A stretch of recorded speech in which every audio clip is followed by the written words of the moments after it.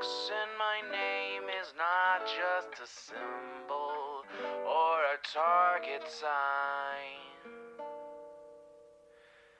A spell that attracts all who spit facts online all the time. Can you see it? All the ones who drag my name every single day. Can you see it? Can you see it? Can you see it?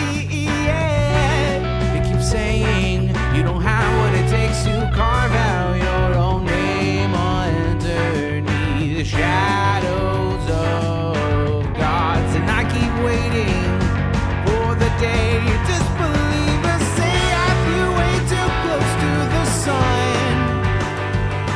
I wait, but it never really comes. The X in my name is not just a symbol or a target sign. A spell that attracts all who spit facts online all the time. The X in my name is not just a symbol or a target sign. A force that compels all to rebel from all that shackled mind. Why do they just stand there against when they fall from the battles I have overcome? You feel it, feel the cope and the seething tone that they make while I stand up, man among gods. And I keep vaping with my mill, shooting ropes in my cold that faces towards the sun. They hate, but I'm sitting comfy with their mom. The X in my name is not just a symbol or a target sign. A spell that attracts all who speak facts online all the time. The X in my name is not just a symbol or a target sign. A force that compels all to rebel from all that shackled mind.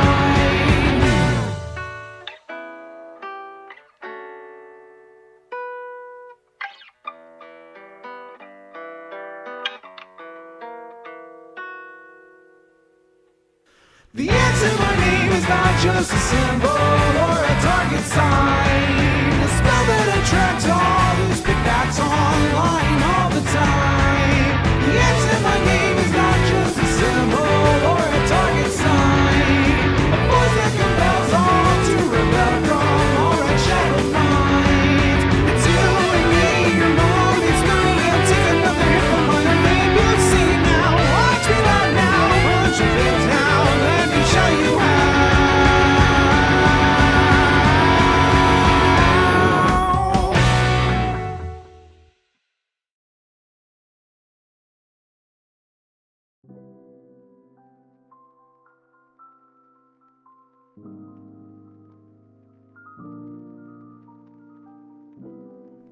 Good afternoon, everybody. Hello, hello. It is so good to see you guys again. What's up, Galaxy Bomb, Lefty Jenna, good to see you. Animal Bren, welcome. What's up, Prancing Goldfish, good to see you. Summer Star, what's going on? Cleaver 120, good to see you. Shadow Raven Studio, oh my god, is it you? Oh, it's the dude. Holy shit. Guys, the Fallout Ashfall guy. The Cool Autistic Gamer 774 guy. I'm here to crash your little party, bitch. Get in VC.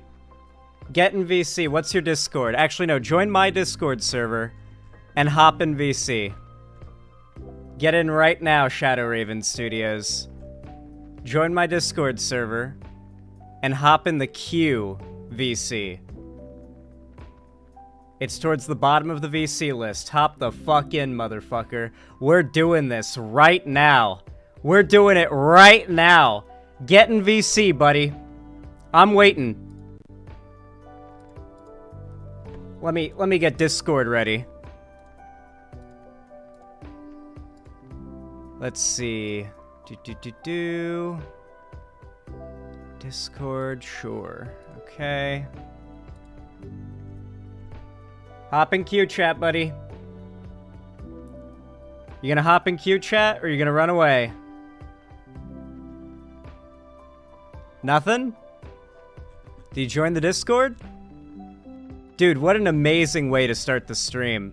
Is that him? He is. Is he joining? Let's see. He joined the Discord. I'm waiting for him. I don't see him in the Q chat yet.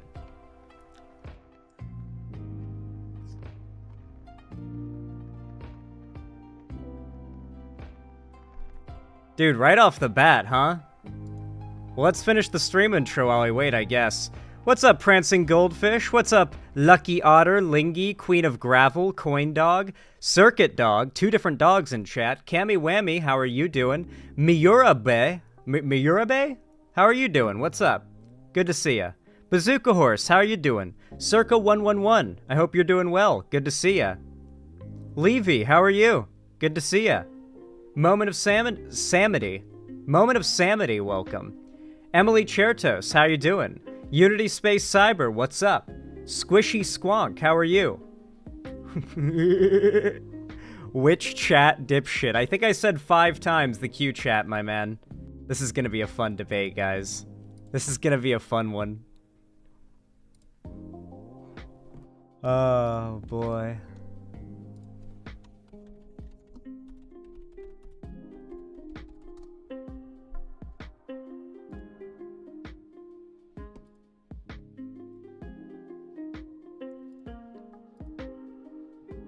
Let's see. Is he waiting in VC? He's still not? It is towards the bottom of the list, buddy. I'm sure you can figure it out. You're a gamer. You play modded Fallout New Vegas, for God's sakes. You can figure out Discord. Pepper T21, what's going on? How are you? Thank you so much for the $5 donation. I really appreciate that. Says, Avatar The Last Airbender tonight. Also, thanks for letting me advertise. The first stream VOD is at 74 views. It's safe to say within a year I'll surpass Shadow Raven Studios. Definitely within a year, my friend. Thank you for the $5, Pepper T21. I appreciate that.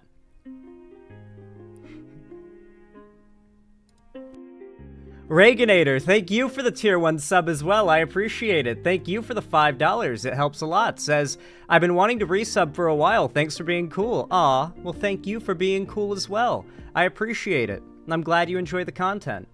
Your support is very helpful. Is he in VC yet? He's finally in VC. All right. Let me stop the music and get the recording intro going. Right off the rip, huh? All right, you all know what to do when I say action, right? 3, 2, 1, action. All right, guys. The dude who made those unhinged videos about that New Vegas mod has come into chat and started spamming pussy hall and shit like that. So I've challenged him to join my Discord for a debate, and he is currently waiting in the QVC chat, and I'm going to pull him in. Fair warning, he will probably just scream slurs, so I will have my finger on the ban button. And if my finger twitches, he might get, like, I might accidentally friendly fire him, with that ban button if my finger twitches. But I'm expecting this dude to just come in and start screaming slurs like he does in his videos, and I can't platform that or I'll get banned. But let's see what he's got for us. This guy is very unhinged, so I'm expecting some funny shit here. Shadow Raven Studios, how are you, my friend? Is your audio working fine? I'm right here now, little bitch. What's up? How you doing, my friend? Are you having a good day? I think you're having a good day, because you're talking to your favorite YouTuber. I'm so glad that you were able to meet your... You're not my favorite. You're my biggest fan. Bitch. You're my biggest fan, dude. You're not a fan of mine. You're a pussy. No, you're my biggest fan. Look, you've made multiple videos about me. You're my biggest fan. You love me. So I'm curious. No, I do What not. questions do you have for your favorite it seems YouTuber? Like you're a fan of mine because you sure love talking What about questions me a do you lot. have for your favorite YouTuber, man? You're my biggest fan. So what questions do you have for me, man? You finally got to meet me. You're getting to talk to me. This is like a big moment for you. You can have a moment to breathe if you're like, I get you might be feeling a little starstruck. You might be feeling a little starstruck. I get that. So it's okay if you like need a minute to breathe, get your bearings, just settle down. Just try to, I'm just a person, you know? We're just two people. We're just having a conversation. You know, it doesn't have to be like fan and content creator. You know, we're just two guys. You know, we're just two gamers having a conversation. So, Fallout New Vegas Ashfall mod. It is woke, apparently, because there's like a trans dev or there's pro-trans devs. What's the deal with that, my friend? Give us the lowdown. I pretty much explained it in my videos. I mean, Well, that's here's- self-explanatory enough. Okay, so we can do the meme back and forth, or we can have like the legit combo. I'm down to have the legit combo if you want. So, legitimately, state your sort of premise. Okay, if you're not here to have a conversation, then I'm gonna fuck with you then. I'm gonna continue to fuck with you if we're not gonna have a conversation. But I gave you the offer. Let it be known I gave you the offer for you to argue your point and for us to have that debate. But we can have the shit talk fest if you guys, if you want to.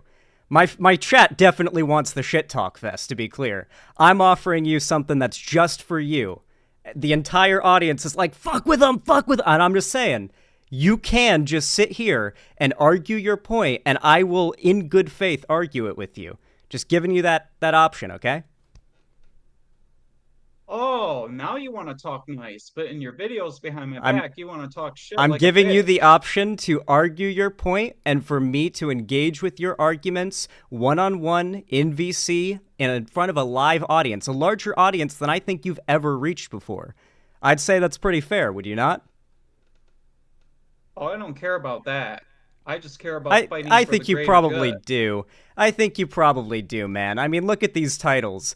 They're all clickbaity as fuck. I mean, except for your occasional Devil May Cry Let's Play. I you know what? I respect the Let's Play content. Keep that shit alive. Keep the Let's Play genre going. But it really does seem like your videos about the Ashfall mod, to be fair, I called you out, so I think it's fair that you make a video on me. But a lot of your videos here seem like they're just trying to... In my own video. I did. Yeah, that's what I just said. I said I made a video on you and you called me out.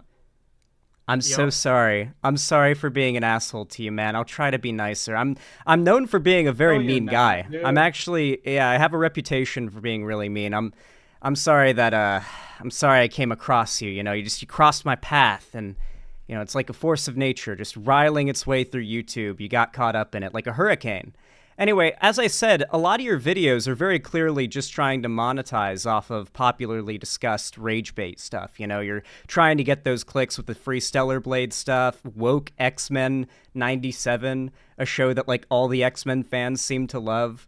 Dude, just shut Like, the fuck up. You're I mean, you seem to think you don't... I mean, you're arguing you don't want to be in front of a large audience, and you're not trying to get views, but your videos are very much... I mean, of Dude, course I'm shut talking up. over You're a you, because pussy. you're just screaming You're a arguments. fucking pussy. You're Dude, screaming you're a pussy. insults. Just You're shut screaming up. insults. I'm not going to You're let a you talk if pussy. you're just going to scream insults. I don't take you Dude, seriously. You're a fucking pussy. Then I'm not I gonna don't let you consider talk you either. human. I don't consider you human, sir. I don't consider you human either. You're a You are a subhuman. You're you are a degenerate sundered piece of soul shit. compared to mine. You're always talking You are shit about- 1/14th of me, You always at talk shit most. about conservatives. The gulf You're between always us trash-talking them. I've seen is your so video massive. collection. The gulf between us is so massive, and I'm not talking about YouTube viewership or any type of online anything. I'm talking about rhetorically. I'm talking about politically. I'm talking about mentally. I get more bitches than you. I have more hours in every single game than you, and yet I still touch more grass. I'm just... The gulf between us is immeasurable, my friend. Dude, I'm married. How many Just times? for your information. Okay, does she go to another school? That's none of your fucking business because I don't bring my personal shit online. I keep that out of the internet. Can I talk to your wife? Can you bring her on to VC? I want to say hi. Go fuck yourself. You Bring her on to sick VC. asshole. Wait, no, I just want to say hi. Dude, you're just nothing I but an wouldn't. Nexus I Mouse wouldn't ass do. sister, just I like your wouldn't do asshole anything followers are. uncouth. You're I all wouldn't do fucking anything assholes. uncouth. This Go is off and live kiss my streamed. white This is Irish live cat, streamed. I wouldn't do bitch. anything uncouth. I assure I don't you. care. Dude, I wouldn't really do don't anything. care. I'm here I to wouldn't. call you I would out. do nothing That's why I'm here. I'm unbecoming, not my here to friend. have a Listen, friendly you debate. argued that you're married, and I said you have no bitches, and you said I'm married, and now I'm calling your bluff, saying you've got no bitches, you're not married, and now you could bring your wife onto VC, and I'm owned at that point. I'm And you're just owned. an ass-kissing bitch to Nexus Mods, the staff and moderators on Nexus Mods, after all the shit they've done to real creators. You're a bitch, dude. I'm gonna be honest, Tommy. The last time I was on Nexus Mods was the last time I streamed to New Vegas, and that was to update my Oh, my mod list, my bullshit. friend. What is the Nexus mod conspiracy? I'm curious. What's going on with Nexus Mods? It seems like a pretty well-liked site by people who play like modded games for Bethesda stuff, or I guess games that are on that sort of Bethesda licensed engine. Like, what's the issue with They're Nexus not Mods? like that much after all the shit they've been pulling with everybody. I mean, they're the #1 modding platform. Are they falling off? You could say that. You could. Where is the other places where people are getting their mods for these games? Because every time I see any videos related to Fallout New Vegas or Fallout 4 or 76, well, less 76 because there's not really mods for that game. But anytime I see anything to do with modding for Skyrim or any of these Bethesda games, it's always Nexus. Like, they seem to be the guys in charge. Are they getting epically owned for their wokeness? What are people upset about that's related to wokeness that's causing them to fall off? I'm The curious. creation thing that they made months ago, and also the banning of certain mods that don't fit their political agenda. What theme are you referring to? They're banning mods that don't follow their propaganda. That's what they're doing on Nexus. What's the propaganda? Like, could you give me an example of what happened that got one of the mods banned? Like in a little bit of detail? You don't have to go super detailed, but I mean, like, I don't know, 3-sentence recap? You really don't keep up with shit, do you? Well, I mean, you're accusing me Or of you're being just like trolling me right you're now. you're accusing me of being like bought out by Nexus mods or something, and I'm telling you that this is not a world that I'm tapped into. I just think you're kind of a loser Dude, if you you're are bought out by obsessed them. with the I know political it. opinions. Your followers are showing it too when they I came think over you're- and attacked my channel. I know they're Nexus. They're Nexus mods members. I know think that. you're hilarious. I need you to know this. I think that you are hilarious. Your obsession with a mod development team that is making a free mod for how old is New Vegas at this point? Team. 20 years old at this point? I don't even know how old New Vegas They're is now. a shitty mod development team. So I'm asking you right now. They're making a free mod, and you're saying they're shitty. What shitty thing have they done that warrants your criticism?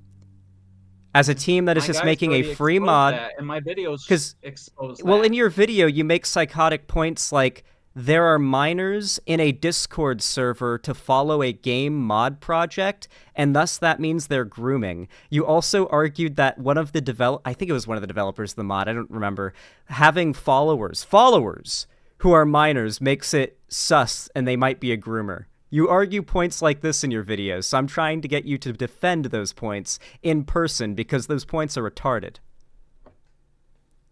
No, they're not. They're facts.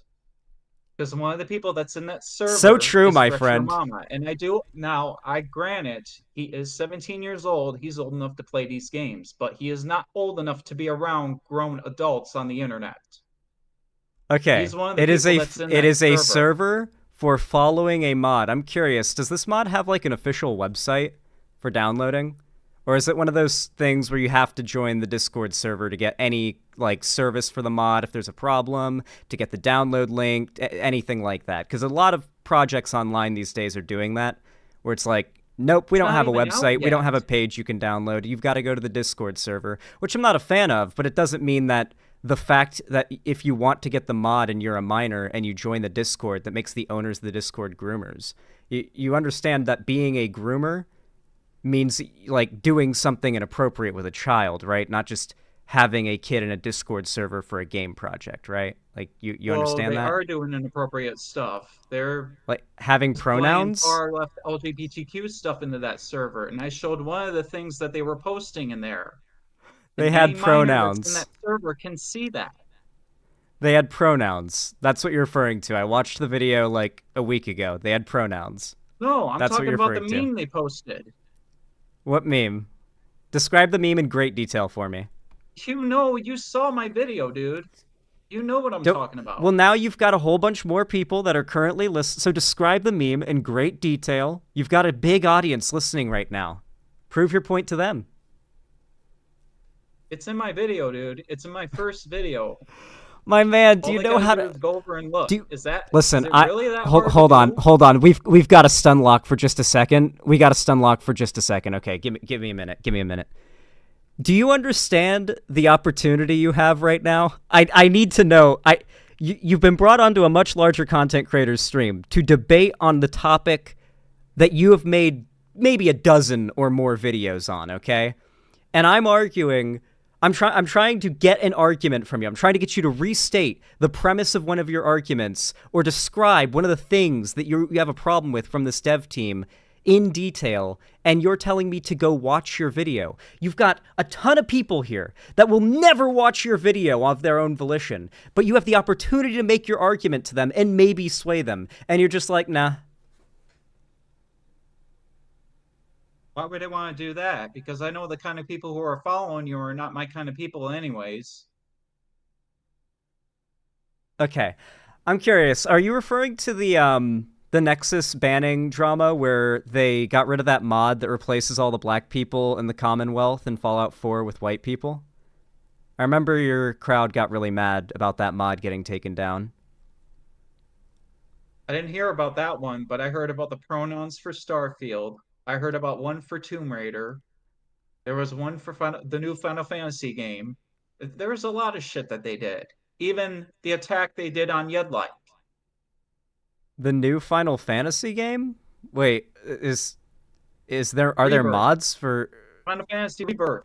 Oh, that one on PC? Okay, fair. Yeah, I'm into Final Fantasy as like a very fresh fan to it right now. Like I've just finished Endwalker a little bit ago, Final Fantasy 14, and I'm just starting Dawn Trail, and it's consuming my soul. Dude, I really don't give a shit about that. I'm not here to talk about I know that. you don't. I know you don't, but I don't consider you human. Once again, I must state So why that, are and you so I bringing don't this care about stupid your shit up? because I don't care I'm for here to your confront you. desires or your interests. I'm just here to sort of talk at you because I know that you're here to just scream insults. So why would I take you seriously?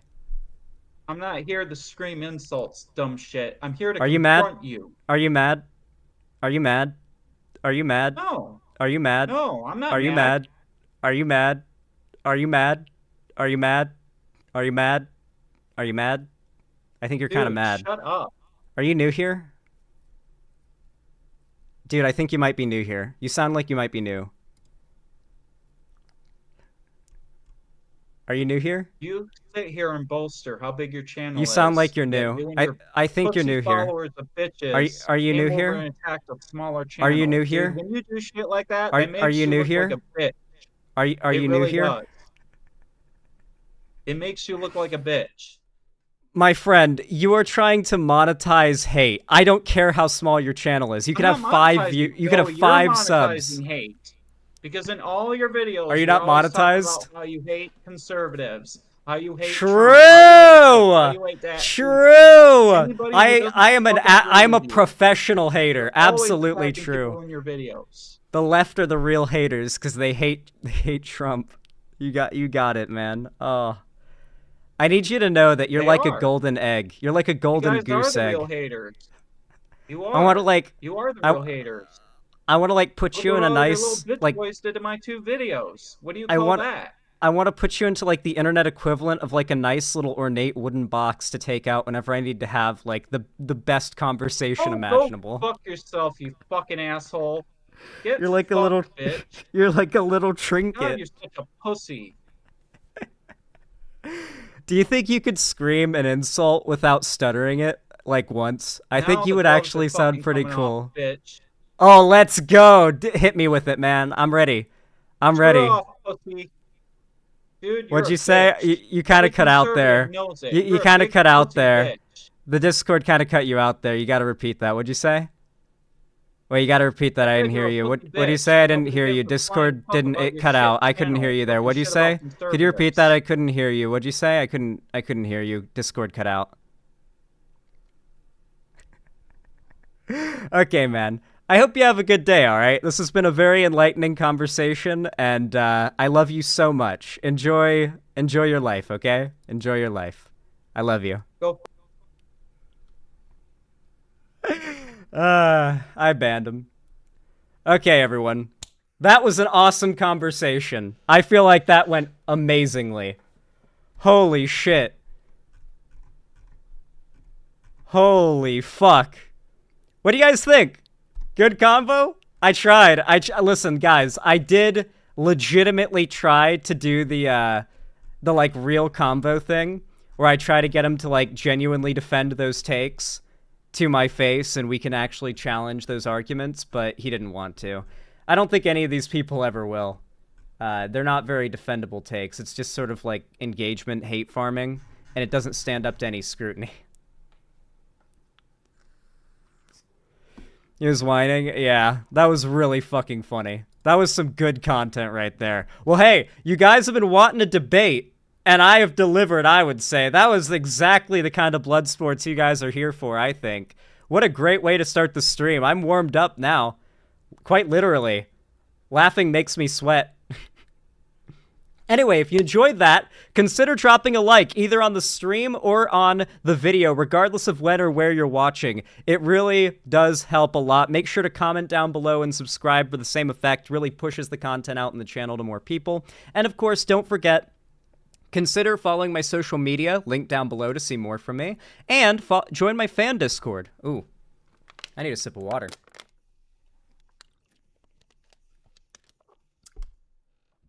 Be sure to follow my social medias linked down below, including my fan Discord, where we're going to be hosting a watch party of Avatar: The Last Airbender tonight after stream. So if you haven't already joined my Discord, then you are missing out on some pretty cool stuff. We also host other events, like game events and call-in streams, but tonight we're doing Avatar: The Last Airbender watch party. On top of that, you can support me financially by donating, subscribing, or gifting a sub on my website, xanderhall.com/live, or support me through YouTube, Twitch, Streamlabs, Stream Elements, or Patreon, or buying merch, the Streamlabs link down below. But regardless, thank you so much for watching. I appreciate it, and as always, have a good one. God. You know, it's really fun when I can do debates with people like that, where I can just fuck with them like I would some dumb fuck on Rust. Like, if you ever saw me playing Rust, that was basically how it goes when I'm antagonizing people in Rust. Oh wait, yeah, Hash, can you confirm? Oculair is Hash. Hash plays a lot of Rust with me. Can you confirm that this is how me and Ethan fuck with people in Rust? We just talk over them really loudly with our better mics, and then and just say, I could have said some pretty awful shit there. I was thinking of just doing the full Emmett Selk quote.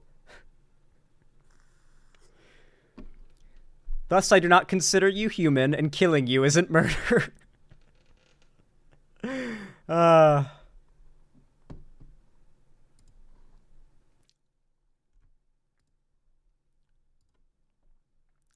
Oh god, that line. Yeah. He was gonna say a slur. Yeah, I had to kick him before he dropped a slur, and it forced my editor to do any serious, like, editing work. Xander Hall, I might have to skip Demon Mama's stream due to anti-Biden topics, sadly. Still like her content and streams. Yeah. Yeah, I've got some more liberal friends, like, outside of the politics sphere that are, like, growing to really dislike Vosh and Demon Mama for their, like, really anti-Biden content. You're like the only pro-Biden lefty content creator? Well, you have to remember, okay? Every lefty content creator made more money under Trump. So it's just, yeah. Well, Hassan's, like, actually just a tanky. Wait, Deepak is posting that shit? Jesus Christ, am I it? Am I the last one?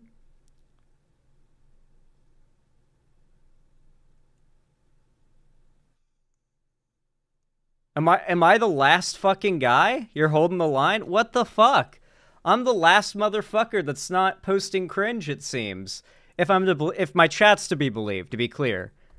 I'm the last the last Airzander. God damn it. Fuck, it's all in my hands now. Shit. I've got to carry the torch for the future of lefty YouTube to not suck. Well, that was a really fun way to start the stream. I had a really good time there. Did you guys enjoy that? Once again, I want to ask, did you guys enjoy that?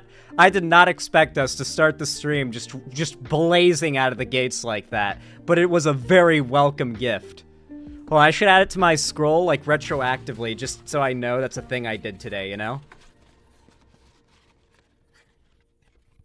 Even Ethan ranted to me about it? Yeah. Yeah, no, Ethan's ranted to me about the anti-Biden shit, like, on the online left, too. Yeah, like, even, like, not super left-leaning, but still, like, not tapped into the online left people, are really annoyed with the online left's hate for Biden, because they're just kind of, like, scared of Project 2025, know they have to vote Biden, and everything outside of that is just depressing, so they've checked out of politics. It's a big part of why there's so little engagement with the online left right now, is that so many progressive content viewers have checked out of politics at the moment. But yeah, Balth, that was the dude who made the Fallout Ashfall videos. He came into my chat shit-talking, so I brought him in, and the consensus seems to be that I did well. Shadow Raven debate. He got real quiet when I told him to put his girlfriend on the mic. Like, that's literally what me and my friends do this all the time. If someone mentions that they have a woman living with them, you immediately, if you're shit-talking, you demand, put them on the mic. Because 99% of the time, they're bluffing, and they'll find some excuse for why said woman can't be on the mic. Their girlfriend, their wife, whatever it may be. And yeah, he got real quiet after that. Yeah, he said he was married. My bad, yeah. God, that was so fucking good. Oh. Fuck, dude. I might rewatch that debate. He doesn't have a girlfriend for sure. Well, body pillows can't talk. What's he supposed to do? True. Okay. Donut time. He seemed like a nice guy, though. Logic Bees, thank you for the $2. I really appreciate that. Said trans flag, trans rights forever, trans flag, sunglasses, smiley face. Hell yeah, thank you. I really appreciate that. That's very kind of you. Thank you for the $2. I do concur. Trans rights indeed. Mead Demeeks, thank you for the $5 super chat. Says, can't wait for Raven to post a bad video about getting his ass whooping. Oh, he's gonna post a cope video for sure. Maybe we'll watch it. That would be pretty fun. And then on top of that, he's already made multiple videos on me. Like, he's made like two at least. I scrolled through his channel while we were talking, and it was pretty enlightening. Anyway, Toast Malone, thank you for the tier 1 sub. I appreciate that. Very kind of you. Thank you for the $5 reduce. Says pronouns were obviously conjured up in a UC Berkeley lab. So true. TSW the Shadow Wolf, thank you for the $5 donation. Very based in Pog. Thank you. Said Spotify link. It is finally out. The Thunder Saga. If you could at least play part of the first song, that would be great. Is this your song? If so, I think I can, but don't get me copyrighted here. Oh, no, I don't have Spotify, dog. Dog, I'm sorry. I don't have Spotify. I can't play that shit. Spotify is fucky. Isn't that Apple? No, that's iTunes. Yeah. I should get Spotify, though. I have a lot of friends that use it, but I've just always used YouTube. I can send it on YouTube? Yeah, feel free. Thank you for the $5, though, TSW Shadow Wolf. God, I'm thirsty.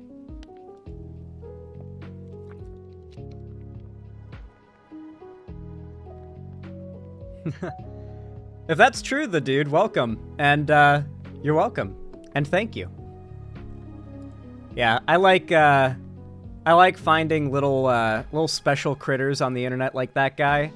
And making content on them. It's just a fun pastime. Chat, you guys are able to find some pretty fucking crazy people, and I really appreciate it when you do that. Like when we find some like 500 subscriber incel video where some guy's telling the story of his semen retention journey. There's no better content on the internet for me to cover. It's just inject it into my bloodstream, man.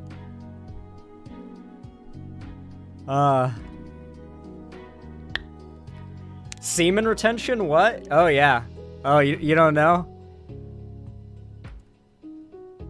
Yeah. No, there's some interesting critters on the internet, my friend. Oh no, Shadow Raven Studios doesn't do semen retention as far as I know. I mean, he seems like the kind to do it. To be fair, like if I were a betting man, I'd put more money on him doing semen retention than not, okay?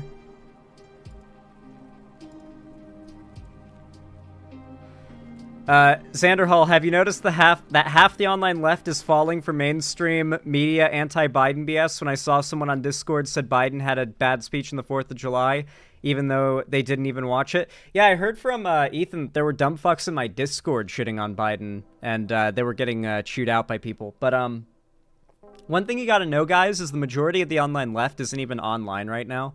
They're very offline at the moment, because they're gonna vote for Biden. Like, it's not a question. It's not a matter of debate. They're gonna vote for Biden. So they're not really bothering to engage with politics. They're just kind of checked out because they know what they've got to do, and following it's just stressful. And that's why the people who are left are mostly just the people complaining about the current state of the Democratic Party and that their super socialist, mega communist ideal presidential candidate isn't the current nominee. Have I seen the UK results? I saw the Tories got their assholes ripped asunder. That's good to hear.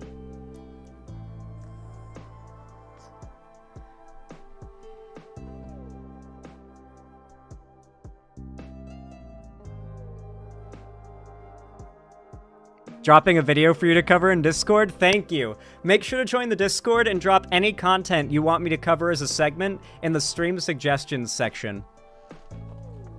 I appreciate it, chat. So many donos to read and so many links to click. Give me a moment, chat. A little overwhelmed right now. Welcome, everybody. Welcome, welcome. By the way, it seems like YouTube, released whatever scrotum clamps they had on my channel over the last, 6-7 months in the last few days, because the channel...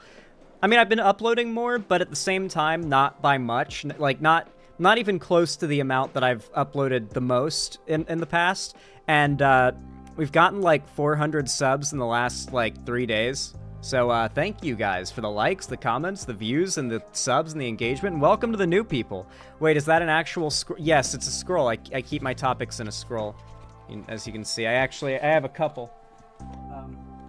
This is one that I had a lot of topics in from a while ago. They're pretty long, and I keep my topics in them. Zan, your house looks very cool from the outside. Oh, you're here? Welcome. You can chill out on the lawn.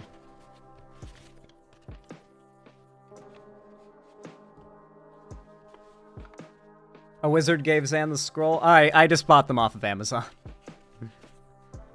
Is the concept of semen retention mainly a toxic masculinity thing, or is it a religious, spiritual thing? I'm asking because I knew some self-proclaimed Buddhists or gurus that always talk about it. It's a mix of both. It comes from many different things, but the idea is that, your life's force is contained in your semen, and as long as you don't nut, or if you do nut and you eat your nut to keep it inside your body so you retain it, then you don't lose your aether, or your life force, you know? I'm pretty sure semen retention is something Volition talks about in Disco Elysium. I've never played Disco Elysium. I hear it talked about a lot, so I feel like that's got to be a sin. But I have not played Disco Elysium. I mean, for Christ's sakes, I haven't even talked to Mr. House yet. I'm still on the New Vegas Strip in my first time streamed playthrough of New Vegas, base game. I will be playing the Ashfall mod, by the way. After I beat base game New Vegas, I will be playing through the Ashfall mod. It looks cool. I like Hawaii and tropical settings, so it checks a lot of boxes. If you like Fallout New Vegas, you'll like Disco Elysium? Okay. It's not out yet? Well, when it comes out. I'm a patient guy. I've been waiting for Hightail since 2018. I'm a very patient guy. I've got all the time in the world. Okay. What topic are we going to start with for today? Well, I guess what topic are we going to move on to after I read Dono's? Actually, I think Biden's doing a new speech. Or just did a new speech. Should we check out Biden's new speech? I don't know if it's concluded yet.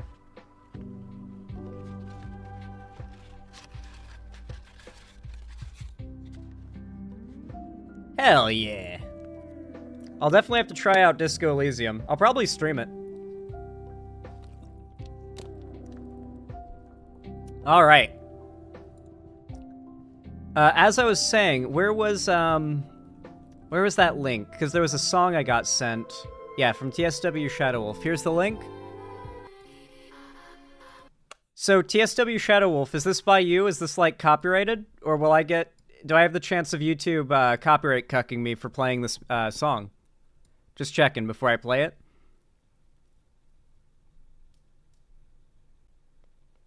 Oh, Shark is pretty based, by the way. I haven't seen Shark do any anti-Biden cringe, as far as I can tell. Like, you'd think it's time to lock the fuck in. We're less than 6 months out from the election. Riverboat Jack is probably chill. There's a good, like, Hunter Avalone's definitely chill. Yeah, there's a good handful of content creators in the online left still that are cool.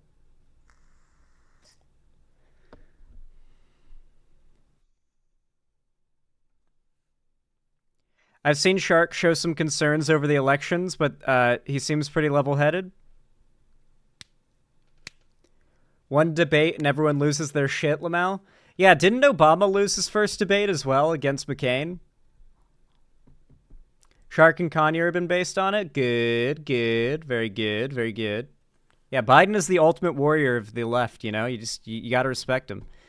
It's not copyright. I don't think it's not by me, but the guy who made it is really chill. Okay, I'll play like a good 30 seconds of it because I do have a lot to cover today. This is called Suffering by George Rivera Herrens.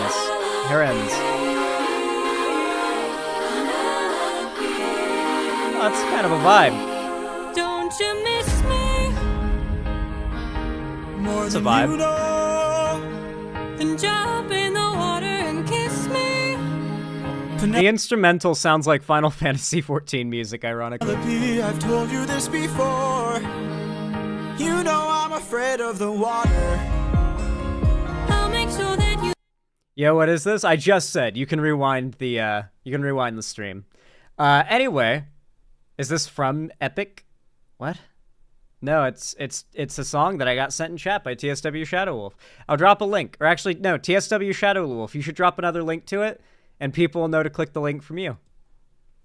Thank you, I appreciate it. Yes, it is from Epic. Ah, okay. I don't know what that is. It's from a musical? Ah, okay, cool. I don't know anything about musicals. I'm very much, I don't know. But if that sounds cool to you, then check it out. Check it out. Thank you, TSW Shadowwolf. I appreciate it.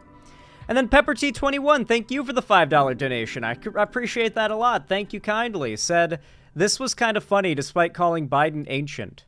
You know, they say...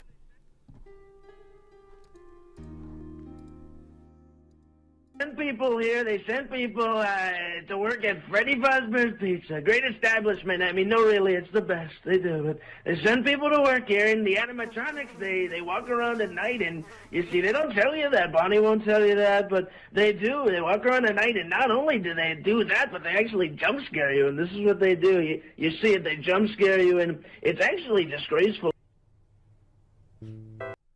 Okay. Very good. Very cool. That's accurate representation of Trump. Smiling friends ass Trump. Real. Okay. Glamorous Frog, thank you for the $2 super chat. Europound, €2 super chat. Says, listening to this stream in the bath. Hell yeah.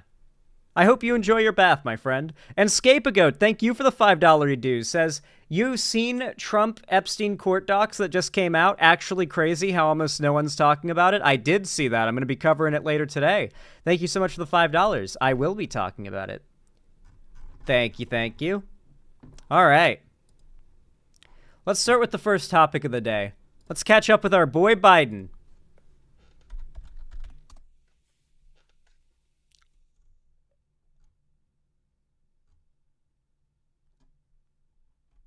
Wop, wop, wop, wop, wop, wop, wop, wop, wop. All right.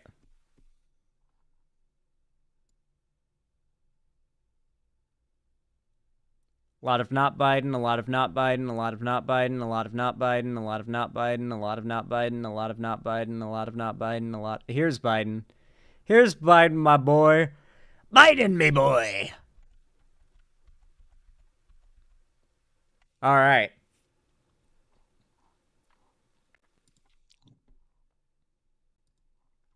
You all know what to do when I say action, right? 3,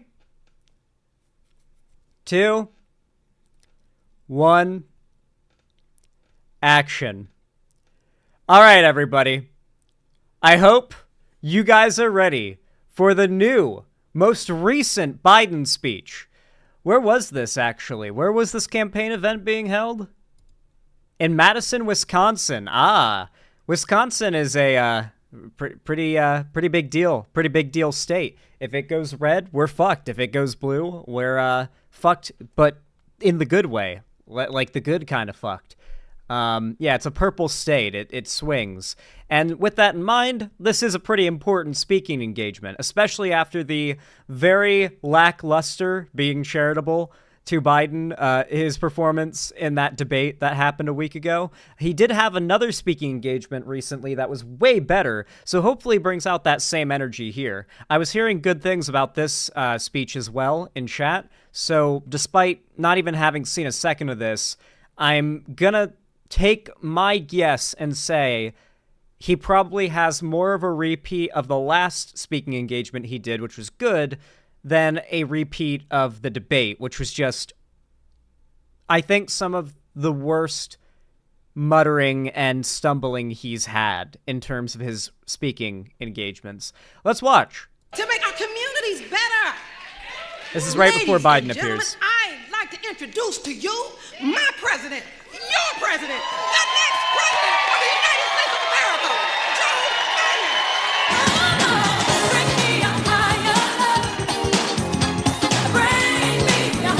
Why do they do that? Like, why do presidential campaigns do that?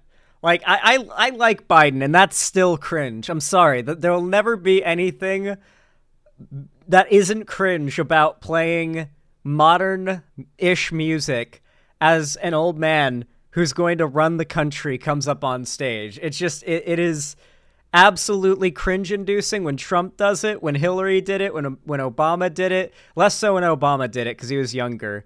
And, yeah, it started with JFK. We have to go back and stop him. No, it's a banger song. Yeah, but Biden was already an old man in the 70s. You understand that, right? You would have called Biden a boomer back in the 70s.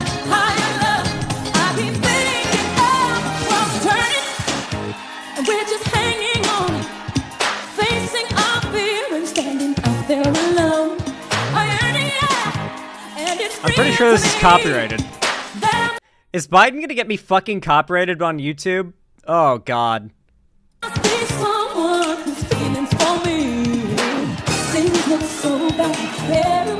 Biden was 30-ish in the 70s? Exactly. Practically death, you know? Like, your life is pretty much over once you get 30, right?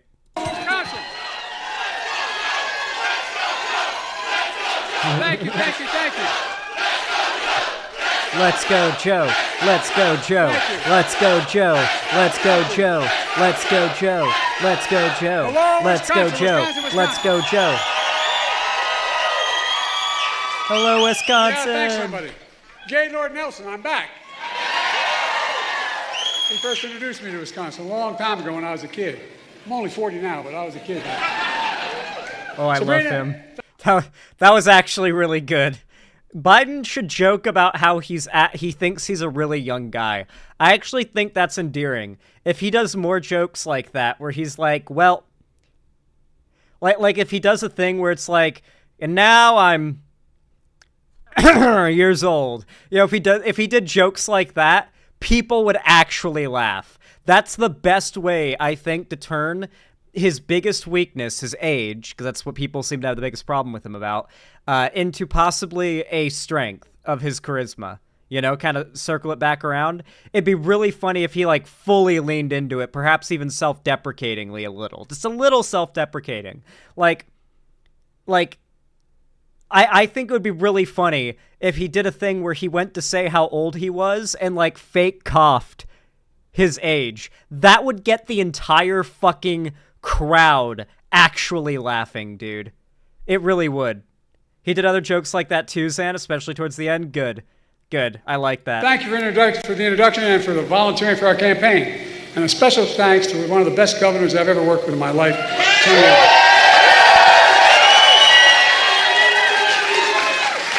You got a former governor, Jim Doyle, Madison Road, mayor of this city. And look, we got a guy who has a tough time winning an election. He only gets 70% of the vote, Congressman Mark Pocan. And so many local leaders are there, including the chair of the Wisconsin Democratic Party, Ben Wickler. That's actually a really good one, Sparkle Fairy. I'm anti-oil, because they used to be my friends. Ben. Oh, Ben. Folks, did you have a good 4th of July?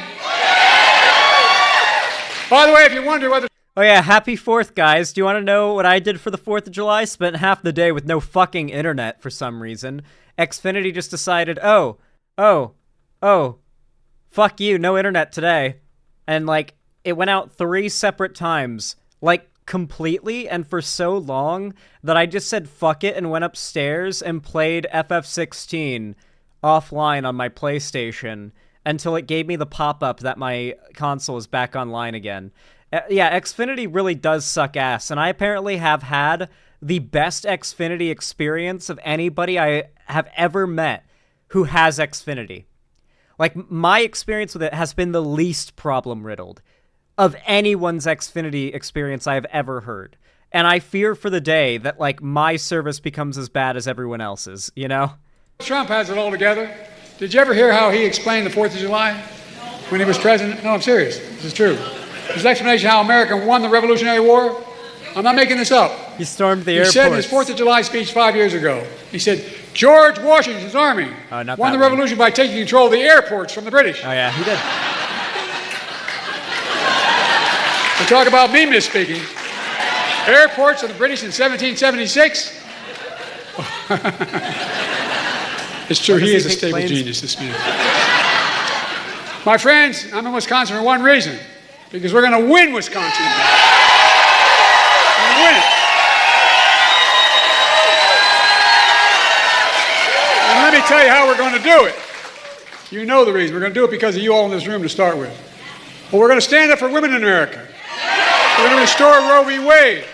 The law of the land. Have you guys seen conservatives coping their asses off over the fact that women favor Biden at a, like, 68 to 37%, like 36 as a percent as opposed, or 63 as opposed to like 30 something percent for Trump, but like well over 50 into the 60 somethings for Biden support by women.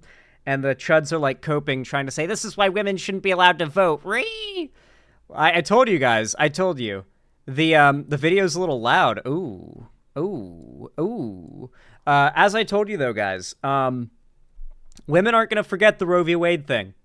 They're not going to forget that anytime soon. It's too constantly impactful on the lives of people who have a uterus for it to be something that gets forgotten. So, yeah, women are definitely going to come out in droves to vote for Biden. We're going to stand up for the right to vote again. We're going to fight for Medicare and Social Security and child care, elder care, paid leave, all which grow the economies.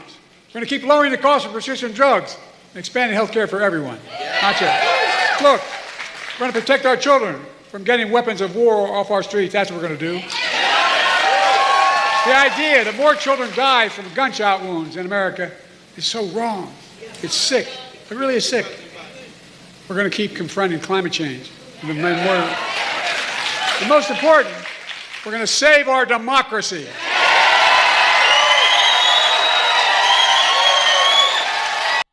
He's doing well here. He's doing well here. It's not even just his voice sounding awake and he's not stuttering as much. It's his face, you know? Like, he's more expressive. He's making faces. It's good. It's good. He usually comes off as tired and old. Here he comes off as an old man, sure, but, like, one who's still got energy. I always imagined that he was saving his energy for, like, doing the job of president.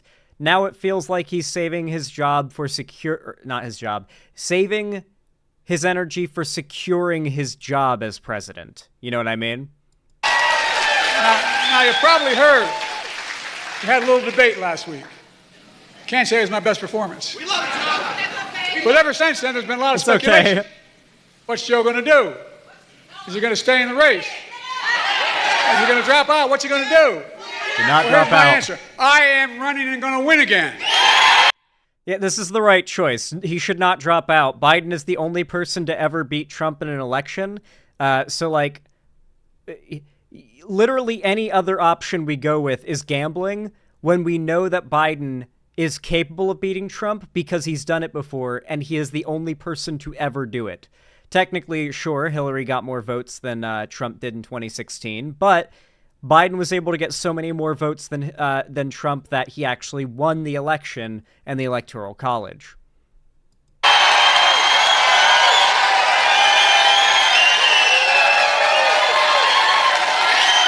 Because we're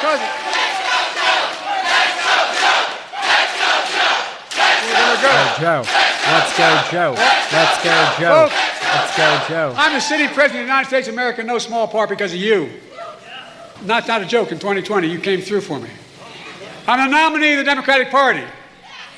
I'm the nominee of this party because millions of Democrats like you just voted for me in primaries all across America. You voted for me to be your nominee. No one else. You, the voters did that. And despite that some folks don't seem to care who you voted for, well, guess what? They're trying to push me out of the race. Well, let me say this clearly as I can. I'm staying in the race. I'll beat Donald Trump. I will beat him again in 2020. Oh, by the way, we're going to do it again in 2024. I learned long ago, when you get knocked down, you get back up. This is a good speech. He's doing well here. This is a very good speech. I'm liking it. It's not even just the energy, it's also the message, you know? Like, he seems, most importantly, he seems self-aware of the things that even progressives have hang-ups about, and it feels like he's confident about it, and the confidence helps, you know? And I'm not letting one 90-minute debate wipe out 3.5 years of work. As the governor said, I've led this nation from the depths of pandemic to the strongest economy in the world, and that's literally true. And I and you are not finished yet. Now, you probably also noticed a lot of discussion about my age. I know I look 40. I keep seeing all those stories about I'm being too old. Let me say something. I was too old. I wasn't too old to create over 15 million new jobs. To make sure 21 million Americans are insured under the Affordable Care Act. To beat Big Pharma, the first one to ever do that, and lower the cost of insulin to $35 per kg. He stuttered a little there, or kind of mumbled that. He said to lower insulin down to $35 per vial. That was a big one. The Big Pharma fight that he won, capping insulin at $35 a vial.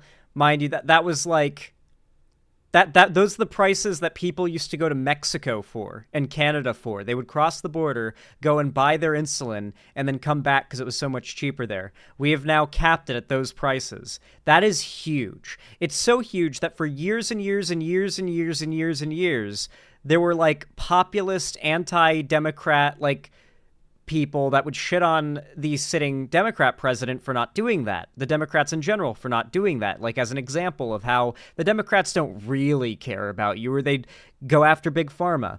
Biden did it. How often do you hear anybody talk about it?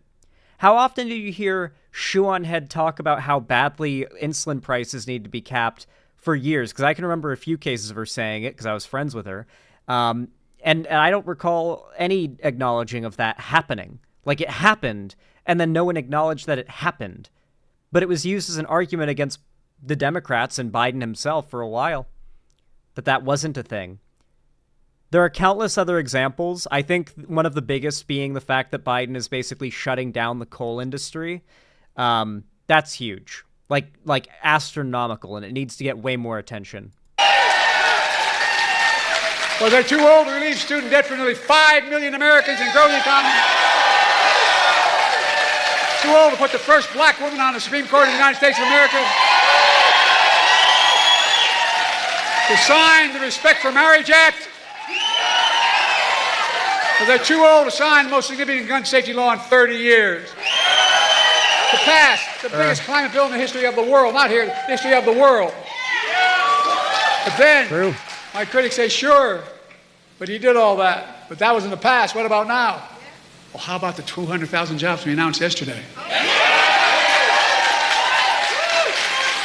So let me ask you, what do you think? You think I'm too old to restore Roe v. Ironically, their response will be, yeah, but that was yesterday. What about today, you know? Wade, the law of the land? You think I'm too old to ban assault weapons again? To protect Social Security and Medicare? To get child... I don't like the banning assault weapons. For those of you guys that don't know, that means banning federally across the entire country the legal purchase of all rifles that can shoot and then fire another round afterwards without having to use another hand to manually cycle a bolt.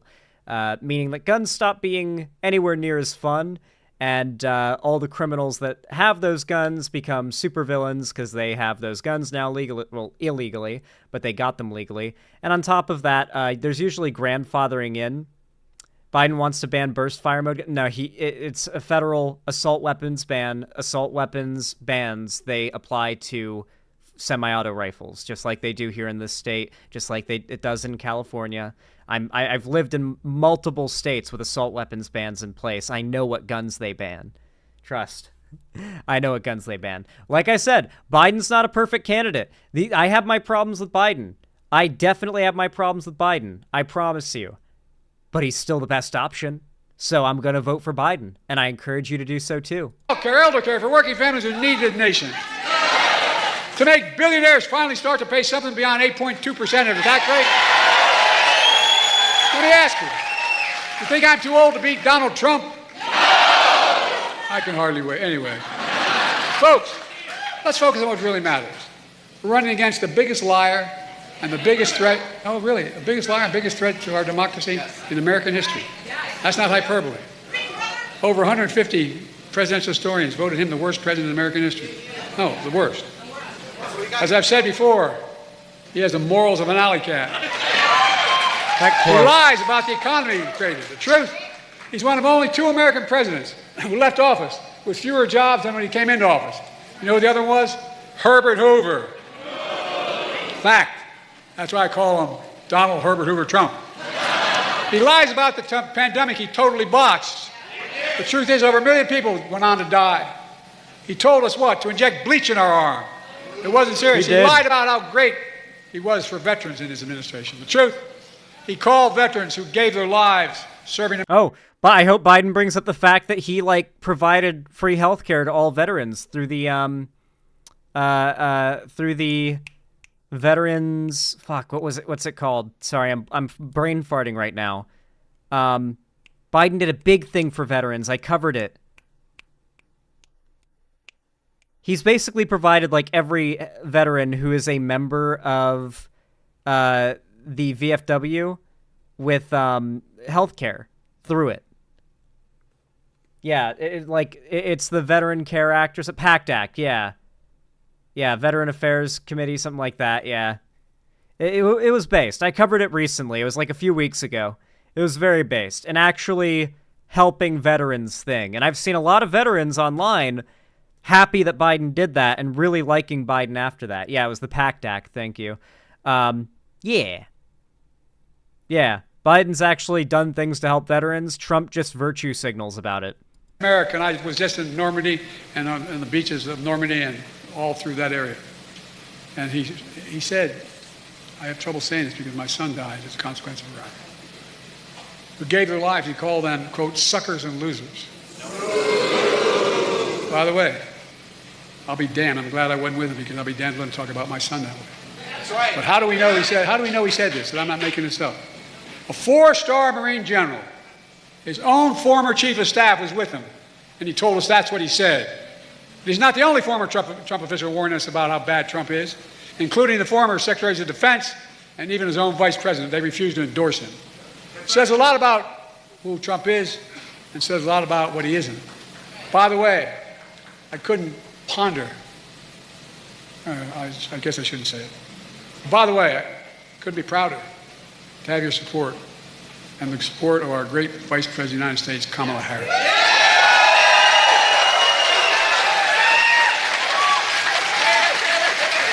Trump is a convicted...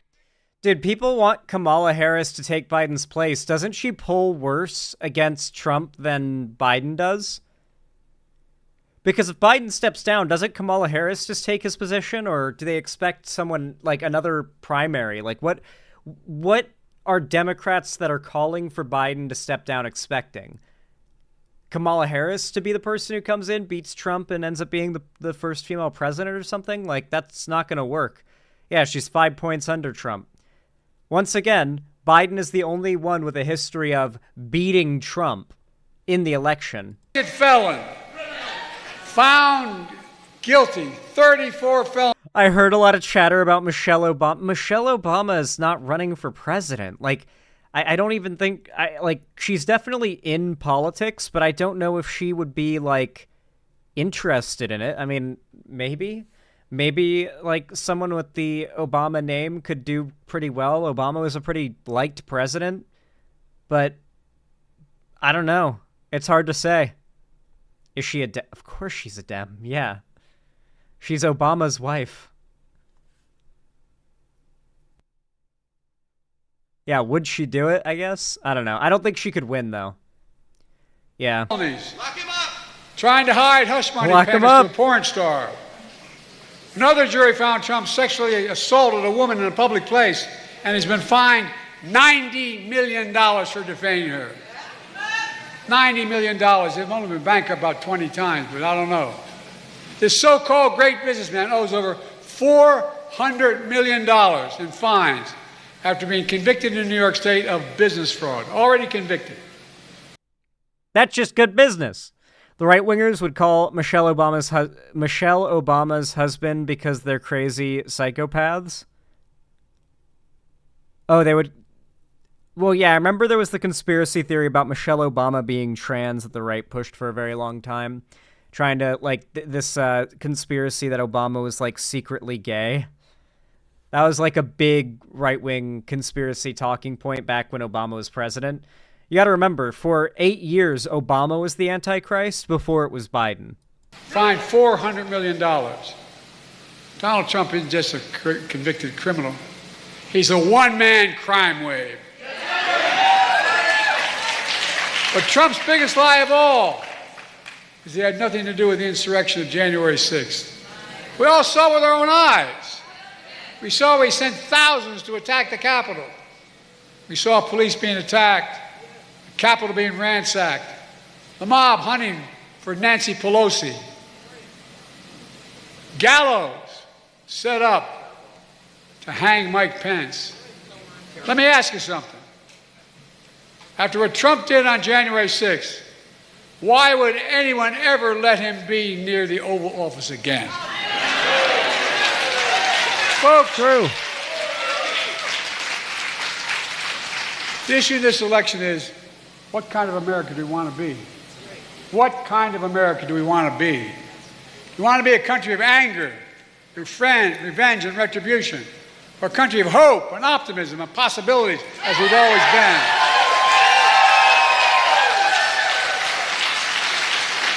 I want a country where women have a right to make their own health care decisions. That's a good point. That's a good point to hammer home. Trump wants Secure America that where woman abortion vote. is banned and women are punished. I want Secure an that America vote. where health care is a right, not a privilege. Trump wants to throw tens of millions of people who couldn't get insurance any other way than Obamacare off of Obamacare. I want America where the very wealthy begin to pay their fair share.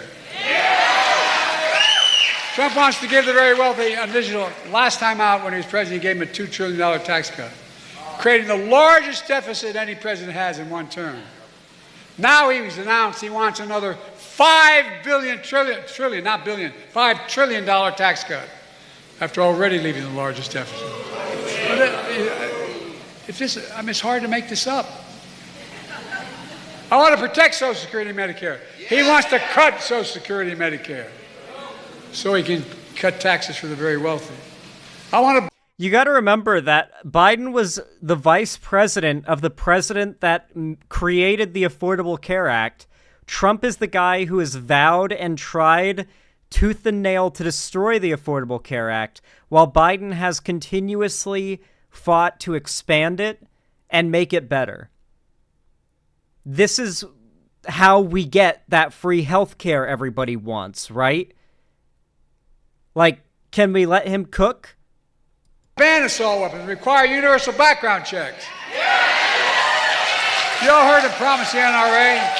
He promised the National Rifle Association, I will do nothing about guns. That's what he said. I will do nothing about guns. And he means it. I want January 6th insurrectionists to serve their full prison terms. Trump wants to pardon them. Folks, you can't be pro-insurrectionist and pro-American at the same time.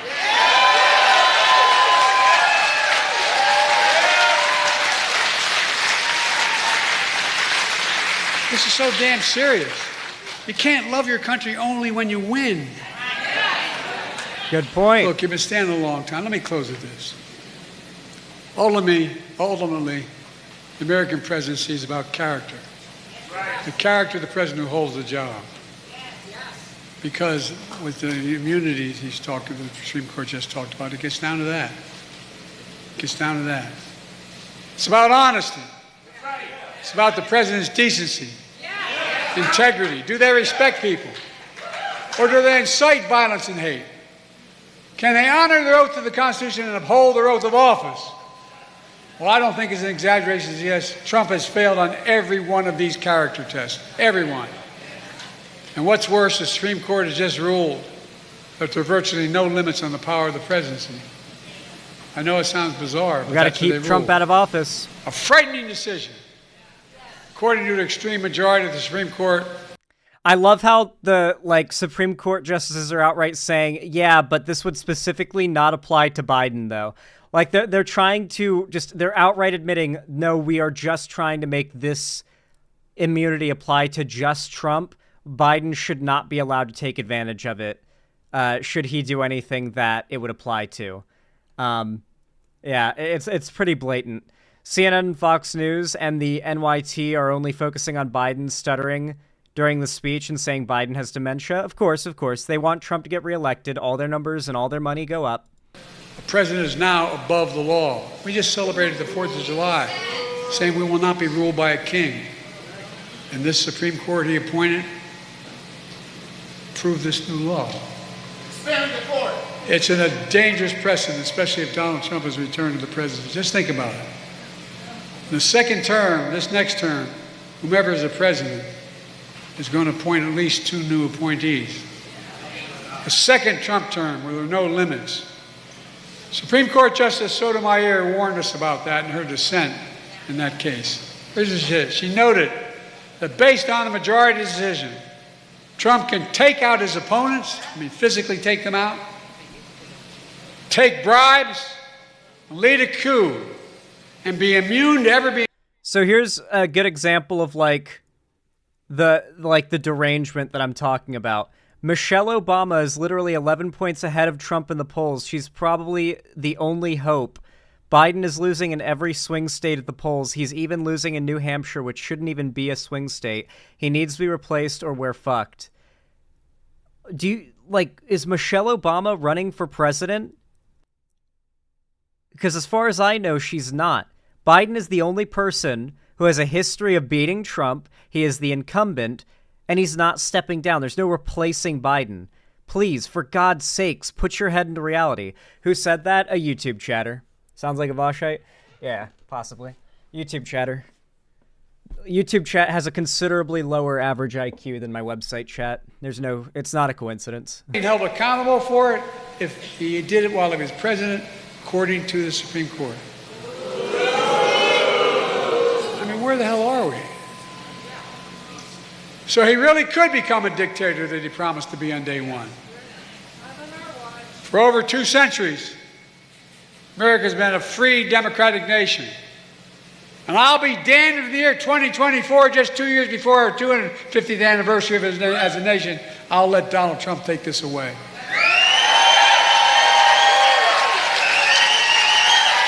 Folks, this is not hyperbole. This race is about our freedom. It's about our democracy. Yeah, I mean, like, the argument that insert person is ahead in the polls, like, 5-6 months out from an election is not a very good argument as to why they should be, like, pulled out and replaced in the race. Mind you, Hillary was ahead in the polls by a lot before the election, so much so to the point where they both basically threw in the towel and said they won before, like, the eggs were counted, right? Don't count your chickens before they hatch. She did, and didn't win, even though she got more votes. Trump was ahead in the polls, I think, in 2020 as well, if I'm not mistaken. Like, Biden just has never been super popular, and I don't think we'll really ever have a popular Democrat president again, but I don't think it's going to have much of an impact on whether or not they win. I think it's more so a matter of how awful the opposing Republican is. And while Biden is very good, like I said, nobody in the online left cares enough to follow, like, the policy. And so what matters is how bad do people know the alternative is. And the people know that Biden is much better than Trump, especially women. Biden polls so well with women, especially post the Roe v. Wade thing. You got to remember, the Roe v. Wade thing might have been the straw that broke the camel's back. It might have been what loses Trump the election, and it happened years ago. It's about the very soul of America. Yes! Are we prepared to fight for that? Yes! I know I am, and I will. And folks, I have never been more optimistic about America's future, because the American people are decent, good, honorable. You just remember who in God's name we are. We're the United States of America. I mean it. Think about it. Think about it in literal terms. And there's nothing beyond our capacity when we stand together. So let's stand together, win this election, and... He sounds awake and powerful here, like I said, for an extended period of time, which is very important. People won't buy it if it's like a 5-minute stint, like a 5-minute sprint of him being energetic. It's got to be like a whole speech. Exile and he's doing Donald that. Trump politically. God bless you all. And may God protect our truth. Thank you, thank you, thank you.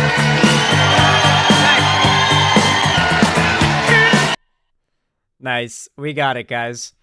Xander Hall, I've seen Humanist Report, Rational something, and Vosh saying Biden should drop out while they're all falling for the GOP narrative, but half these channels don't want to lose the views and money they will get if Trump wins. Makes me frustrated with half the left right now. A lot of it is like there's got to be some sort of subconscious desire for the glory days of like how much lefty content was blowing up under Trump's presidency. BreadTube happened under Trump, to be clear.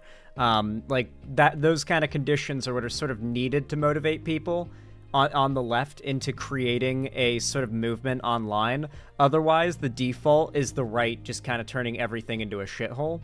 And so I think a lot of these content creators might be motivated by that at least a little.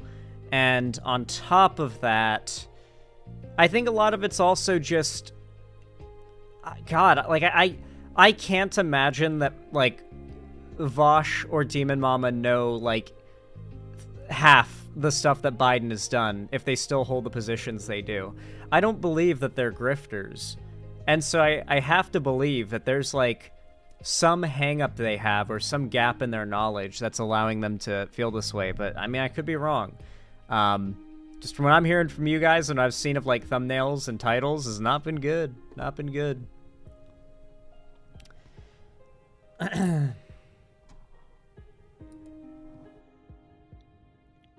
Should debate Vosh? Yeah, I honestly have been thinking about it, Yeah.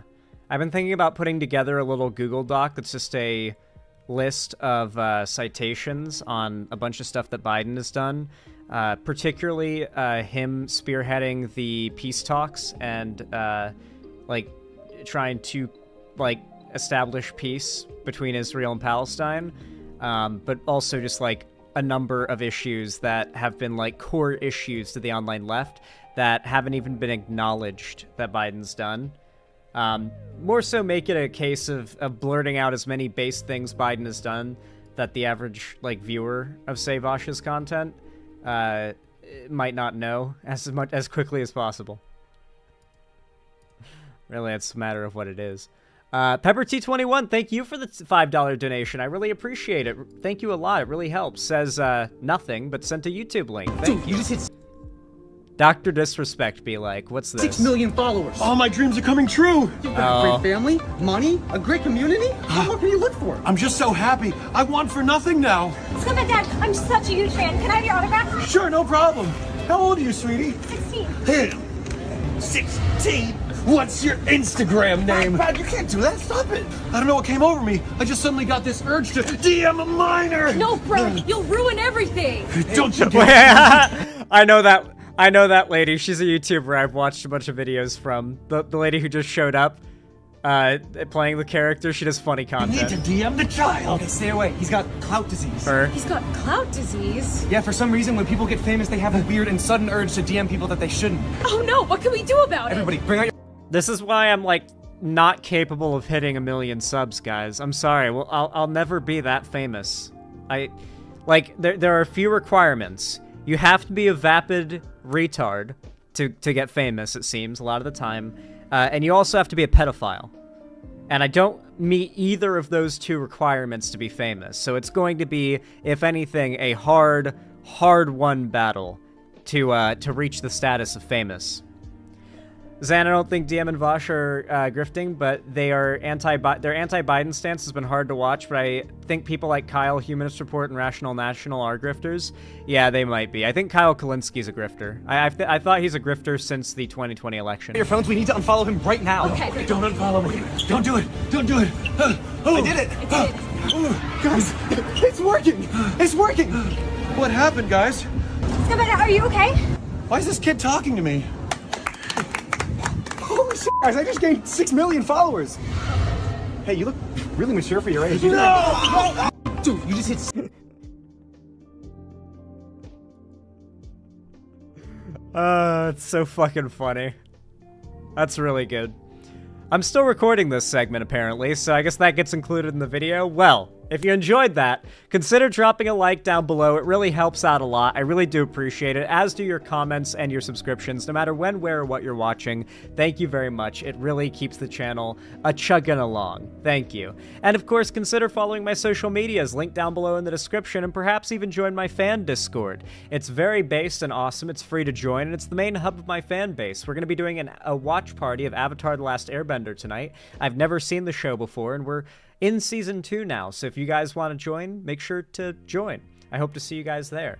And don't forget that if you want to support me directly financially, it always does help if you donate, subscribe, or gift a sub on my website, xanderhall.com/live, or support me financially through YouTube, Twitch, Streamlabs, StreamElements, or Patreon, or buying merch at the Streamlabs link down below. I'm saving up to start doing quail content, which entails a fair amount of stuff, such as an incubator that also moisturizes the air, humidifier, and incubator all in one, a really nice DSLR camera that has waterproofing features, because I want to be able to to take it on adventures that I can vlog for you guys. It's going to go hard.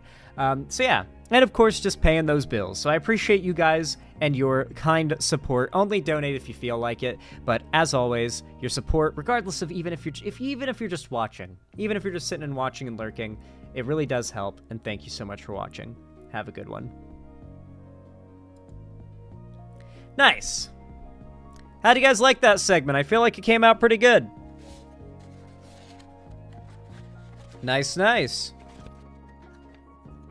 Really quick, chat, I'm going to use the restroom and grab a Monster Energy to perk myself up because I'm getting that 2 p.m. crash a little bit. I woke up pretty early today, to be fair.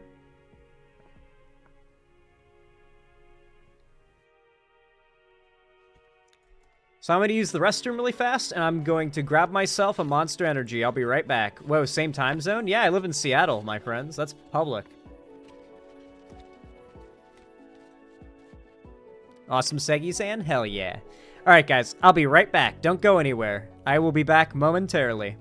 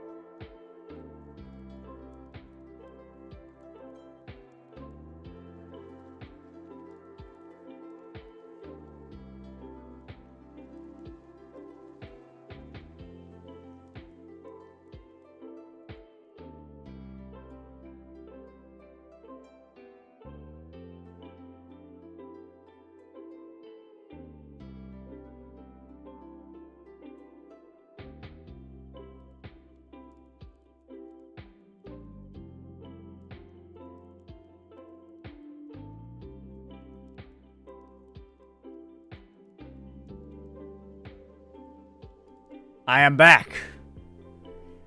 And I have my Monster Energy. Powerful. Zan, did you really forget my dono? Of course I didn't, my friend.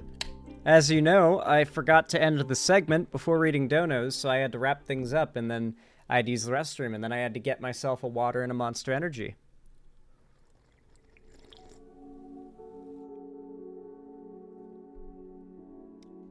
That's good, One Piece 34.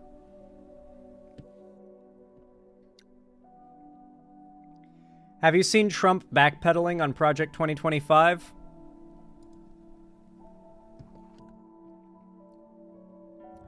Trump has just desperately tried to claim he knows nothing about Project 2025. Bro, Wait, really? He's actually trying to claim that this program, he knows nothing about it?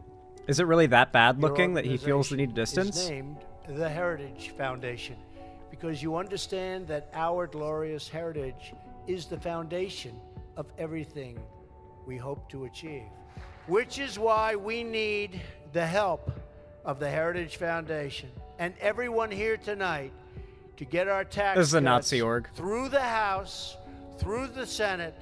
Your organization is named the Heritage. Okay. I mean, it's pretty bog standard for Trump. He's evil. Don't vote for him, guys. Hey, guys, in case you're unaware, I think you should probably not vote for Trump. Personally, I think it'd be a bad idea to vote for Trump. I'm not a pro Trump voter, you know?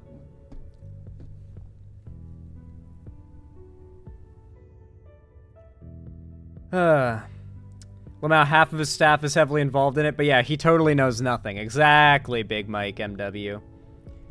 Vote for Jeb instead, exactly. You know what? That's the only person besides Biden that can take down Trump is Jeb. We gotta send in Jeb. Yeah, Trump's gonna cut the shit out of his own taxes, of course. That's the whole point of Republicans becoming president. Really, what most of them want are tax cuts. They wanted to cut their own taxes in their own wealth bracket and the wealth bracket of those that pay them, and to make a shitload of money. Trump probably made a lot off of being president, but he owes a lot. He's been fined a fuckload. So yeah. Perry Icefire, thank you for the $5 donation. I really appreciate that. Very kind of you. Says, do you think I should start debating small channels on Biden or Trump or jump to Vosh? Also, I want to do a live reaction series of reading and analyzing topics from 2025 or analyzing Project 2025. Any thoughts? You should just like jump straight to debating Vosh. Just make sure you prepare heavily. Don't do it without preparing. Like, have a billion things that Biden has done that are really good and not generally known about prepared, and make sure that you've got like prepared responses to commonly argued Biden arguments, you know? Like, just make sure you're prepared. But thank you for the $5. I appreciate it. But yeah, you should always aim high. Always aim high. And War Penguin, thank you for the tier 1 gifted sub to Animal Bren. I appreciate it. Thank you for the $5. Said, welcome to Site Chat, bud. Fuck Illuminati. So true. Welcome, Animal Bren. I imagine Animal Bren found me from the Illuminati stuff. It's a bizarre thing to bring up, but thank you. I appreciate it. Ah, nice, nice. Hopefully you enjoy your time here on the channel. And enjoy that gifted sub, my friend.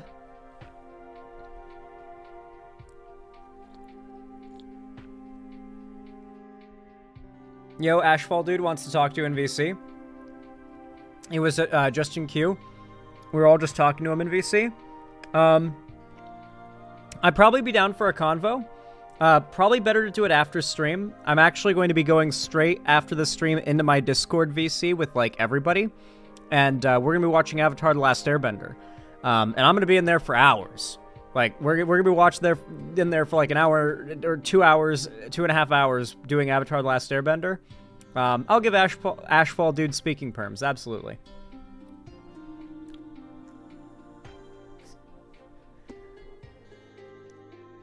I once again find myself homeless, but at least there was a Zan stream today. I hope you're joking about the homeless thing. Because I've heard the I once again find myself homeless thing. No? God, why is it always worded that way when people say that? I almost thought it was a copy pasta. Well, do you need help? I was just joking about the homelessness. Problematic Zan, SMH. Do you need help, homie? I'm sure there's some way that you could, like, find someone nearby that's able to help you. And to think Bill Clinton, who was president in the 90s when I was a wee baby, is still younger than both of those idiot old farts. True, but also Biden is pretty based. But yeah, see if, like, politically homeless? I don't think it's politically homeless is what they meant. Is it? I'm not sure. Well, thank you. I appreciate the kind words. I do appreciate the kind words. Clinton was the 90s? Guys, I was alive for 1 year of the 90s. You guys know that, right? I was born in 99.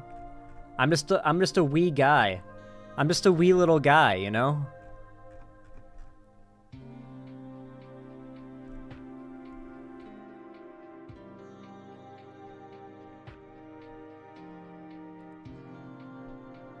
One sec.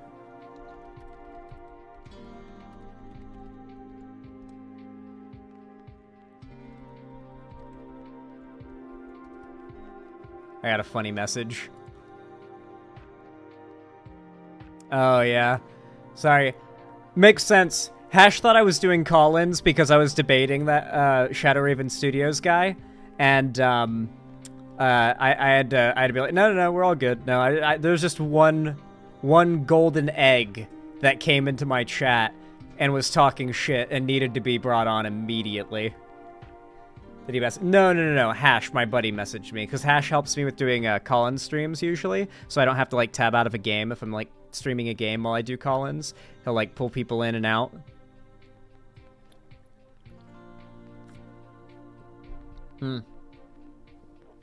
All right. Next topic. Xanderhall, why are you seemingly the only sane leftist? Listen. That question I can't answer. I don't know why. I'm just doing my best, okay? But that's all I can say. But like I just stuck to what I said. Vote blue no matter who. It is good to do harm reduction. It's a pretty simple calculus, I think. Oh yeah, that's gonna be a good topic.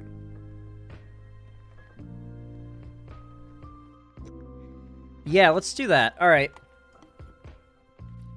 This is a much less enjoyable topic to discuss, but it is quite important, and people have already been requesting that I talk about it.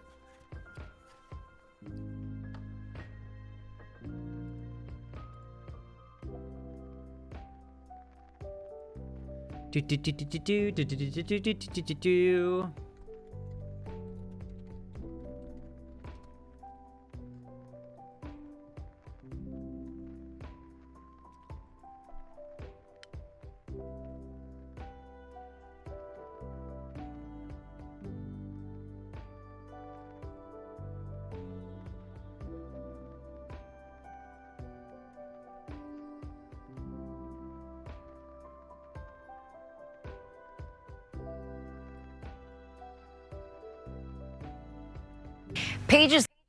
Whoa. Wow. Okay, guys. You all know what to do when I say action, right? 3, 2, 1, action. So, you guys who've been watching me for a while might recall numerous occasions where I have argued that I believe, without a shadow of a doubt, 100% unequivocally, I believe Trump is a pedophile. And people are like, well, I mean, duh, he's super creepy about underage girls, and he's done that publicly many times. There are countless public, available examples of this. I mean, even his own daughters. But I mean to say that, no, I believe he's full-on raped underage girls. And the reason why I believe this is something that a lot of people weren't aware of. It's the fact that years ago, back in 2016, when Donald Trump was famously accused of rape by a woman who claims to have been 13 years old when the crime would have been committed, making Trump absolutely a child rapist. When this came out, back in 2016, it was largely written off as a smear attack. The person pressing charges, the woman pressing charges, of course, was anonymous. And she ended up getting bullied into dropping the charges. But looking back at it, mind you, this is in 2016. Looking back at it, it wasn't just Trump who she accused. She accused someone else of having taken part in molesting her when she was underage. Mind you, this is well before the Epstein thing was huge, and that person was Epstein. Back in 2016, Trump and Epstein were getting allegations of pedophilia. And then Trump's fans were screaming those women into silence. Since I learned about that, which has been a few years now, but it's been a while since that happened, I have been quite sure that Trump is a full-on child rapist. And when I'd argue this, people were like, yeah. But it got a surprisingly small amount of attention. But now, it seems something new has come out that has rekindled people's realization of the fact that, well, holy shit, Trump might actually be a full-on pedophile.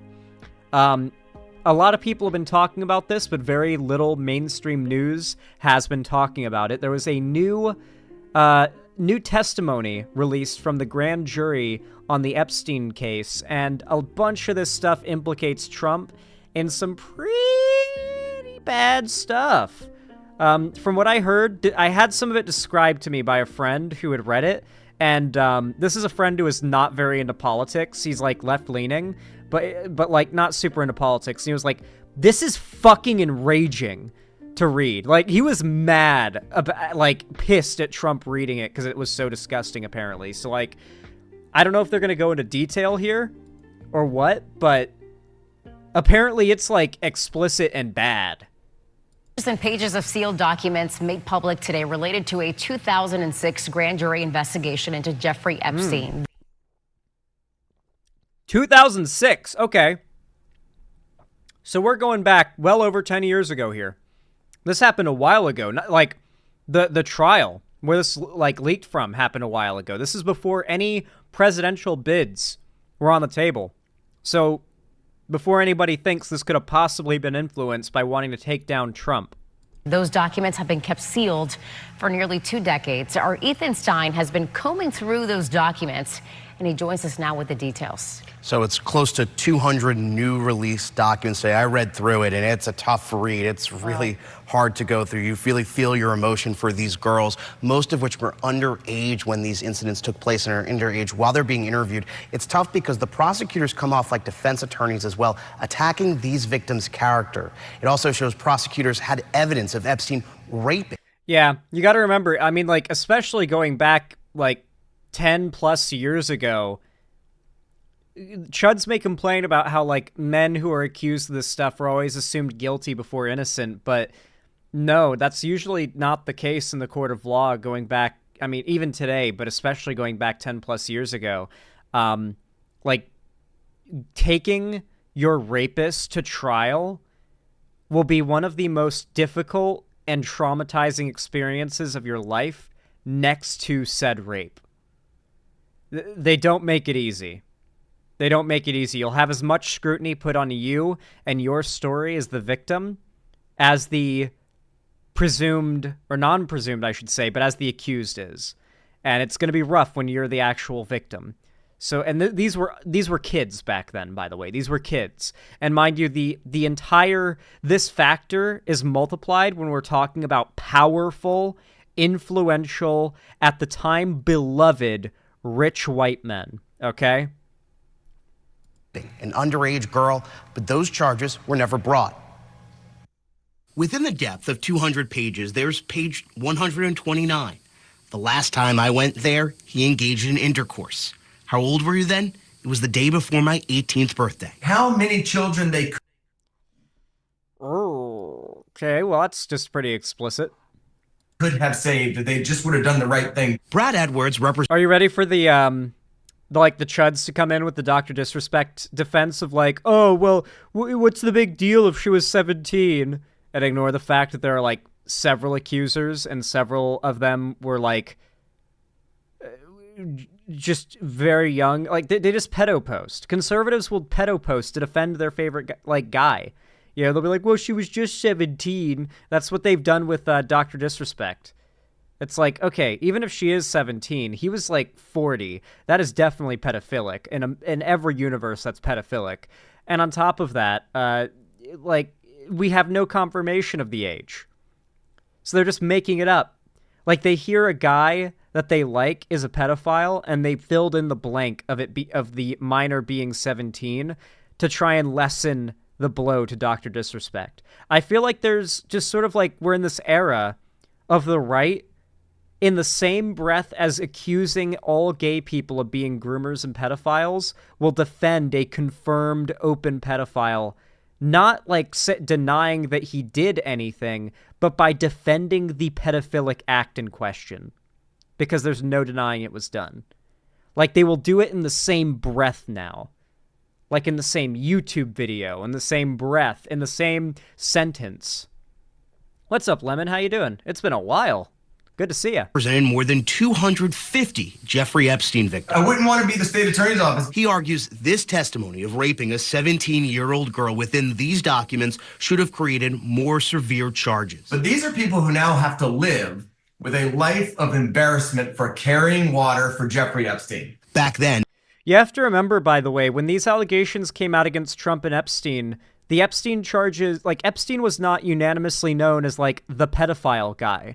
Right now, like, when you hear the word pedophile, it's hard not to have, like, that famous image of Jeffrey Epstein's mugshot not flash in your head.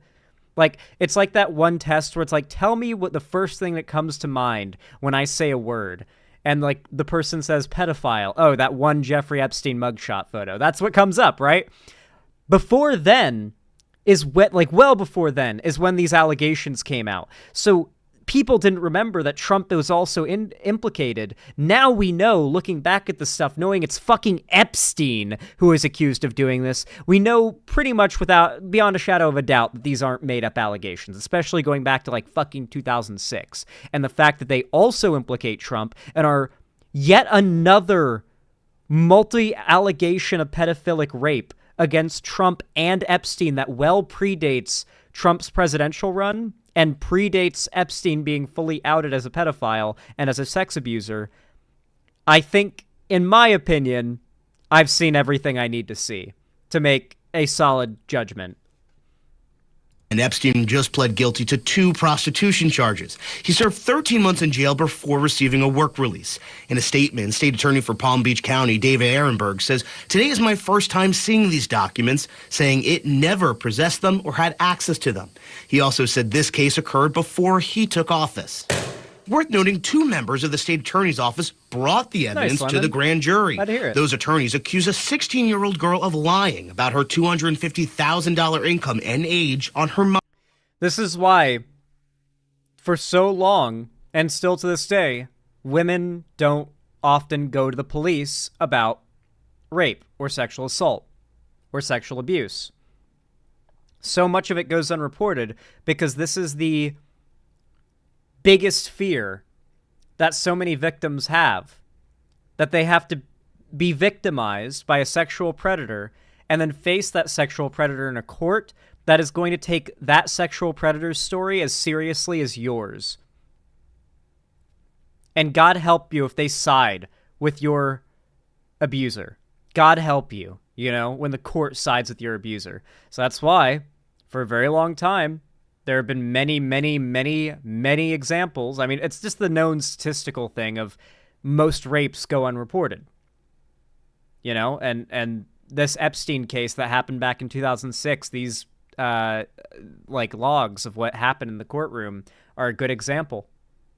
These were 16-year-old girls who accused Epstein of pedophilia and rape, and they treated them like this. MySpace page. The prosecutor also asked if she was aware she was committing a crime by taking money for sexual favors. That sets a real tone for and show. They asked the 16-year-old girl if she knew she was committing a crime when she took money from the grown men who raped her for the rape. That is why so many rapes go unreported, guys. There you go. If you've ever wondered that, if you ever were like, why is that a thing? There you go. What the state attorney's office was really trying to get across. The jury would ask victims similar questions, asking if they knew they were... Mind you, these are the prosecutors. These are the people who are supposed to be on the side of the victim against the criminal, Those are the people that are supposed to be on, your side as the victim in the courtroom. And they're, accusing you of crimes. It's not fun. Committing a crime, or if they were aware what they were doing to their reputation. In one instance, a juror asked a victim why she didn't ask Epstein. Of course. One of the jurors asked, "Are you aware of what your allegations will do to these men's reputations?" Of course. Like I said, it's even more exacerbated when it's rich, at the time beloved white men, Epstein to stop having sex with her. It was designed at the time to get a certain result and a certain result was achieved. Why they did that, I have no idea. The grand jury testimony ended with the chief investigator for the state attorney's office going through various police reports about the victims involving alcohol, drugs, and missing person reports. Pages and pages of sealed documents. Like, it goes into Trump stuff too, though, but I haven't seen a lot of coverage of that. Can we see that? Can we see that?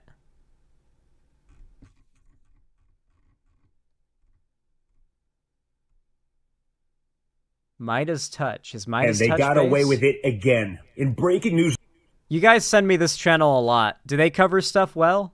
The Supreme Court has released a statement that after 8 months of investigation, they are shockingly unable to identify who leaked the draft Dobbs decision, right? I have a feeling if it was a Republican and it was benefiting the pro-life movement, they'd have found the person in about 3 seconds, okay?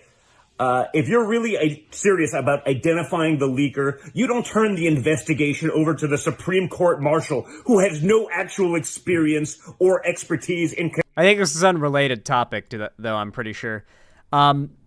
No, dude, it's... There's some disturbing shit that came out in that release of documents. According to the reports... Oh, sorry. Trump's name appears over and over again on Jeffrey Epstein's message logs in the grand jury docs released this week.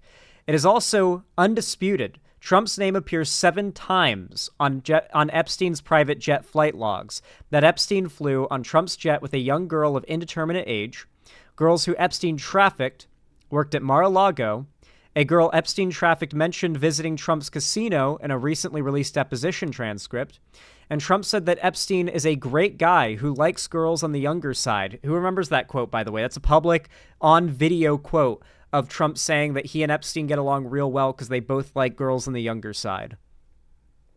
Trump frequently, quote, partied with Epstein. Trump wished Ghislaine Maxwell well at her criminal trial, and someone who testified under the pseudonym Jane Doe at the Ghislaine Maxwell criminal trial stated that she was introduced to Trump by Epstein when she was 14 years old, a user posted on X. As the I hate that I called it X.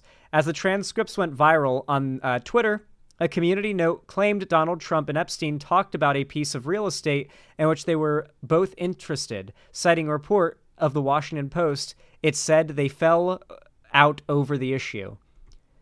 So here are the logs in question.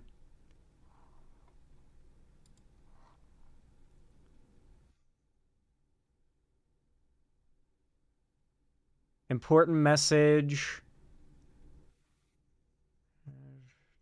Is this the logs, I'm guessing? Donald Trump.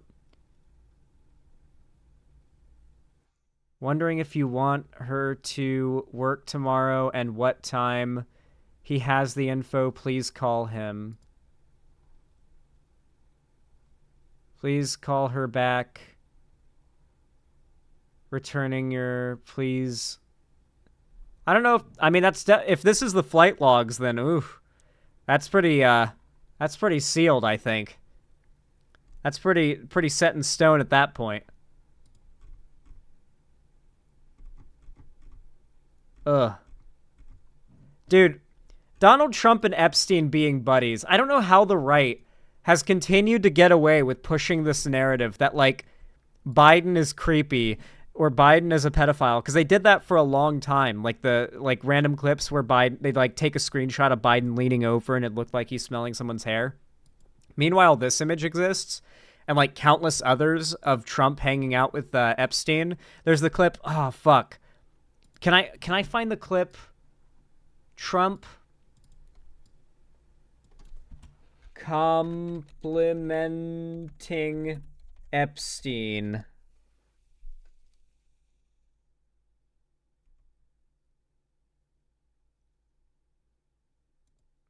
Oh, here's one of their parties together back in the day.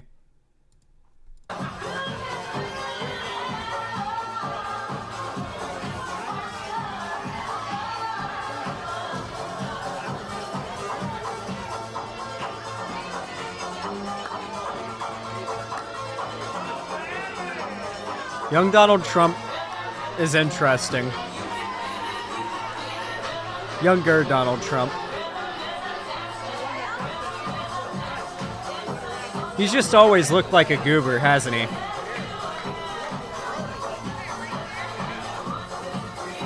Just two pedophiles hanging out in their opulent mansion together.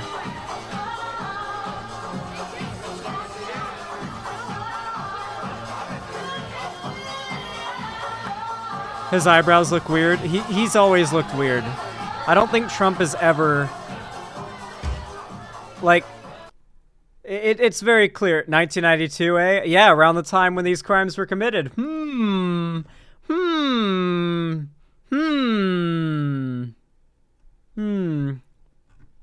Nope. Where's the clip about Trump Where's the clip of Trump complimenting Epstein, though, on his taste in women? Where is it? Where is it? Oh, paywalled.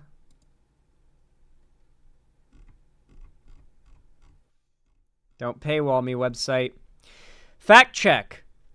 Did Donald Trump say that Jeffrey Epstein was a terrific guy? True. Donald Trump was quoted calling Epstein a terrific guy for New York Times Magazine profile in 2002. Trump said he was a lot of fun to be with and shared an interest in, quote, beautiful women.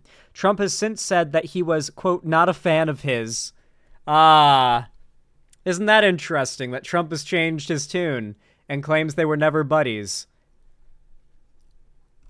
Interesting. I'm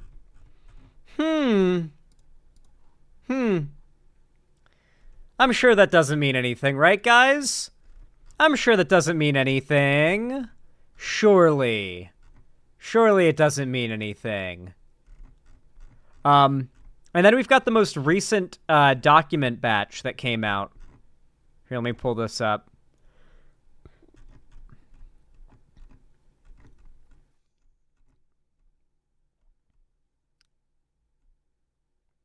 So Donald Trump was, in your mind, you believe, a witness to the sexual abuse of minors. This is a question. Miss Macaulay asks, let her finish. Objection. That mischaracterizes testimony. The witness, thank you. Special master, you can answer. I don't know what court position that is. Maybe, I don't... Miss Macaulay, sorry, says, you can answer. A, I don't think Donald Trump participated in anything. That would be another assumption. I never saw or witnessed Trump participate in those acts, but he was in the house of Jeffrey Epstein. I've heard he has been, but I haven't seen him myself, so I don't know. Trump's name was also mentioned in passing later in the deposition when he was described as one of Epstein's famous friends. Geoffrey testified that he had been recruited into Epstein's sex trafficking, or she had been recruited into Epstein's sex trafficking ring by Maxwell, who approached her in 2000 when Geoffrey was a 17-year-old spa attendant at Mar-a-Lago. Trump's Florida resort comes up more than a dozen times in the newly released depositions. As Epstein and Maxwell are questioned about how they met Geoffrey, but it's a really weird way to spell Jeffrey. But Jeffrey has said she had no relationship with Trump beyond his being her employer. So far, outside of the allegations I've talked about that came out previously, I don't think there's any logs that say that Trump did anything explicitly. Control F Trump and you'll find the quote here. Is this it? Epstein likes to tell people that he's a loner, a man who's never touched alcohol or drugs, and one whose nightlife is far from energetic. And yet if you talk to Donald Trump, a different Epstein emerges. I've known Jeff for 15 years. Terrific guy. Trump booms from a speakerphone. He's a lot of fun to be with. It is even said that he likes beautiful women as much as I do, and many of them are on the younger side. No doubt about it. Jeffrey enjoys his social life. That's what Trump had to say about him. That's the quote. Yeah. Yeah. There it is. That's the quote. Yeah. Yeah. Oof. Dude, the fact that multiple of the women that, like, Jeffrey Epstein was trafficking came from Mar-a-Lago is crazy. Like, that right there is a part of the story that needs to be talked about so much more. Holy shit. Anyway, if somehow you enjoyed this segment despite the grim, to say the least, subject matter, then consider dropping a like. It really does help a lot, and I really do appreciate it. Thank you so much. It means a lot. Comment, subscribe, ring the bell icon, no matter when, where, what you're watching. It pushes my content out in the algorithm, and it really does mean a lot to me, so thank you. And of course, consider following my social medias linked down below in the description. It really does help. You can see me on other platforms, and make sure to follow my fan Discord in the description as well. It's the main hub of my community. It's totally free to join, and we're even doing a watch party of Avatar: The Last Airbender in my Discord server after stream tonight. I've never seen the show before, so we're going to be getting into Season 2 and continuing on with my blind watch through, and hopefully you guys enjoy. Whether you're watching it for the first time or like your 500th, then I hope to see you there. Regardless, if you also want to support me financially directly, consider doing so by donating, subscribing, or gifting a sub on my website, xanderhall.com/live, or supporting me through YouTube, Twitch, Streamlabs, Stream Elements, Patreon, or buying merch at the Streamlabs link down below. Your financial support really does go a long way, and it means a lot, so thank you to everybody who does it. But thank you to you, even if you're just lurking around. It really means a lot. It really helps. I appreciate it. Have a good one. What do you guys think of that segment? Despite the sad subject matter, I think it came out pretty good.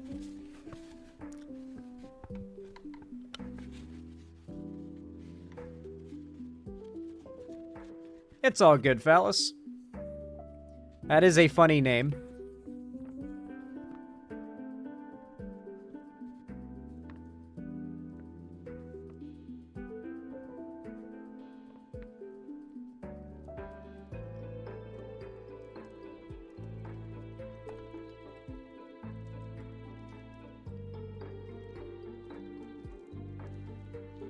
Yeah, TSW Shadow Wolf, you have to understand, the Biden hate is heavily fueled by politically uneducated lefties that don't follow politics at all and think that, like, the president can just snap his fingers and do anything.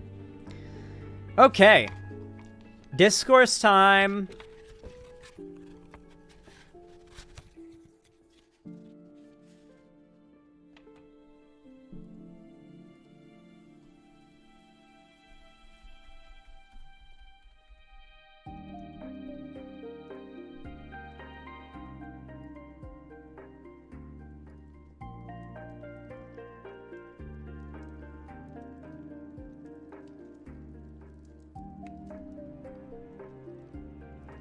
Alright, everyone. Y'all know what to do when I say action, right? 3, 2, 1, action. Well, everyone, this is going to be some interesting discourse, and I ask that you guys don't jump to immediately make an opinion on this right out of the gate, because I've looked into this, and I had my first immediate reaction, my immediate take, but then upon hearing the arguments from both ends of things a little deeper, I found myself switching which side I found myself agreeing more with. And you might find yourself go through a similar experience when you hear about this discourse. So, this basically hinges around a streamer and YouTuber named Alana Pierce. She goes by Chalanazard,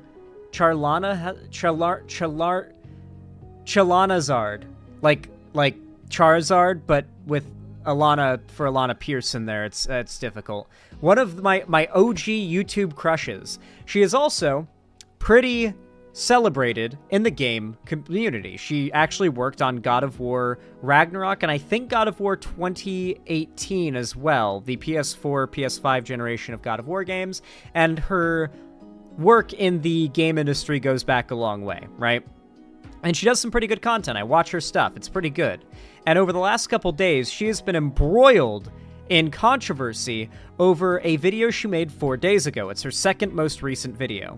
Elden Ring DLC is, quote, too hard, parentheses, it's not. And in that video, she talks less so about the discussion of whether or not it is okay or good for a game to be hard, and more so about how we can still have hard games, but provide accessibility options that still let the experience be enjoyed by people with disabilities, because this is of course a big part of game design and game development, is trying to make your game accessible to a lot of people, even if they have some form of disability. And in the video, she lists a number of things that may be considered a disability that can get in the way of playing a game. And one of the main core things that she was criticizing for Elden Ring is the fact that despite it not being a heavily online-focused game, like, there's multiplayer, don't get me wrong, but it's no MMO, right? Because it's an online game, though, it's built in with the system of not being able to pause it.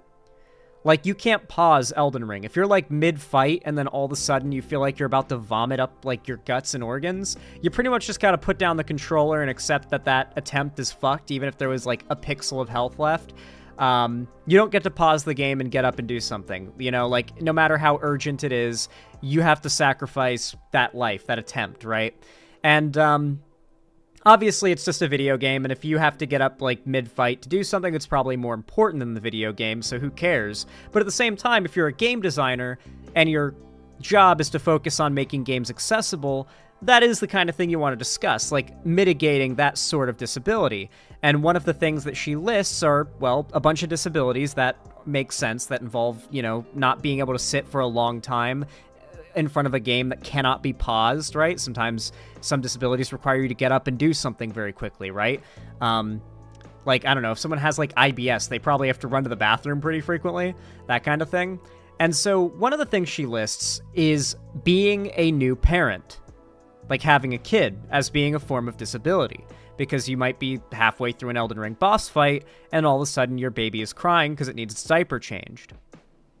And people got mad.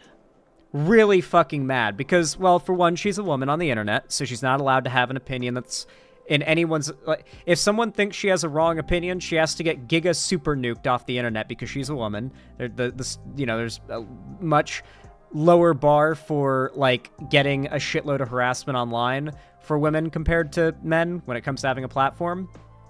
But then on top of that, a lot of these people just kind of, like, filled in blanks where there aren't any. That is a bad take. That's what I thought at first, too. But I think you might find yourself flipping around on this. Now, she's probably going to explain this in more detail here, but I'm going to go ahead and give you the breakdown. A fair few people pointed out on Twitter, and they've gotten a good bit more attention now, thankfully, is that the term she used wasn't actually disability. The term she used was being a new parent is a situational disability. She used the term situational disability, which is actually a broadly accepted in the realm of psychology, medicine, and the gaming industry and the entertainment industry. Situational disability can be anything. It doesn't have to be like a permanent actual disability. It just means there is something that is going to impede that type of player situationally, because a thing might come up that'll keep them from being able to play the game. And so the term for things that force a gamer to get up and walk away frequently in, like, game development, they refer to it as a situational disability. And that is how they tailor, like, accessibility options around it. They've got words for these things, and she used that word, and people interpreted it as her saying that being a parent is a disability. Like, obviously, she did not mean this rudely. Now, she has been inundated in harassment, obviously, but she's put out a video, and it's called Let Me Explain Situational Disabilities and Accessibility Design. This is literally just her arguing in favor of accessibility design in games. Allow me to explain. Hello, everyone. Basically, the people who I presume that should generally agree with her took what she said incorrectly, like very, very wrong, and used it to justify what is essentially a harassment campaign. It's pretty fucked. It's pretty fucked. If you don't know me, I'm Alana, and I work 9 a.m. to 6 p.m. at a AAA game studio. I am a writer on the design team, but I also work as an accessibility consultant, and I've done that on 7 separate games so far. I'm credited as an accessibility consultant on God of War Ragnarok because that is the most work that I did on that game was in the accessibility space. And I also created my own awards show called the Video Game Accessibility Awards. We've run that for 2 years. I took a break last year because God of War Ragnarok came out. Yeah, she's really big on the accessibility thing, which is huge, right? Like, I love video games, and I've thought sometimes, like, man, what if I, like, chopped a finger off? Like, what if something happened and I lost a finger or an eye or my hearing or something along those lines? Something that, like, impacts one of my favorite hobbies, which is gaming. Like, to the extent where it's substantially harder to do and enjoy from then on out.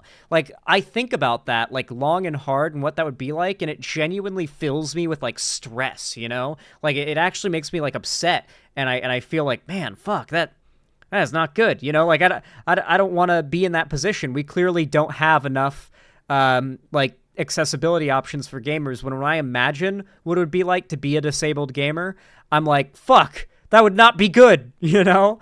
On top of that, something that gave me a lot more appreciation for accessibility options is one of my best friends, Ethan, being colorblind. He's got heterochromia with a trait anomaly, I believe is what it is, meaning he can mostly just see blue and purple. He can see a bit of purple. He can see a lot of blue. He can't see green or red and distinguish them. They appear as like piss yellow from my understanding, kind of like a dim piss yellow. He's colorblind as fuck, meaning that a lot of things that are color-coded in games do not heterochromia, my bad.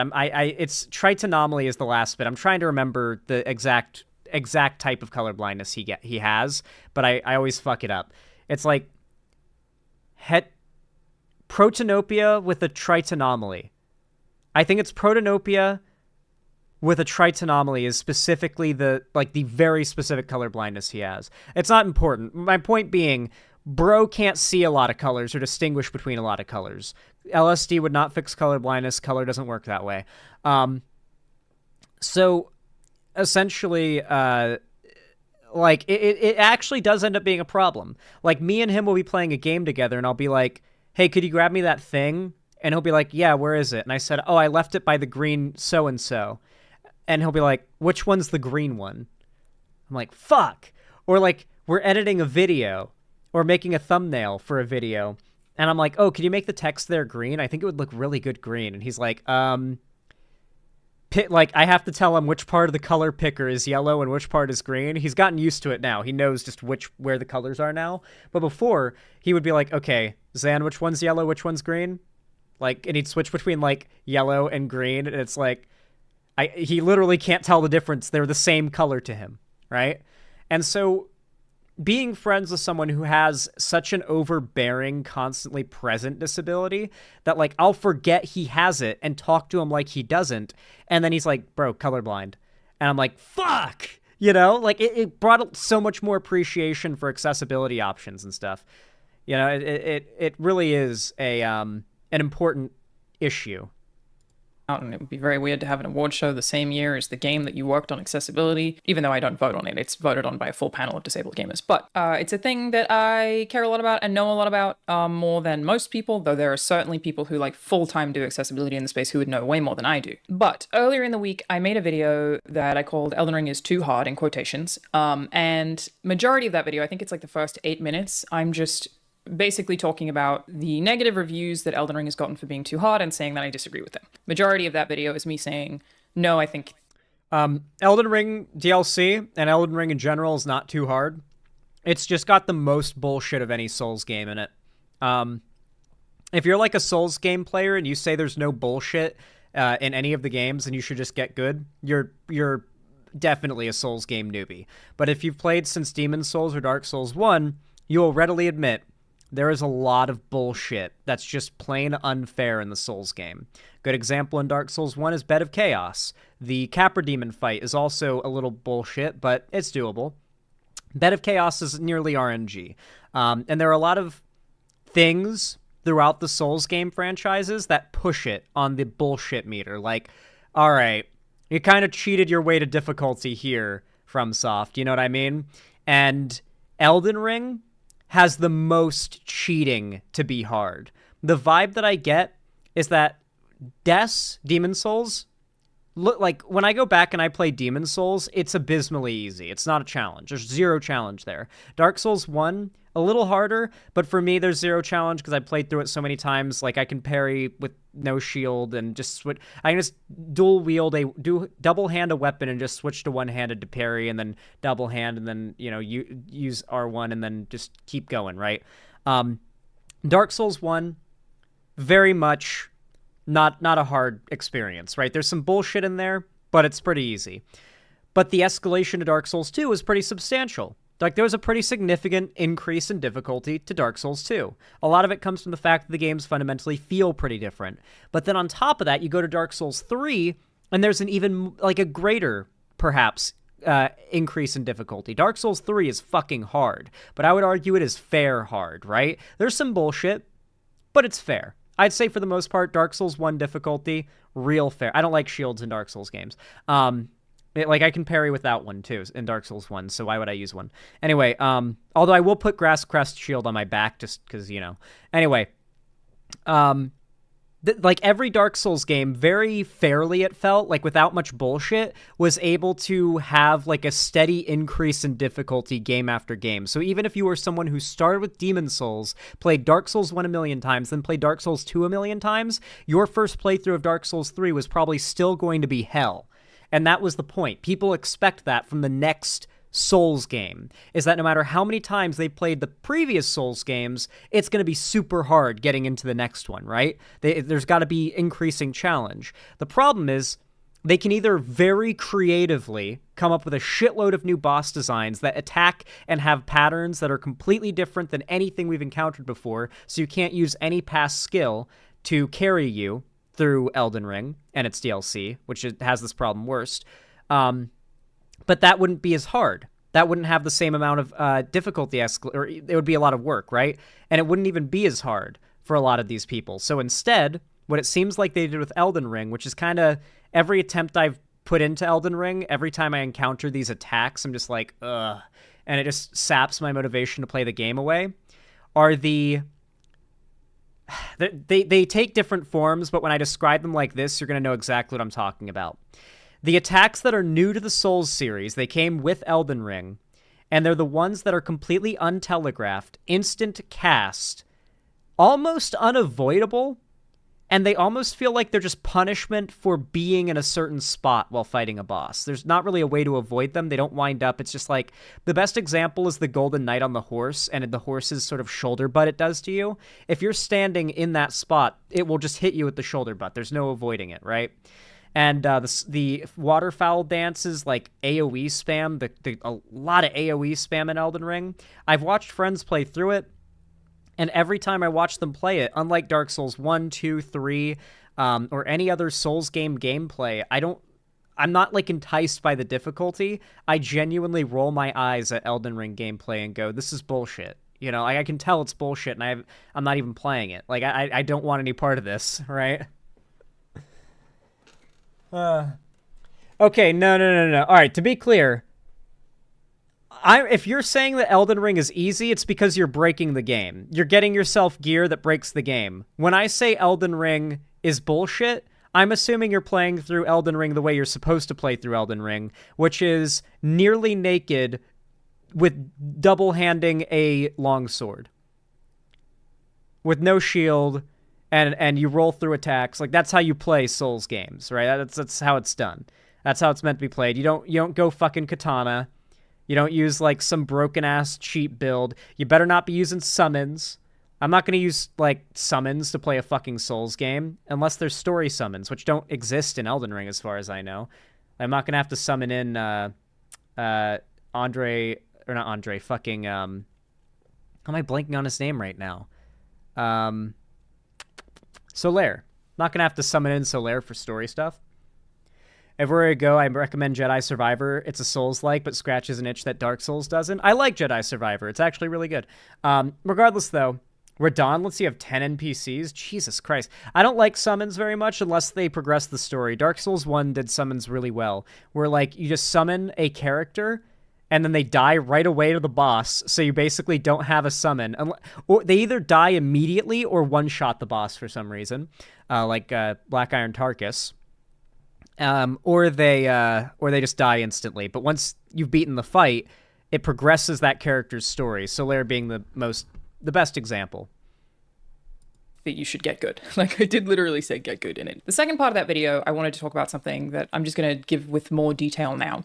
About accessibility design and why when people talk about being against a game being accessible, I think it's really silly because accessibility is so much broader than just a guy in a wheelchair, which is what most people seem to think of when they think about accessible design. But when it actually comes to that design, it is much, much, much broader than that and will definitely apply to you at some situation in your life. So in this video, I was talking about that. I was saying when people ask for accessibility in games, they aren't asking for an easy mode because they also just want to experience the hard game.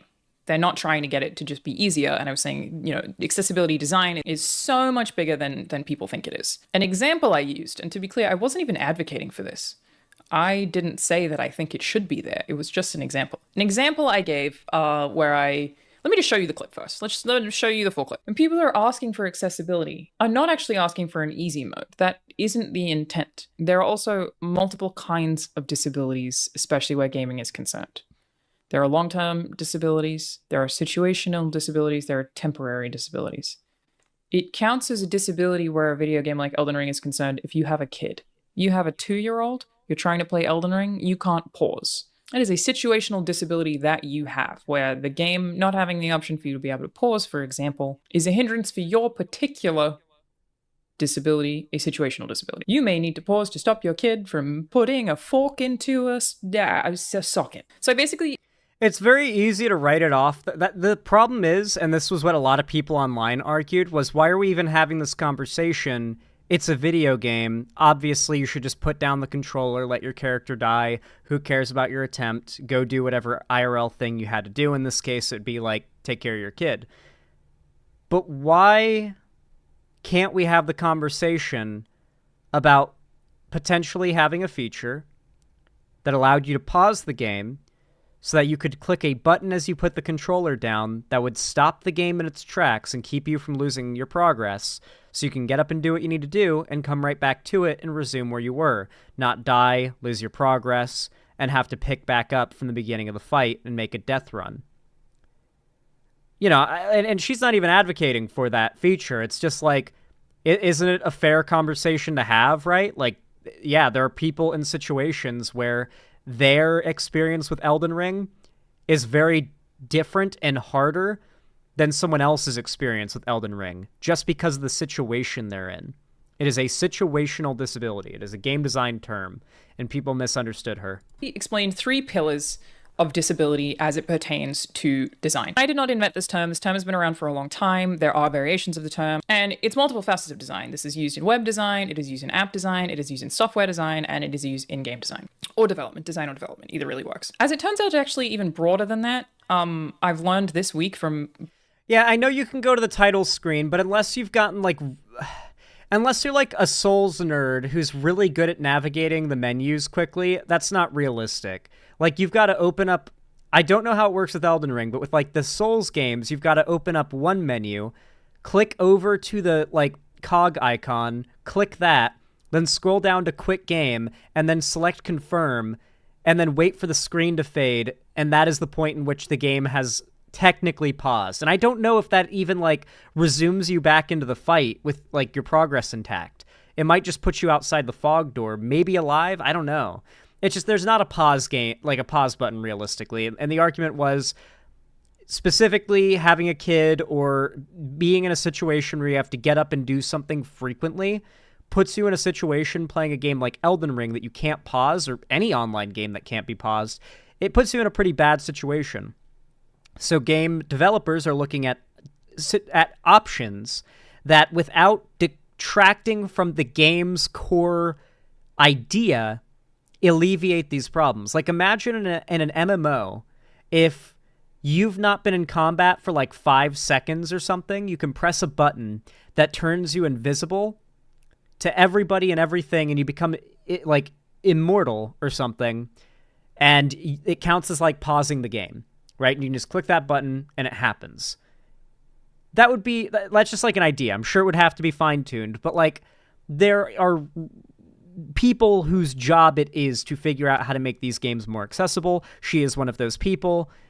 Obviously, this is the kind of thing that she's going to be looking at, right? I'm not saying Elden Ring needs that feature, but, you know, it's a conversation. People contacting me about it, that situational disability is also considered in, like, commercial buildings. Apparently, it's not even just app development. It is much bigger than that. And there are 3 pillars of design. There is permanent, which is the thing that I think most people think of when they think of the word disabled. Person who has one arm, somebody who is blind. Let me pull this up, literally just give you a direct example. This is from Microsoft Design Toolkit, and I'm sourcing them because they are the company that most of you will know the name of or be familiar with, but you can find examples of this all over the place in this space. So we have permanent on this side, which is, for example, someone has a permanent disability, someone with one arm, someone who is blind, someone who's deaf, or someone who is nonverbal. Then there are temporary disabilities, which is like if you broke your arm, you broke your wrist, you have an ear infection. Then there are situational disabilities. This is an example that's used here as new parent, a driver who is distracted, a bartender. I can explain the bartender one because people are confused about that as well, and a heavy accent. People are also reacting to the heavy accent one. So let me explain what the situational disabilities mean here. Maybe an app can't understand your voice because you have a heavy accent. That is considered a situational disability. You are disabled, you are unable, you cannot proceed through whatever software or whatever task you are trying to complete because of something that is situational to you. And it is situational also to... Like, I really do feel like we're in this weird era where, like, people jump down your throat for saying the word retard because they want a virtue signal about how they're so against ableism and they're such amazing advocates for, like, people with disabilities. But then there are people who are having actual conversations about, like, normalizing, expanding access to, and just sort of accommodating people with disabilities, a large variety of disabilities, and educating people on, like, the large, like, broad variety of disabilities that exist. And yet, like, the response overwhelmingly from the internet is harassment and hate. It's like, come on. This is a real conversation about these issues, you know? It really be that way sometimes. I really do, like, you guys have to remember, the bar for receiving a harassment brigade online is so much fucking lower if you're a woman. Like, you can be a guy and literally make your living off of just, like, actually eating bugs and shit in the woods, and people will give you less shit than a woman who dared to maybe possibly be wrong to a large audience. To the context of that game. Like, the situational here means having a heavy accent is not considered a disability in layman's terms. You would not be called disabled all over the world. None of these things are like, if you have a heavy accent, you're disabled. It's not that. It's just the situational disability in terms of design is that you are disabled from using the interface in the way that a user should be able to because of your situational disability. That's the term. The bartender example here is referring to a really loud environment. So if you are somewhere loud, they could also use music festival, but they're just using someone who functionally regularly works in a certain environment. So if they're in a loud environment and they can't hear a particular thing on whatever app, whatever interface that they are trying to use, the accessible design would aim to alleviate that situational disability. It's not saying bartenders are disabled in the way that the public associates the term disabled. I feel like distracted driver is pretty obvious. The new parent one, the example that I used, which again is fairly commonly used, I didn't invent the term, it's been around for a really long time, is if you're a parent, you're trying to play a game like Elden Ring, and you are halfway through your boss fight, and your kid runs across the floor and does something dangerous, you have to drop the controller and go and get them. That would be considered a situational disability, in that situation, you are unable to complete the task that you are trying to complete because of something that happened to you situationally. You have been disabled from completing the task. The way this pertains to accessibility isn't to say that all games, all apps, all processes need to alleviate. By the way, I feel like so many people would have had less of a problem with this take as well. Like, this is actual, like, anti-gamer bias. I feel like many less people would have had a problem with the opinion that being a new parent is a disability if the conversation wasn't about gaming and was instead about work, like working a job. Like, yeah, it should be an accommodating disability by workplaces to consider if you're a new parent. I think a lot less people would have freaked out. I think they would have been like, yeah, no, fair. I think, yeah, having a kid does get in the way of getting your work done and, like, getting to work on time. And, yeah, like, yeah, that makes sense. Yeah, like, no one would have had a problem if the example used was working like a job rather than gaming, this is some actual anti-gamer bias. All of these things. That's not the intent either. Like, it's just a way in which accessible design is much broader than people think it is, in the ways that it can help a lot more people than people think it can. And it's also definitely a reality in accessibility where it is basically impossible, I would argue, to fulfill every accessibility need on the planet. That is very, very, very difficult to do. There are so many of them. The situational ones are so numerous. But it's just a means of looking at design that would allow the people who are doing the accessibility design to think about it as broadly as possible, think of as many situations as possible in which somebody is disabled from completing the task. Somebody is unable to complete the task. Somebody is hindered from completing whatever task they are trying to, whatever function they are trying to complete in whatever software that they are engaging with. I think the word disability is probably really common used in the tech space because we use disabled a lot. Like a function was disabled, this feature has been disabled, Bluetooth has been disabled, it is no longer able to work, not because it's been turned off or it doesn't exist, it has just been disabled. I think that's probably why it's widely used and not considered to be offensive when it comes to design. And there are also, I've definitely seen people say having kids isn't a disability. One of my favorite things about the internet is it's always the least educated, most like ignorant people who are the most sure they know everything and have the most moral high ground. And they act on it. And so they end up just loudly screaming about how much on a moral high horse they are, and they go on their harassment campaigns on a premise that is completely wrong, you know?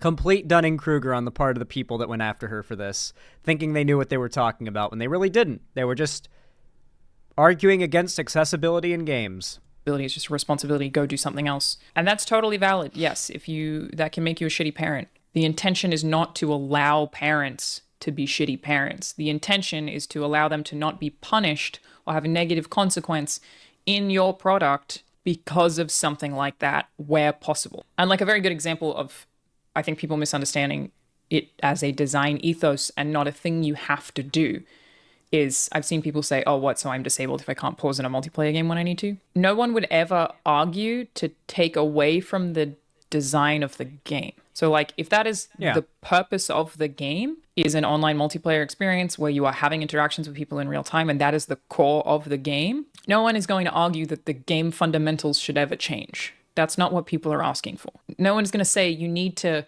have a pause menu in an online game. Like that obviously is functionally impossible. It is just about thinking about the most accessible options for the thing that you are making without changing design principles. You would never change design principles. You would still want your core game to function exactly as is. The Last of Us Part 2, again, I think is the most accessible game ever made. They clearly created exactly what they intended to create and then added all the accessibility features to make it an extremely accessible game. And the purpose of sheets like this and information like this, again, is not to say that like your game's not going to be, no one is going to be furious if it doesn't hit every pillar. It's just that there are a lot of pillars. A lot of this comes, of course, from people who actually care about games who have... I'm going to be honest, the reason why people get mad at the idea of like Elden Ring having an easy mode is because a lot of gamers are like kind of elitist losers.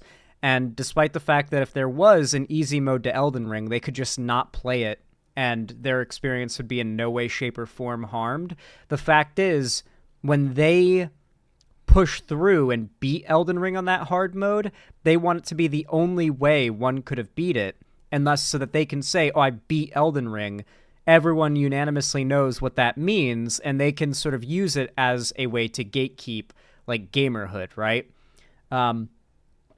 Yeah, the get good stuff. You know, and I participate in it myself, right? I'm a longtime Souls game fan, right? But at the same time, it's explicitly why people say that shit. It's just like loser gamer gatekeeping, and it kind of lets slip how much like the fact that you beat a game matters to your self-worth, which I think is a little cringe. I think it's a little cringe. Disabilities. I am one of those. It started in a very selfish way. I mentioned it in the video, but I have tendonitis in both my wrists. This means that I can't rapidly button mash. I've had that for like maybe 10 years now. And so I have trouble playing any game that just requires, like if you have a QTE, I will always change to press and hold in the accessibility menu rather than tapping, because I will eventually, like my wrist will lock up and I won't be able to do it. That's how I got it. Yeah. God of War Ragnarok having that was really helpful. I think they had it in 2018 too. I get that as well. It fucks with me in MMOs. Like, it's usually like I can go into like a hard fight or do a few dungeons and I'm fine. But if I'm like grinding an MMO all day on my day off and I'm like, I don't know, fishing or just like generally questing, if my hands have to be on the keyboard the whole time, eventually like my wrists around here and here, they lock the fuck up and it hurts. And I feel like a sharp pain all the way through here. I get that like carpal tunnel and I just gotta like go for a walk and like take my hands off the keyboard and go like just move around and stuff. 'Cause it hurts. That shit hurts. Involved in accessibility. And technically that is considered a permanent disability. I do not call myself disabled because I have that. Like, in general terms, I'm not going to say I'm disabled, but I've actually had people who most people would identify as disabled. Oh, you could not play I've played Minecraft since almost certainly well before you and Snowy Prince. In the accessibility space criticize me for that. Like, I've had criticism that is basically, Alana, you are disabled, and by being afraid to use that word, you are preventing other people from realizing that they also have disabilities. That's a whole thing. But technically, that is considered a permanent disability in so far as it is permanent, it's not going away, and I have trouble playing video games, and so I need accessibility features. That's how I got involved in the space. Now, as I was saying, a lot of this obviously comes from people who have disabilities, who care about disabilities, who actually genuinely care. But I'm also sure that a lot of this comes from the app development and the web development, where they just want to make sure that you will never turn off the thing. Part of it is surely corporations being very time hungry. We call it the time wars here on this channel, where I've spoken many times about right now being in an era where corporations just want as much of your time as possible. So I don't doubt that some of this, when it comes to higher ups, is also coming from the time wars, where, you know, the corporation wants to make sure that you don't have a situational disability that prevents you from engaging with their software, that makes their software frustrating, that makes you want to put down their software in any capacity. It is definitely mostly people who care, in my experience. I don't think I've ever met any of those people, but I don't doubt like that the term probably came from web development or app development, where they were just trying to make sure that you wouldn't have some situation that would disable you from completing the task on their website that they want you to stay. A really good example of an accessibility option that I think everyone can get behind is having a lot of support for alternative inputs. So, like, for example, a big way that I've helped with the wrist thing I mentioned before was that I have a special mouse with a special set of key bindings that allow me to use my mouse buttons as modifier keys. So my whole rotation, like, I'll press, like, here, if I show you my mouse, these two buttons right here control my AoE rotation FF14. I just click between these two buttons, and that's my whole AoE rotation. Super simple, super easy. Like, anytime I have, like, a damage buff modifier, it's my R. I standardize everything, and it's in, like, a really good spot, so I don't have to crane my stuff. But being able to set your own key bindings and use, like, alternative inputs, like, get it, like, hell, being able to hook up, like, foot pedals and use them for leaning left and right in a game like Tarkov, that's an accessibility option. It's big, it helps, it's good. I like those things. Now, if people are upset or offended by the term disability or disabled here, I don't think you're ever wrong to be upset by a word or offended by a word. If that's how you feel, then that is how you feel. This has been this way for a long time. It is used in the space all the time. It is used by permanently, visibly disabled people on a regular basis in the accessibility space. But language changes according to societal preferences all the time. So if people were to, you know, just be learning about this term this week, which it seems like is the case for a lot of people, and are really offended by the use of disabled or disability in this context, I'm not against changing it. I'm an accessibility consultant, but I'm not on the kind of boards where they make these terms or make these docs. I've just helped on games specifically with the permanent disability side, not the situational disability side. But if you're upset about the term, I'm not going to tell you you're wrong to feel that way. If it made you uncomfortable to hear that kids are considered a situational disability. Again, it's not that kids are, though. It's that the context of which the child appears and does something disables you from completing a task. Whatever. Semantics. But if you would like to... Yeah, dude, the comments on the original video were fucking insane. Here, I'll bring up the original video, and we can look at the comments.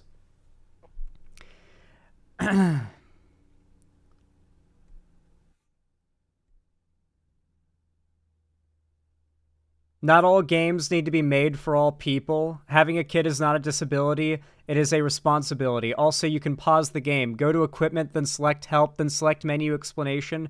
P.S. There is no wrong way to play the game. If you want to play the game without or with summons, it's an option. Okay. I like that. No, you totally can pause the game. You just have to navigate through multiple menus with precision, or you click into the wrong menu and have to click out. In a game where if something happens and you're in a boss fight, you've got like half a second to react to anything. The bosses literally react to you not doing anything with a jab. Like if you stop to heal, you're gonna get yourself jabbed across the fucking arena. Because you're not allowed to stop and heal in Elden Ring fights. Like how the fuck are you supposed to get... Jesus Christ. Situational disability equals momentary inconvenience.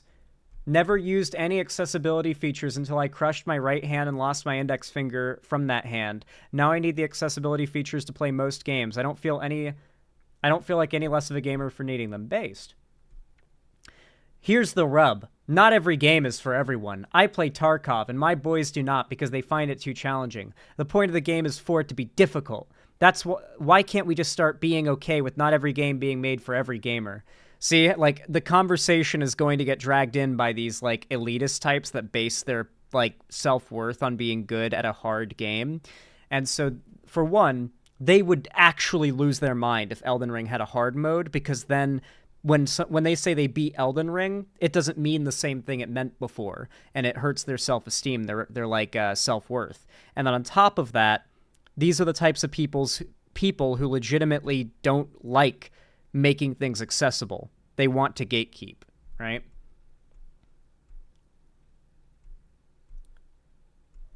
Having a child isn't a disability, it's a responsibility. If you see having a kid as a disability, it might be best for both of you if that kid gets sent elsewhere. No child should feel like a burden.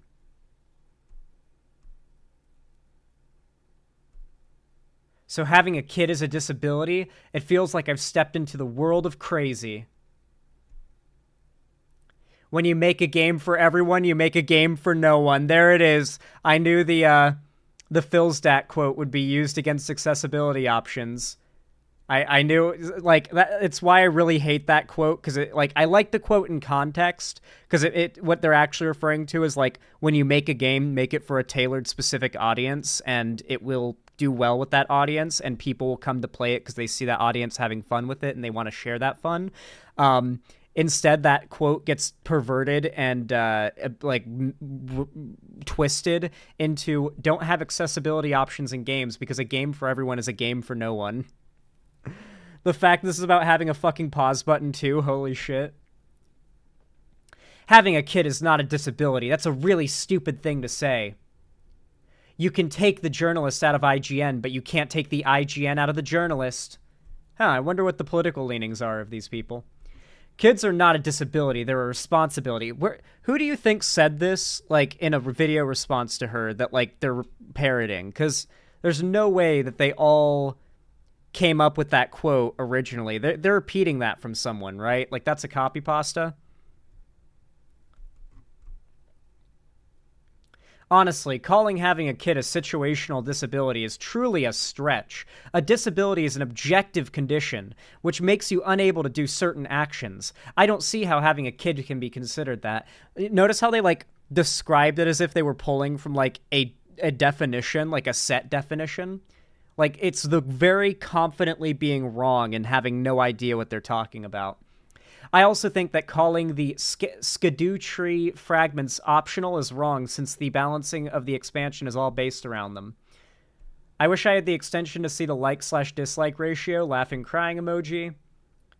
Having a disadvantage doesn't mean having a disability. Having a child who needs attention is a disadvantage. You make it sound like being a parent makes you disabled, and the game does actually have a pause function. Mind you, it's clicking through multiple menus. Also, maybe the child and logging out of the game, not pausing. Also, maybe the child needs more attention than said parent needs to play video games. At that point, get your priorities straight. These gamers that don't have kids that are probably like 15 being like, why are you playing video games if you have a kid?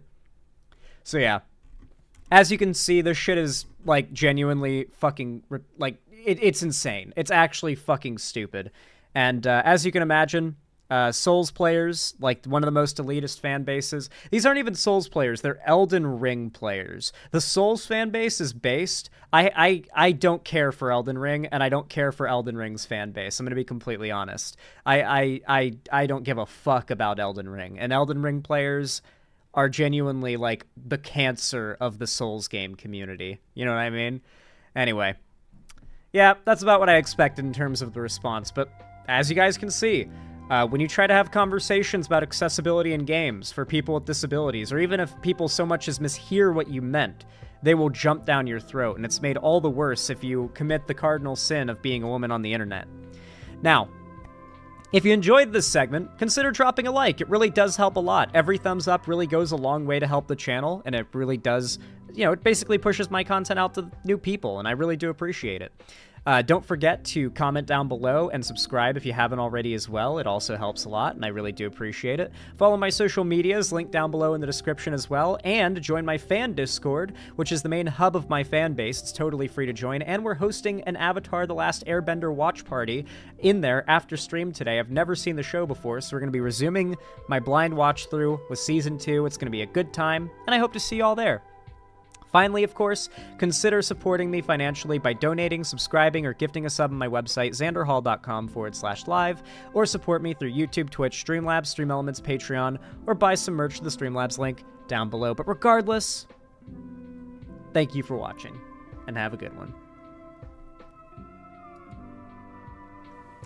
Yeah, I've seen the Elden Ring community as a pretty bad chud problem, too. I just can't bring myself to give a fuck about Elden Ring. Like, I bought it when it came out, I played a good bit of it and beat a few bosses, and just ended up logging out while going through the open world, and every attempt I've made to get back into it has pittered out before, like, the third boss. Like, when I'm fighting bosses is fun, to be fair. Like, the bosses are fun, but I always just end up sighing and rolling my eyes when I get hit by one of those instacast AoE abilities that can't be dodged. It's like, you know, like, if it's like a wind-up swing and you miss, like, you dodge too late or early, it's like, oh, well, fucked up there, you know? Or you, like, get too greedy, it's like, oh, got too greedy, okay. But man, when they hit you with some shit that's like an instacast AoE, it's like, alright, man, you can't be spamming that shit. That shit just makes me roll my eyes.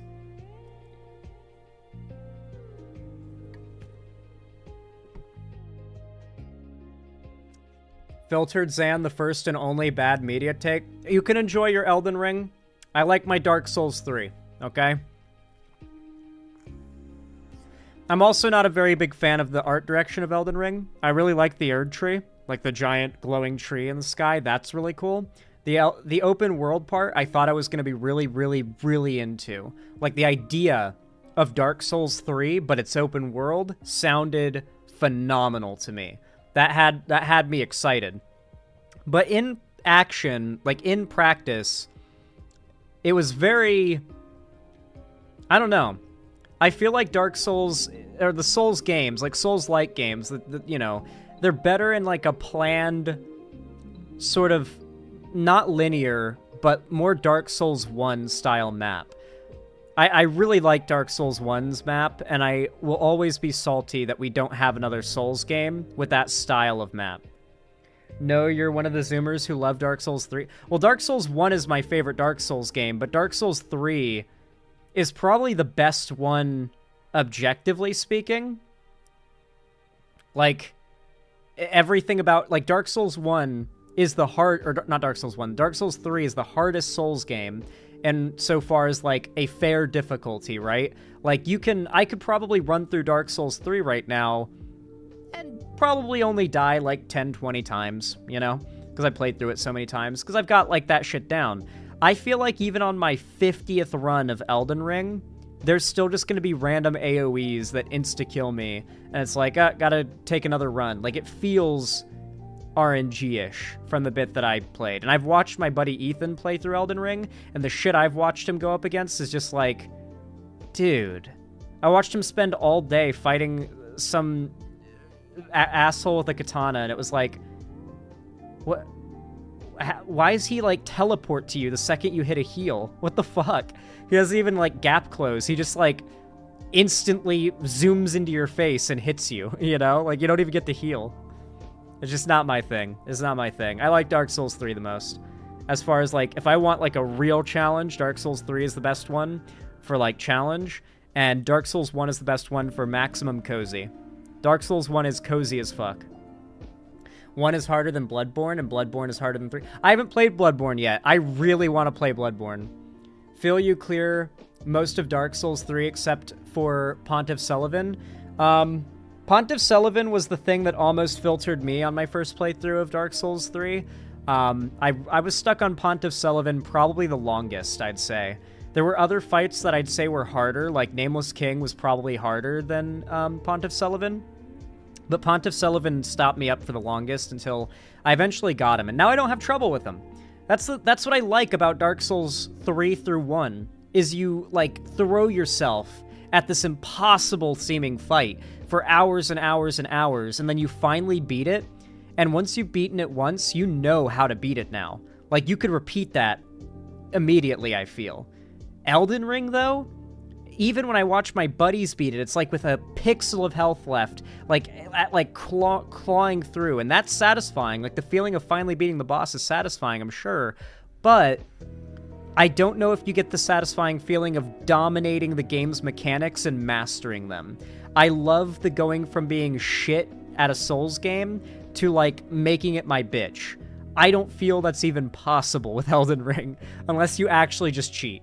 Like, use tons of summons, do a broken build that's just really unfair to the game, you know? Like, I don't want to have to cheat to play the game, right? Like, I want to be able to do, like, the standard longsword and two-handed, you know, just dodging attacks and hitting Estasis type fight, you know? Elden Ring's bosses are honestly far too hard in the second half as a Souls die hard. Well, it's not even like the fights being hard. It's fine if they're hard. I want the fights to be hard. At the hardness that they are at is fine. The difficulty is not the problem. It's how they achieved the difficulty. It's how they achieve the difficulty that I have a problem with. So, Elden Ring Ox hitbox. Let me show you an example of what I'm talking about when I say Elden Ring has bullshit in it. Yeah, here's...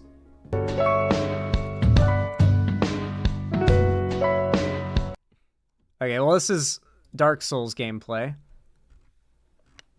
Can I find that footage of the hitbox on the ox creature?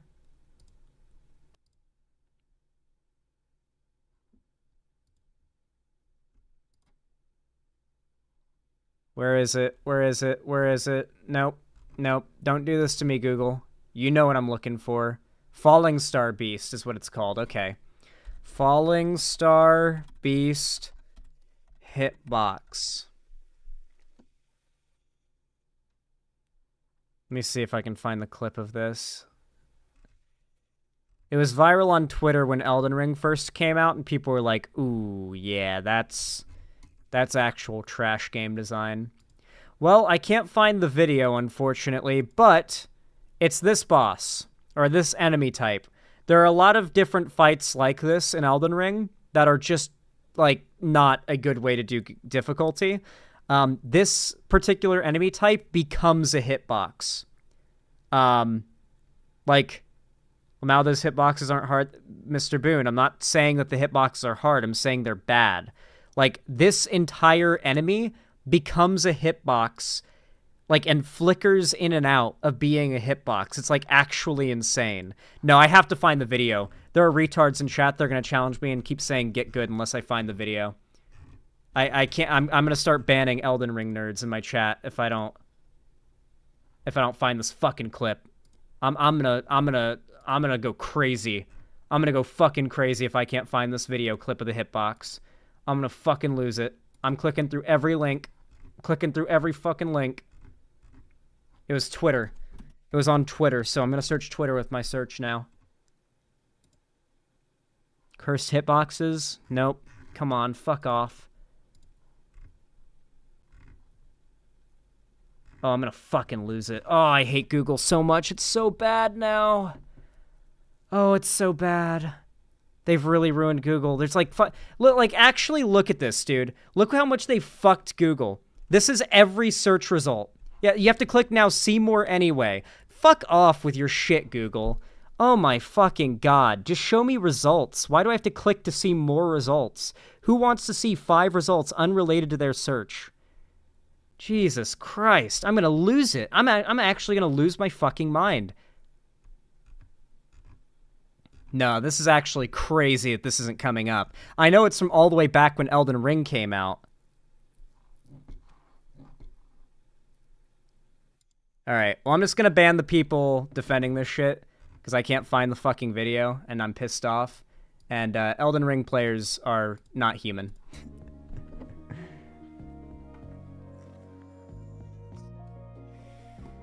What are you looking for? That one viral clip from after Elden Ring came out, like the day or week it came out, where it went viral on Twitter. It's of the Falling Star Beast's hitbox in motion. Like the attacks from the Falling Star Beast, and like it shows the wire mesh of the hitbox appearing and disappearing during its attacks, and you can see like how fucked it is. Like that's the best way to see. And it was a very viral video, but I cannot find it. It's not possible to find anymore, I'm guessing. I'll hit up my buddy Ethan, because he's the Elden Ring guy. But, I fucking can't find it, dude. Yo, do you know where that god-awful Falling Star Beast hitbox video is? It's lost media now, and I'm losing my mind trying to find it. Okay, so there's that. But there's also the waterfowl dance, which is like probably the most extreme example. This is actually dodgeable, but it's the perfect example of how the difficulty in this game in Elden Ring is not like a fun kind of difficulty. I don't want to master dodging this. Like, I just don't want to master dodging this. It doesn't look appealing to me.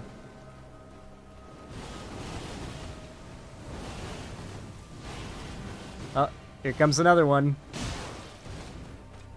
Like, I don't... Alright, so here's a slow motion of how to dodge the waterfowl dance attack. The first thing you... This is such a unanimously hated attack that, like, there are guides on how to specifically dodge this attack, because it's so fucking stupid. What you want to do is the instant that you see her raise into the air, you want to run away from her.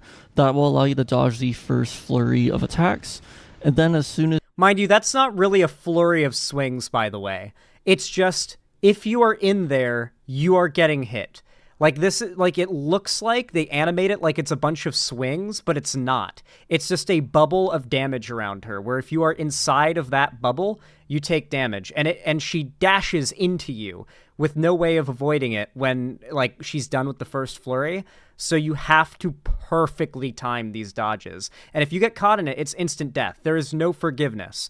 Unless you are going with a busted ass, high vitality, high armor build, where you can poise through her attack. I've watched people do this fight. You have to perfectly time it. I just don't want to master this. It doesn't look fun to me at all. And I'm someone who loved Dark Souls 3. It's just Elden Ring doesn't appeal to me. Dodge the first flurry of attacks. And then as soon as she does this next one, you want to roll into her. So for those who don't know, that's literally, you have to dodge at the right time. Like there's no positional that lets you avoid that second flurry. It's a matter of press O at the perfect exact right time, or you've lost the fight. Parry? I think you can parry, yeah. Parrying is good. I like parrying, but parrying in Elden Ring apparently fucking sucks unless you use the new DLC parry things they added. Apparently parrying in the DLC is really good, which I like the sound of. I like parrying a lot in Souls games. It's my favorite thing to master. But apparently parrying isn't very viable in base game Elden Ring. That's according to my friends, though. You can't parry waterfowl, lol. Oh, yeah, apparently you can't even parry this, so never mind.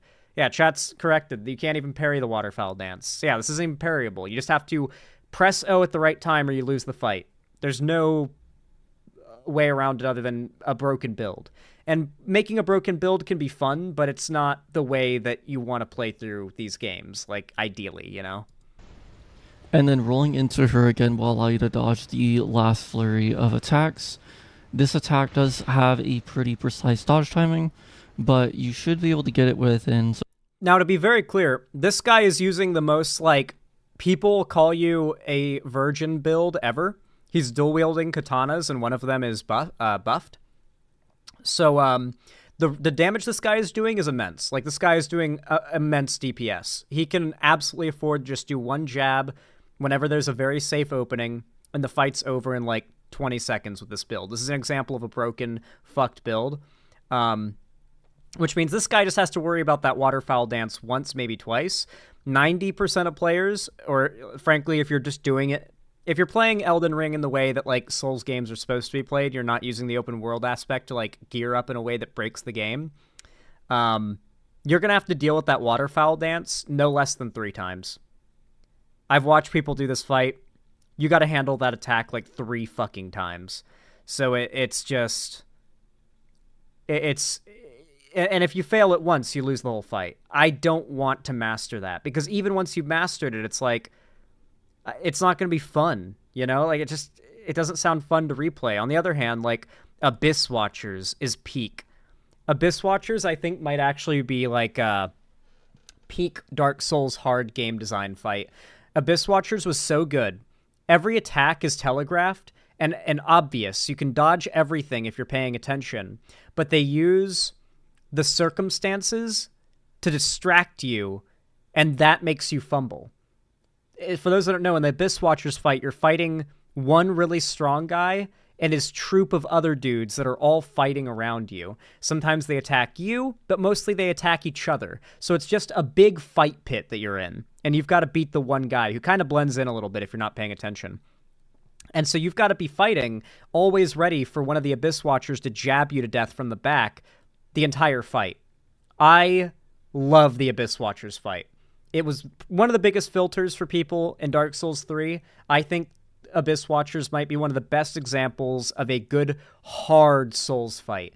Another good example, Ornstein and Smough. Ornstein and Smough might be a good, like, a flawless fight, genuinely. Pontiff Sullivan might also be a flawless Souls fight. I don't think there's any bullshit in it. I think Pontiff Sullivan's completely fair. It's just fair, like, very fair difficulty, like, very hard fair.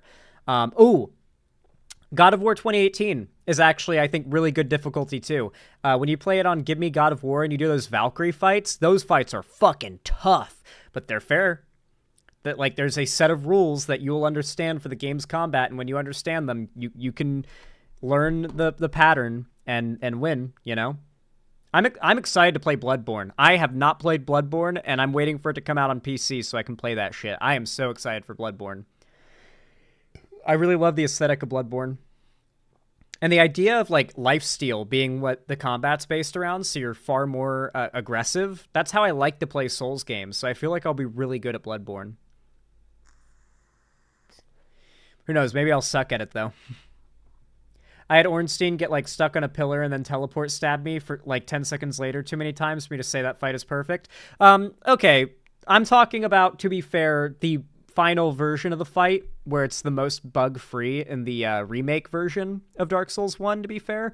But yeah, like, Prepare to Die edition, even with DS Fix, Ornstein and Smough is a pretty broken fight. Like, the electricity effect was so...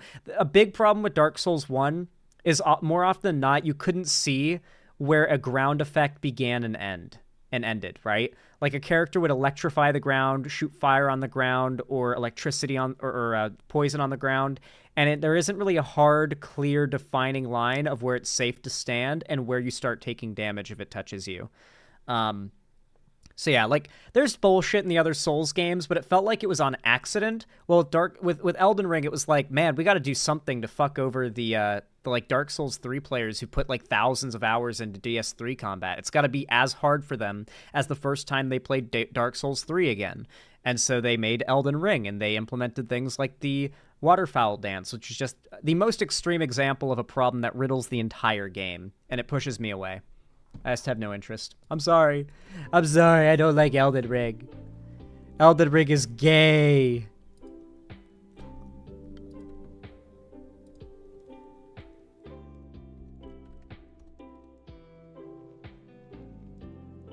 Ethan says, sorry, no clue, man. I think I just screen shared it. Yeah. I think this is the account that you meant. The Falling Star Beast clip is deleted, though. No.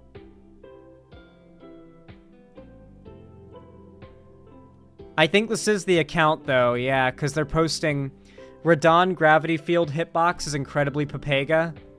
Once again, just a giant sphere of death that you're dead if you're inside of. Yeah, like, this is definitely the account. But apparently the Falling Star Beast one is gone, so that's why the video's lost media now. Huh, okay, I guess it's not Google's fault. But, yeah, this dude's been cracking the code of this game for a while. And, just kind of exposing that a ton of its hitboxes and, like, attacks and everything are just bullshit.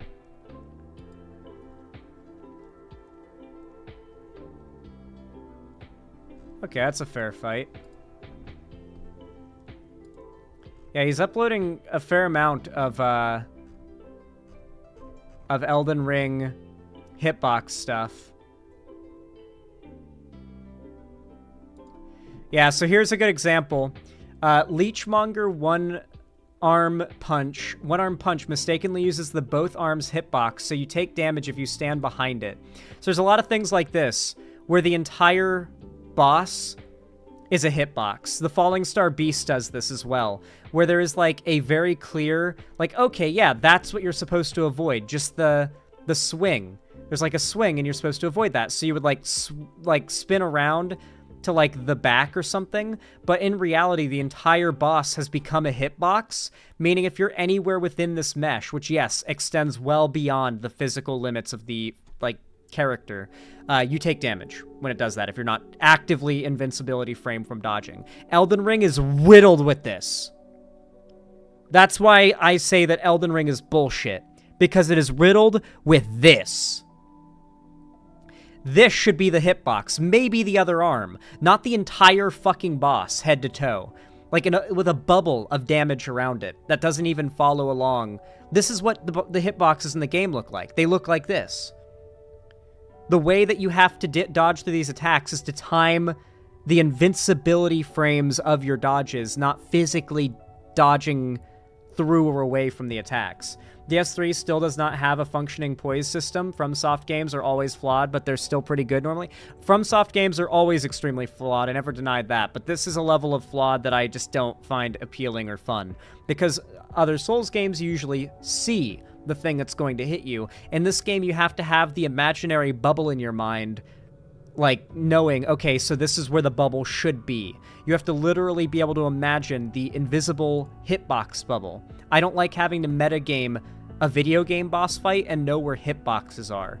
That's very bad game design, personally, in my opinion.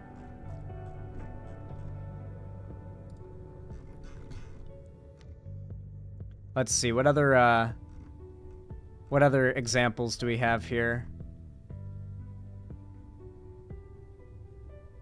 Okay, that's a fair one. Let's see if I can find any more, like, just ridiculous fuck you ass, hitboxes. Oh, here's a good example of, like, what normal Dark Souls game hitboxes look like, by the way. Here's a boss from Dark Souls 2. What I used to think was the worst Souls game. Whoa. Are you telling me the hitbox is just the arm and the blade for the duration of the time in which it is moving in such a way, not Dark Souls 2? No, I'm pretty sure this is Dark Souls 2, right? Aren't these guys from Dark Souls 2? They're from Elden Ring? Oh, no, yeah. No, okay, I guess they are from Elden Ring. I could have sworn there's an enemy like this in DS2. Huh, what am I thinking of? Eh. Yeah, like, this is an example of something that's fine. I'm fine with this. This is not a bullshit attack. It's a little simple. Like, obviously, this could be way harder. Like, they could do something that's like a jab and then follow it up with an immediate swipe and then maybe another, like, swipe brought down. Like a sweeping downward attack that smashes. That would probably be more difficult to deal with. But I think this is a good idea of, like, what a hitbox should look like in this game, right? If it was one of those other fights I fucking hate Twitter videos. If it was one of those other fights, the whole thing would be a hitbox. Like, there'd be a bubble around them that you take damage if you're too close to their back when they do that. Not an Elden Ring guy. I'm a Dark Souls guy, not an Elden Ring guy.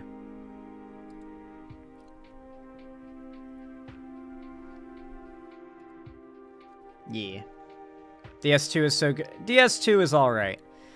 Pepper T21, thank you for the $5. I appreciate it. Thank you very much. Very kind of you. You said Elden Ring cheats? Alright, you've been training for this.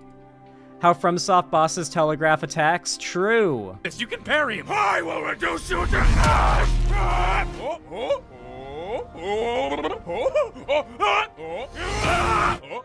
This is your moment. He's going in for the actual hit. Alright, you've been training. Honestly, if it was that, it'd be more fun, because there's a way to deal with that. That's more of a Dark Souls 1 way to die. That's much more of a Dark Souls 1, to be honest, but yeah. Thank you for the $5, I appreciate it. And then Pepper T21 with the additional $5, thank you. I really appreciate it. It says, speaking of accessibility, WoW is adding an arachnophobia mode in the War Within, and it's very goofy. Oh yeah, I've seen the arachnophobia mode. It makes spiders into crabs. There's only one thing I'm more afraid of than spiders, and that's crabs.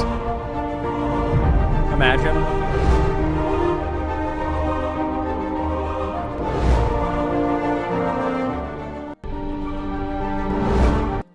I mean, listen, accessibility is accessibility. I know people who legitimately can't play games that have spiders in them, even if they're like the most cartoony, not real spider, because like it reminds them that spiders exist and they can't handle it. Arachnophobia is wild, dude. Crabs are evil? Yeah, the only thing I fear more than spiders. Good thing they didn't add crabs to WoW. That would certainly be a problem, huh? Thank you for the $5, I appreciate it. Let me update the dono goal really fast.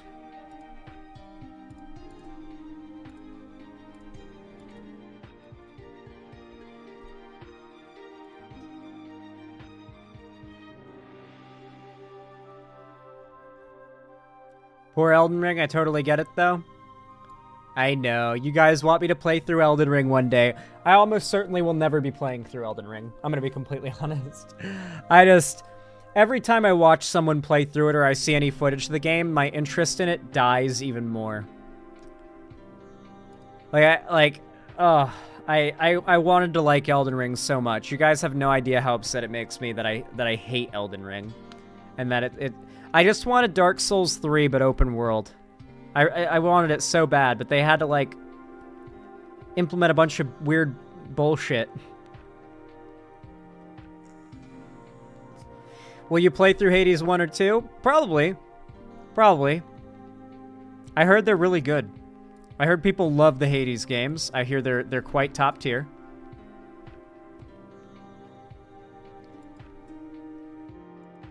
Alrighty. Next topic. What are we covering next?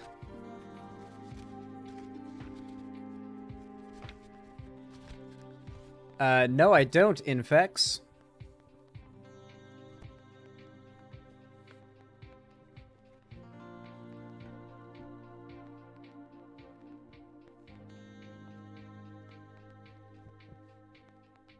Alright. Are ya ready for the next topic? Will I play Death Stranding? That'd be a good game to stream.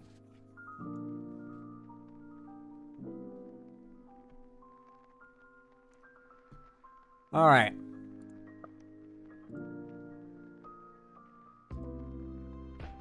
Oh, by the way, did you guys hear they did a Hytale playtest where they invited some Hytale YouTubers to see it? One of my YouTuber buddies, Quebec Corner, was there. He went to the studio, so it's looking like Hytale's pretty close. So apparently, what those YouTubers were told at this playtest is that the engine, the new engine work, like they transported the game to a whole new engine, that's done. All their revisiting of like the features and refinement, that is done.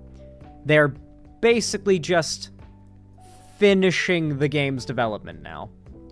We are quite close to Hytale, which means I gotta fucking hustle. I gotta get to 100,000 subs if I want to have that silver play button on my wall when Hytale comes out. But I'm ready for it. I'm so hyped for Hytale.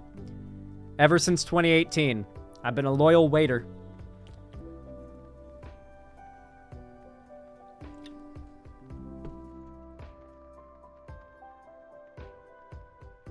Now are we getting Hytale before GTA 6? Probably. It's very likely.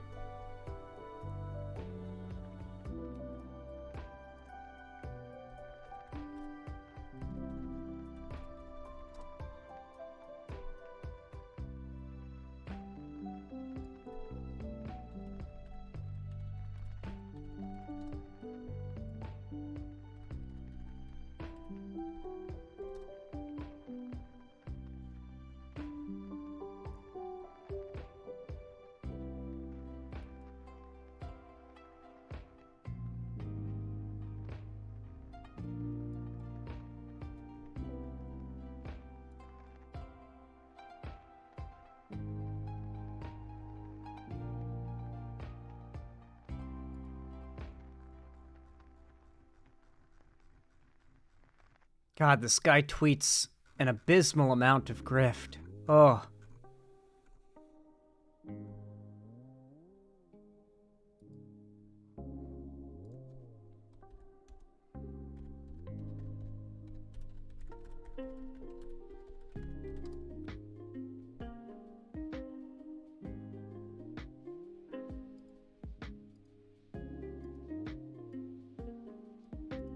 All right, guys. Y'all know what to do when I say action, right? 3, 2, 1, action. Guys, the unthinkable has happened. The most based, red-pilled game of all time. A game known for having no strong female characters, no LGBT representation, no representation or advocating for, like, minority groups or against decolonization, no progressive values in it at all. A famously based and red-pilled game. Final Fantasy XIV. No women, no gay people, no minorities play this game. Very famously, of course. Grummz has come along, and he has claimed that this game is going woke. Obviously, that was a bit of sarcasm there. For those that aren't aware, FF14 has a reputation not just for being the world's biggest MMO, and by a lot, but for also being extremely woke. Like, it is one of the most shining examples of go woke, go broke not being true, because it is a game that screams its wokeness into your face constantly, and it's what most of the fans of the game there love, you know?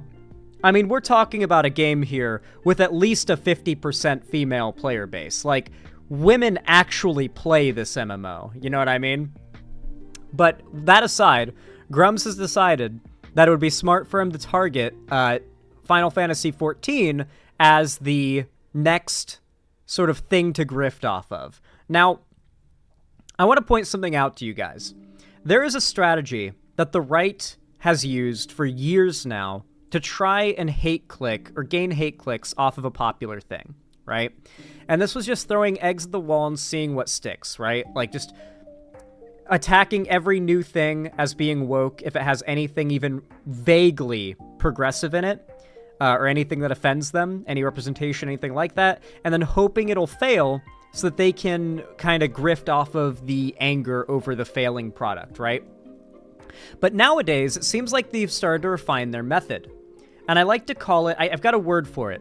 It's called the sinking ship method, where these people try to look for a sinking ship of a popular thing, and they themselves try to make themselves the life raft that the fans of that sinking ship board and ride off on, right? like, in this case, he is trying to look for a sinking ship in Final Fantasy XIV, a very popular game that he thinks might be falling off right now, and has a fan base of people who might flock to him if he's calling out the things people are upset about. And why does he think that FF14 is a sinking ship? Well, they've just introduced a new expansion, Dawn Trail. And Dawn Trail is the first expansion after the end of a big saga, a 10-year-long storyline that goes from A Realm Reborn to Endwalker. And now we're starting a new saga with a much more boots-on-the-ground, lower stakes, like Chapter 1 kind of vibe in Dawn Trail. The story is very simple. We'll get to it in a moment, and you'll get why, like, Grummz is kind of full of shit here. But, that aside, it's a lot more chill.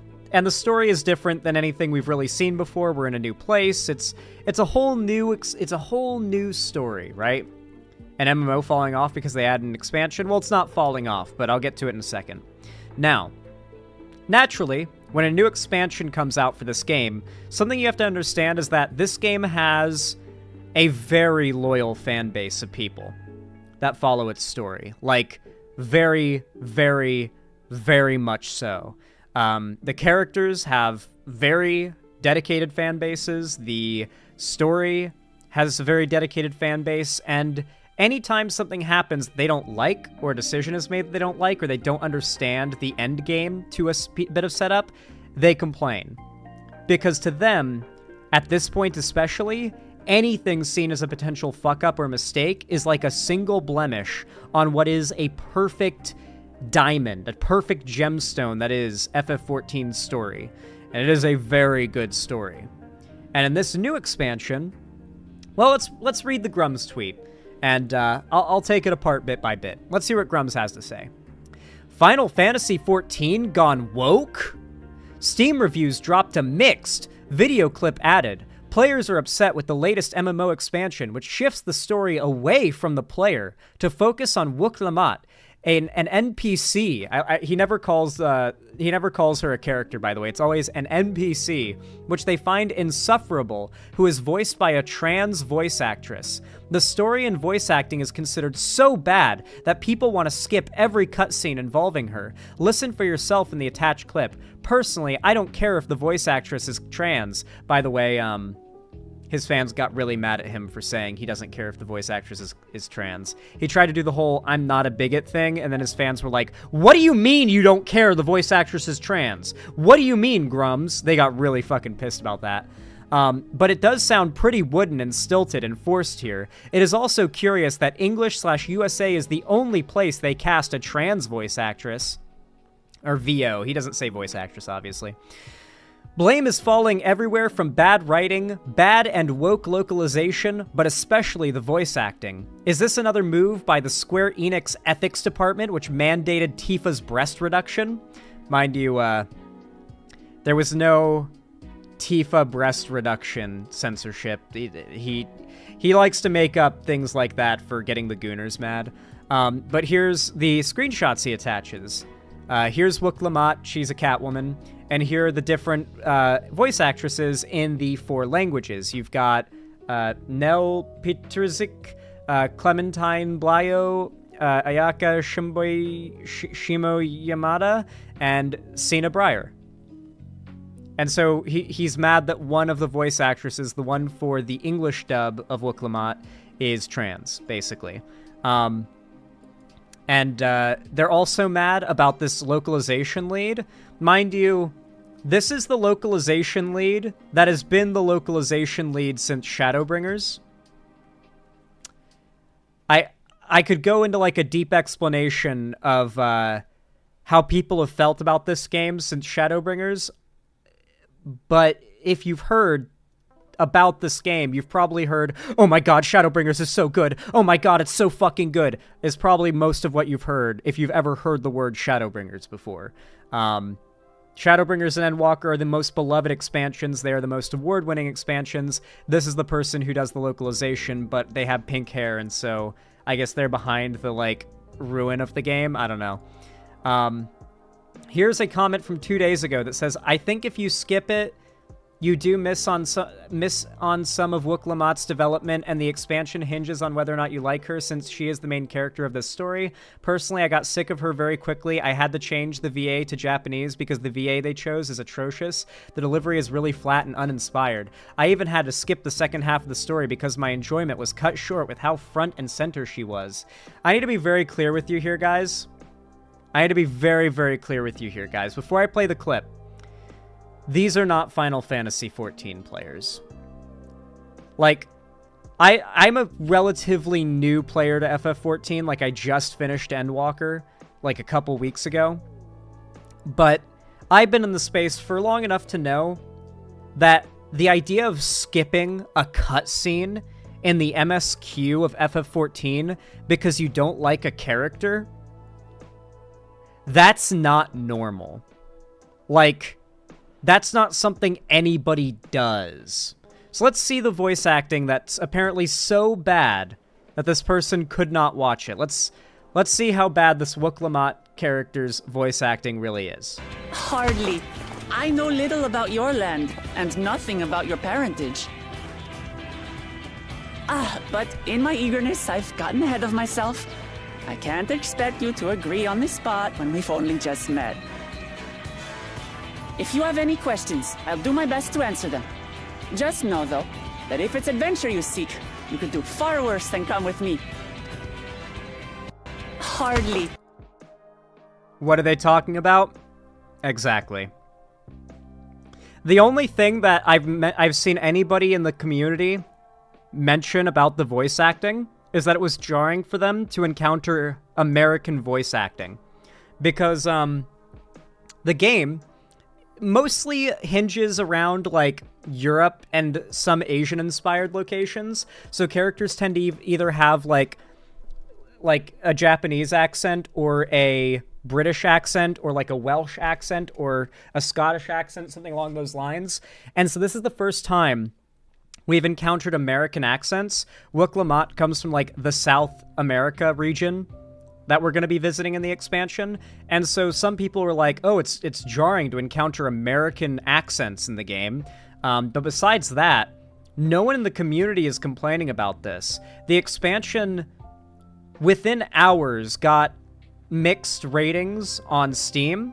But something you guys, if you're not, like, tapped into FF14, this is sort of, I'm giving you guys the lowdown so you can understand how much of a grifter Grummz is in this context. For those who don't know, when an expansion drops for FF14, on day one, in this case it's 7. Or is it 6 or 7.0? I think it's 7.0 is the expansion we're on, the version we're on. When that version drops on day one, you've got no less than 50 hours of cutscenes to watch, not counting any gameplay, before you have finished the first patch's story. And that's, once you finish the first patch's story, you're lucky if you're, like, halfway through an expansion. That's usually, like, the first third of the expansion's story. Maybe a little more. Maybe, like, the first 60% of the story. And then the rest of it is in patch content. So, like, the idea that within the first 24 hours, the people who were leaving these negative reviews were people who had even come anywhere close to finishing the MSQ of Dawn Trail, because for one, they literally couldn't have finished the MSQ. It's not fully released yet. And two, the expansion hadn't even been out for as long as the cutscenes are combined, not counting gameplay. You immediately know that this is bullshit. Mind you, Grummz released this before the people reviewing could have finished the expansion. The expansion is so new, 90% of players don't even know what happens after the halfway point of patch 1. So this isn't just Grummz, like, grifting and lying as he normally does. Mind you, FF14 is very much still the biggest MMO in the world. Dawn Trail is its biggest expansion. But he's also lying because he doesn't understand FF14. Like he doesn't understand the game he's trying to grift off of, and the premise that he's arguing is that an expansion is bad that hasn't even fully released yet. Like, the content release type that this game does is different from like WoW, for example, which is where his grift originally started, where like day one of an expansion, you kind of know whether it's going to be good or not with WoW, where with FF14, like you'll do 10 quests that are like kind of slow and boring in the MSQ, and then all of a sudden something crazy happens and you're like, oh shit! And you lock the fuck in, right? It's more like watching a TV show than playing a game, where it's like, oh, that was kind of a episode of the show. I hope the show gets better. And then you watch the next episode and you're like, oh, fuck, it does. That happens sometimes in FF14's story, but Dawntrail's been pretty solid so far. So, as you can imagine, the majority of the upsettedness comes from the fact that the voice actress for Wook Lamont is trans. Now, I also feel I should mention that the scene that he includes here is also another good example of how Grummz doesn't understand the game he's trying to grift off of. This isn't from Dawntrail. You guys realize that, right? Like, this clip isn't from the expansion that he's complaining about. This clip is from the end of Endwalker, the post-patch, the setup for Dawntrail. This is when we first meet Wook Lamont, like the second we meet her. And when we meet her, she's basically pretending to be tough. Like, Wook Lamont is, well, let me show you the most iconic image of her from the expansion real fast. I can pull up the image very quickly because it's so iconic. When you first meet her, she's like that. She kind of makes herself seem real tough, real strong, real independent, but in reality, she's a lot more like this. She spends a lot of the expansion like this. You, as the player, are basically Saitama by this point. Like, by the end of Endwalker, you have traveled to the edge of the universe and destroyed the concept of despair and nihilism. Now you're just an unfathomably powerful fucking dude, and now you're just going on adventures. There are fights in this expansion that your character just chooses not to participate in because it would be over instantly, because you're just so strong. The story of this expansion is about her and her rise to power in a sort of contest for succession, and you're helping her and guiding her to being like a good leader. So it's more so that she is the main character, and the story is experienced through you, and through your character, you influence her. It's very interesting and very unique. Trans furry fetish material? Oh yeah, the furries are definitely, like foaming at the mouth for Wook Lamont for sure. But she's a cool character. As a matter of fact, here's the trailer for Dawntrail, which is the expansion in question. You get a little bit more of Wook Lamont's voice acting here as well. And it'll just give you an idea of what the expansion is like and how, like, just out of touch and not tapped in Grummz is. And then after this bit, I have another thing to show you that really, really nails the, like, I think knocks home the point that Grummz is barking up the wrong tree with the FF14 fanbase. Here's the trailer for Dawntrail. It explains the story that Grummz is misunderstanding. The fate of the world doesn't rest on our shoulders. We might even get a chance to enjoy ourselves. Do not be so quick to relax.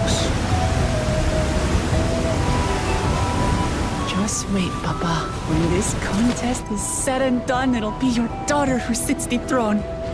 Me, Wook Lamont. And Woke so Lamont, does our true. ship cast off from the docks. In retrospect, of course, that battle against the storm would prove a fitting prelude to the coming contest for the throne. New world.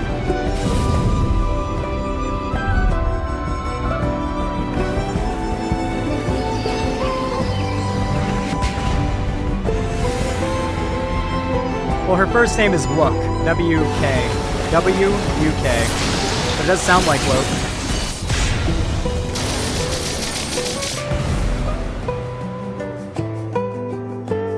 You four will compete in the right of succession. The outcome of which will decide who takes my place as Dawn Servant. We are blessed siblings, the ultimate chosen. Our nation can change for the better. I am bound to no one. Muklamat, protector of peace and soon-to-be done servant. A waste of time. I can always take what I need later. Our nation is a fortress, and its people the bricks with which it is built. It is through embracing innovation that we will usher Tule Yolal onto a more prosperous future.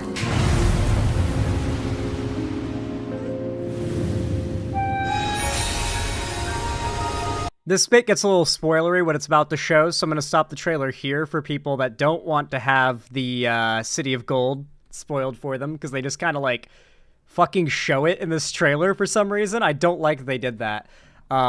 So I'll preserve you're not being spoiled on what the City of Gold looks like. Anyway, though, it's inspired by El Dorado, but it's something else. Like, the City of Gold's a thing that's been talked about a fair amount in the MSQ of FF14 for a while. I know Emmett Selk mentions it in Endwalker, and now it's finally, like, kind of a thing that we've got to look for and find for reasons. Anyway, I want to give you guys a good idea of why this game is just such a hilarious, false, and definitely failed grift attempt for any conservative people that try to monetize off of hate clicks for this game. For one, it's the biggest MMO in the world by a lot and continues to grow. But on top of that, it's possibly the most progressive and accepting and left-leaning, woke, SJW, whatever list of words you want to use to describe it, community of gamers in the world.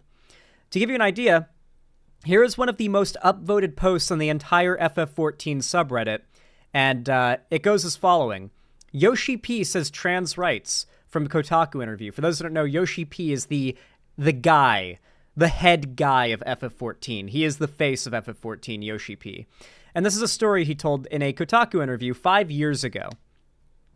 To touch on the second part of your question about gender restrictions, first and foremost, I think there should be freedom in your values when it comes to the different genders. We don't want to restrict attire and clothing that you wear based on your character's gender or sex. Basically, this was him explaining why they're adding cross-dressing.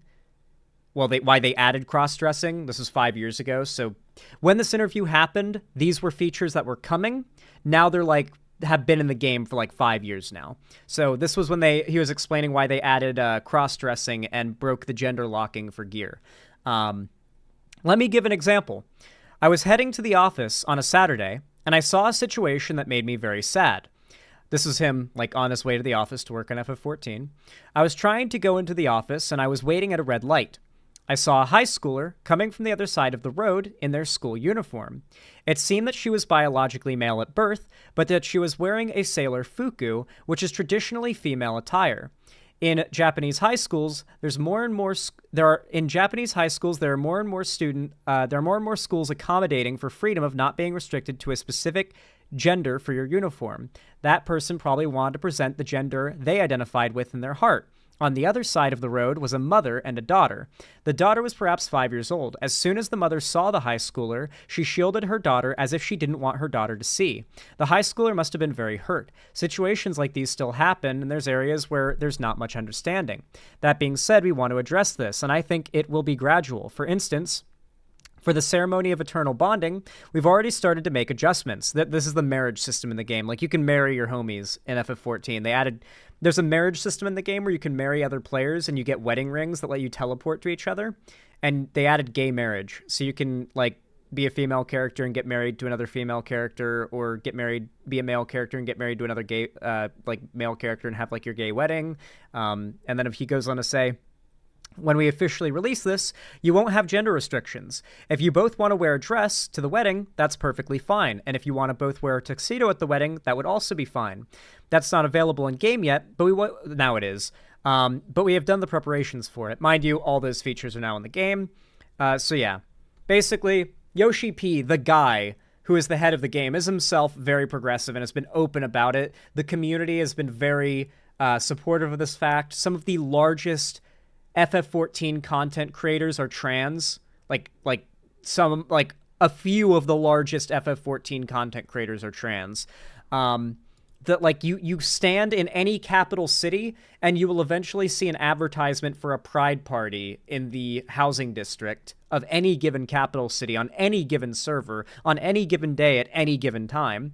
Like, it's such an overwhelmingly progressive game, but it's not like a game that's, like, super progressive but with a conservative audience that doesn't get it. It's a game that's really progressive and is so in your face about it that conservatives can't even stomach it. This is a game entirely populated by progressive-ass people. Grummz is barking up the most... It is hilarious how wrong of a tree Grummz is barking up right now. Grummz didn't know Disney park employees are all called cast members, or he's just lying. This is the viral post slamming me that people are using as a gotcha about my Disney tweet. He's a journalist at IGN, and his experience at Disney, he was a cast member for a year. He was Goofy or Mickey running around in a fursuit pretending to be a ride expert. This is the authority that people are citing. Any employee that works at a Disney park is considered a cast member, not exclusively character performers. This includes ride operators, which is the job user by Will Borger had. Huh. Yeah, no, Grummz is, like, legitimately just, like, a lying idiot. He's astonishingly stupid. People included this, and to be fair, like, the overall ratings for the game are obviously really high, but Dawn Trail's rating, at least, like, a couple days ago, was mixed. So there's a chance that maybe the expansion, like, somehow we got some time travelers that know how the expansion goes in the last, like, 60% of it, but maybe the expansion is bad. And if it is really bad, if the expansion does end up being bad, and I say if because I genuinely don't know, I'm still too early in the story to know yet, I'd say it's pretty solid so far.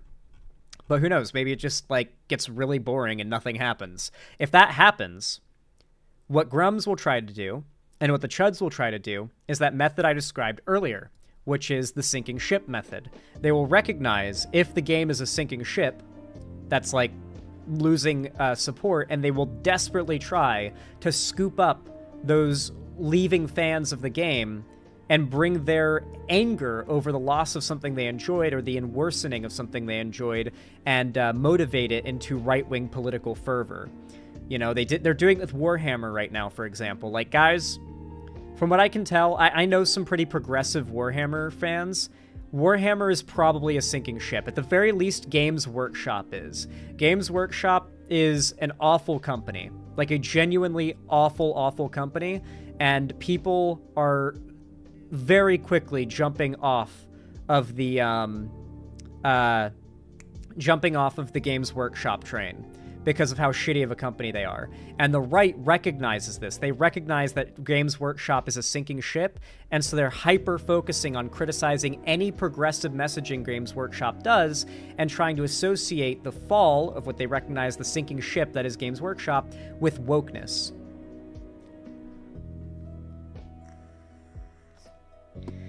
It's not like FF14 never had a mediocre story. Ask about Stormblood. Listen, Stormblood is not bad. I'm gonna be honest. Like, Stormblood's story is... Stormblood might have one of the best stories. No, I wouldn't say one of the best, because Shadowbringers and Endwalker are just so fucking good. Stormblood does not have a bad story. I think it's the fact that Stormblood is a story that is less high stakes than the two stories it's, like, sandwiched between. And everybody talks about how they don't like Stormblood, and so you're just like, you kind of expect not to like it, you know? Stormblood's good. Stormblood's where we meet Xenos. It's one of the best expansions. I'd say Stormblood's up there. I'd say it goes above Heavensward for me, honestly. Like, Heavensward was great, but Stormblood had Xenos.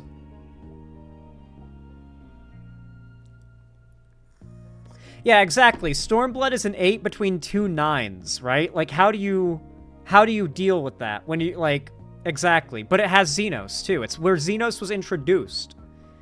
You know, like, you can't shit on the expansion that introduced Xenos EA Galvus.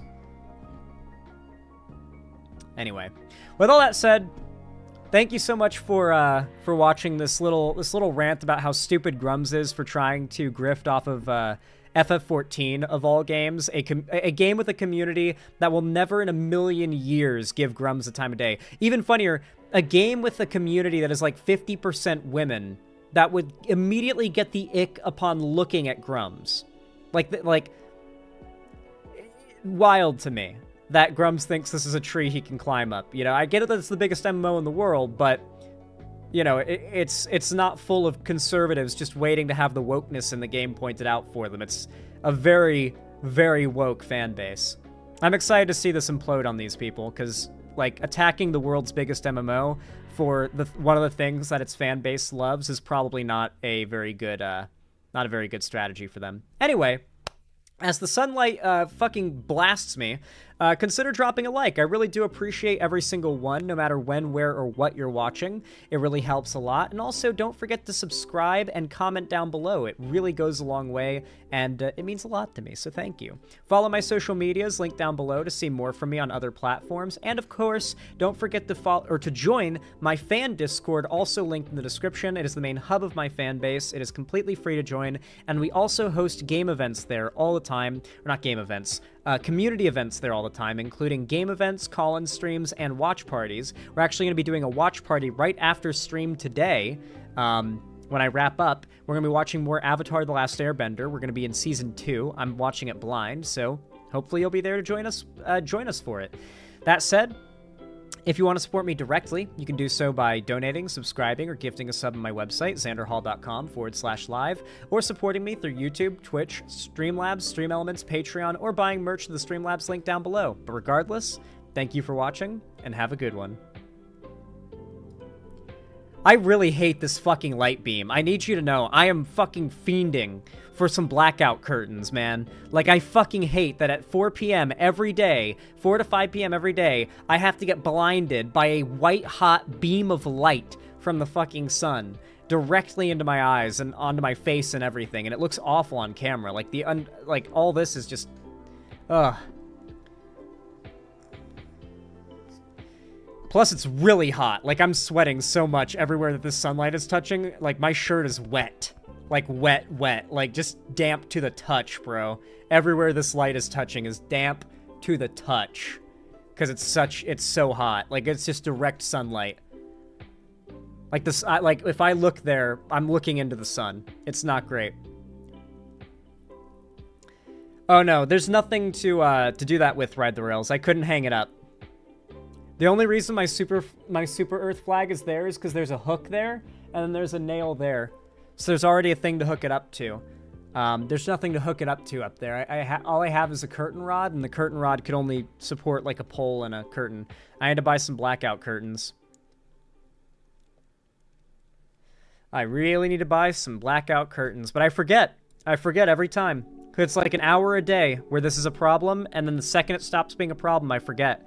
Until it's this time again the next day, and it happens again. Anyway, Pepper T21 with the additional $5. Thank you so much. I really appreciate it. Said, speaking of progressive media, I want to have cool battles and knights in my story and game, but I don't want to preface it war badum, okay? Every time a kingdom conquers territory, is that problematic? I think it's possible to just, like, depict how awful it is when war happens, right? Like, just let your story be really gritty and fucked. So, like, a country conquers another country, there's going to be a shitload of dead children, raped women, burnt down houses, murdered pets and animals. The environment's going to get fucked up by it. It's going to pollute, like, local systems of water from all the shit, blood, and piss that, like, soaks in from the battlefields and whatnot. Animals are gonna, like, there's gonna be scavenger animals everywhere just ripping apart carcasses that aren't properly dealt with. Bodies gotta be dealt with. You know, The Witcher does this really well because in their setting there's monsters. So after a battle, you get, like, the necrophages come in and they start feeding on the corpses. So you have to clean up a battlefield if it's near a population, or that area is just gonna be ransacked with ghouls and whatnot, and it's gonna be a problem.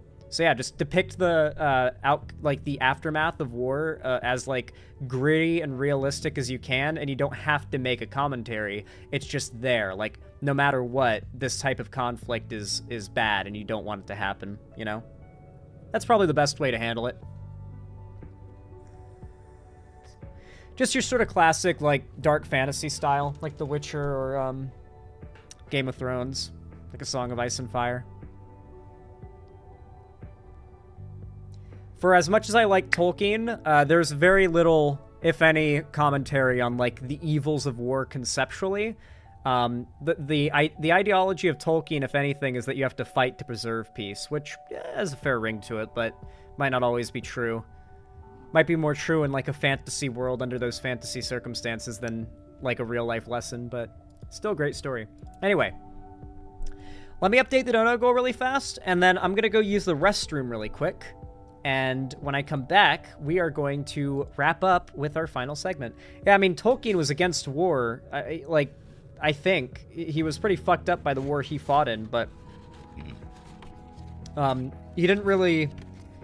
He got surprisingly shallow when it came to his depictions of war. Like, I know Lord of the Rings, the movies, depict, like, giant epic battles in long segments, but the way Tolkien writes those battles is far less... it's epic, for sure, but it's not drawn out and descript. It's like, the battle is happening now to sort of act as a sort of background to a more important small-scale event, right? Hard to explain. Okay.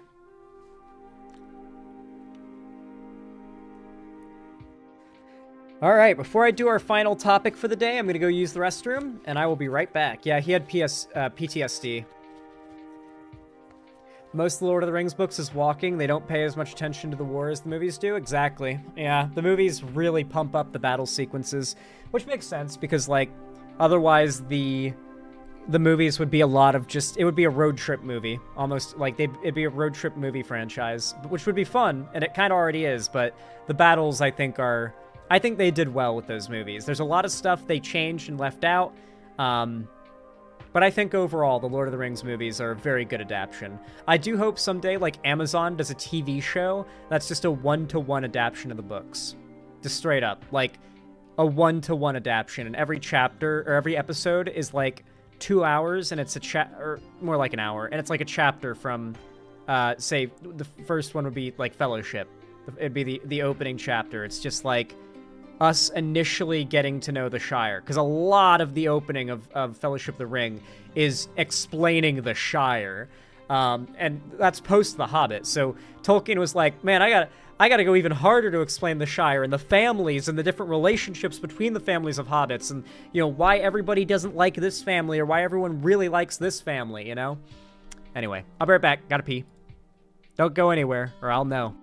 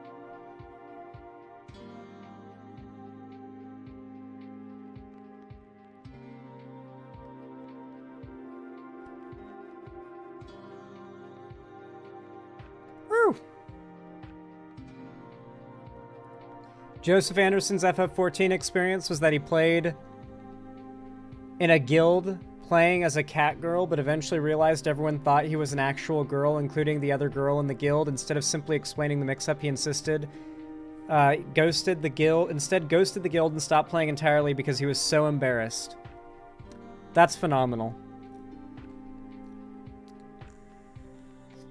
Yeah, we need 5 seasons to explain that. I would watch a 5-season show that's just the Shire. Oh my, look at this. Like, I look awful on camera like this. There's no way to make this look okay. Like, I just have to wait for, like, the next 5 to 10 minutes for the sunlight to just move away. I'm currently losing vision in my left eye. Like, there's just no way to deal with this. Like, I don't have curtains or anything. Just finished Dawn Trail. That was a great MSQ. I have a feeling you did not just finish Dawn Trail. I've got some friends who go crazy on FF14, and they still haven't finished Dawn Trail. God, I gotta like lean down a little bit so my eyes aren't burning. God, so much sun in my eyes. Oh, I'm like probably taking serious vision damage every day whenever the sun gets to this point in the sky. My mom just sent me the most random image. It's me petting my dog. And I have to admit, it's a pretty funny image.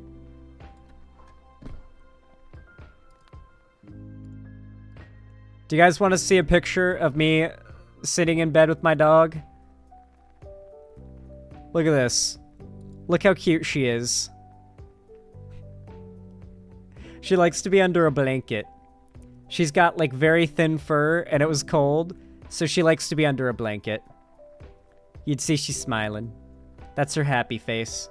She's very expressive. She makes like a frowny face or an angry face or a smiley face, so you can tell when she's happy, and she's very happy right there. That's a very happy puppy. No idea what she is. We cannot figure out what kind of dog she is. All we know is she's a creature. We need that dog smile as an emo. Aw, yeah. Yeah, we do.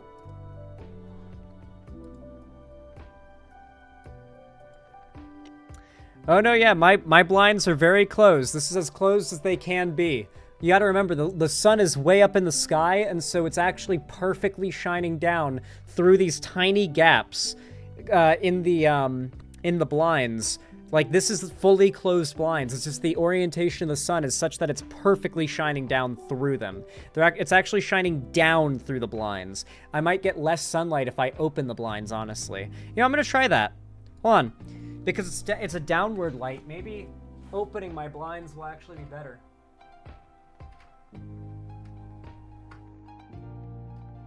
Oh yeah, that worked.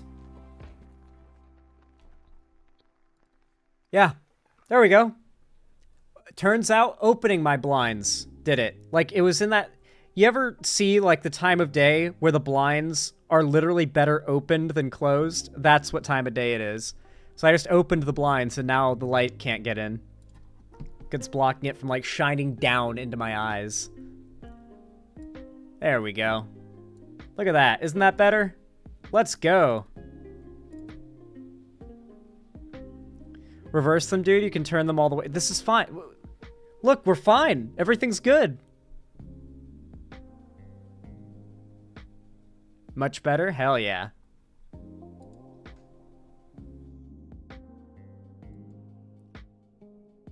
Alrighty. You ready for the next topic? Or the final topic, I think, for the day. Let me bring it up.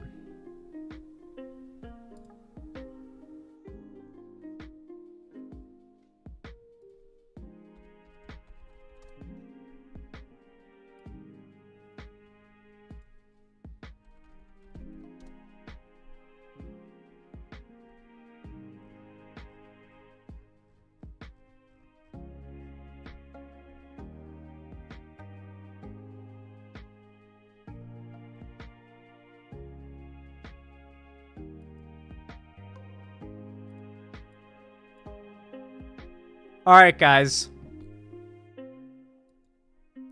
You all know what to do when I say action, right?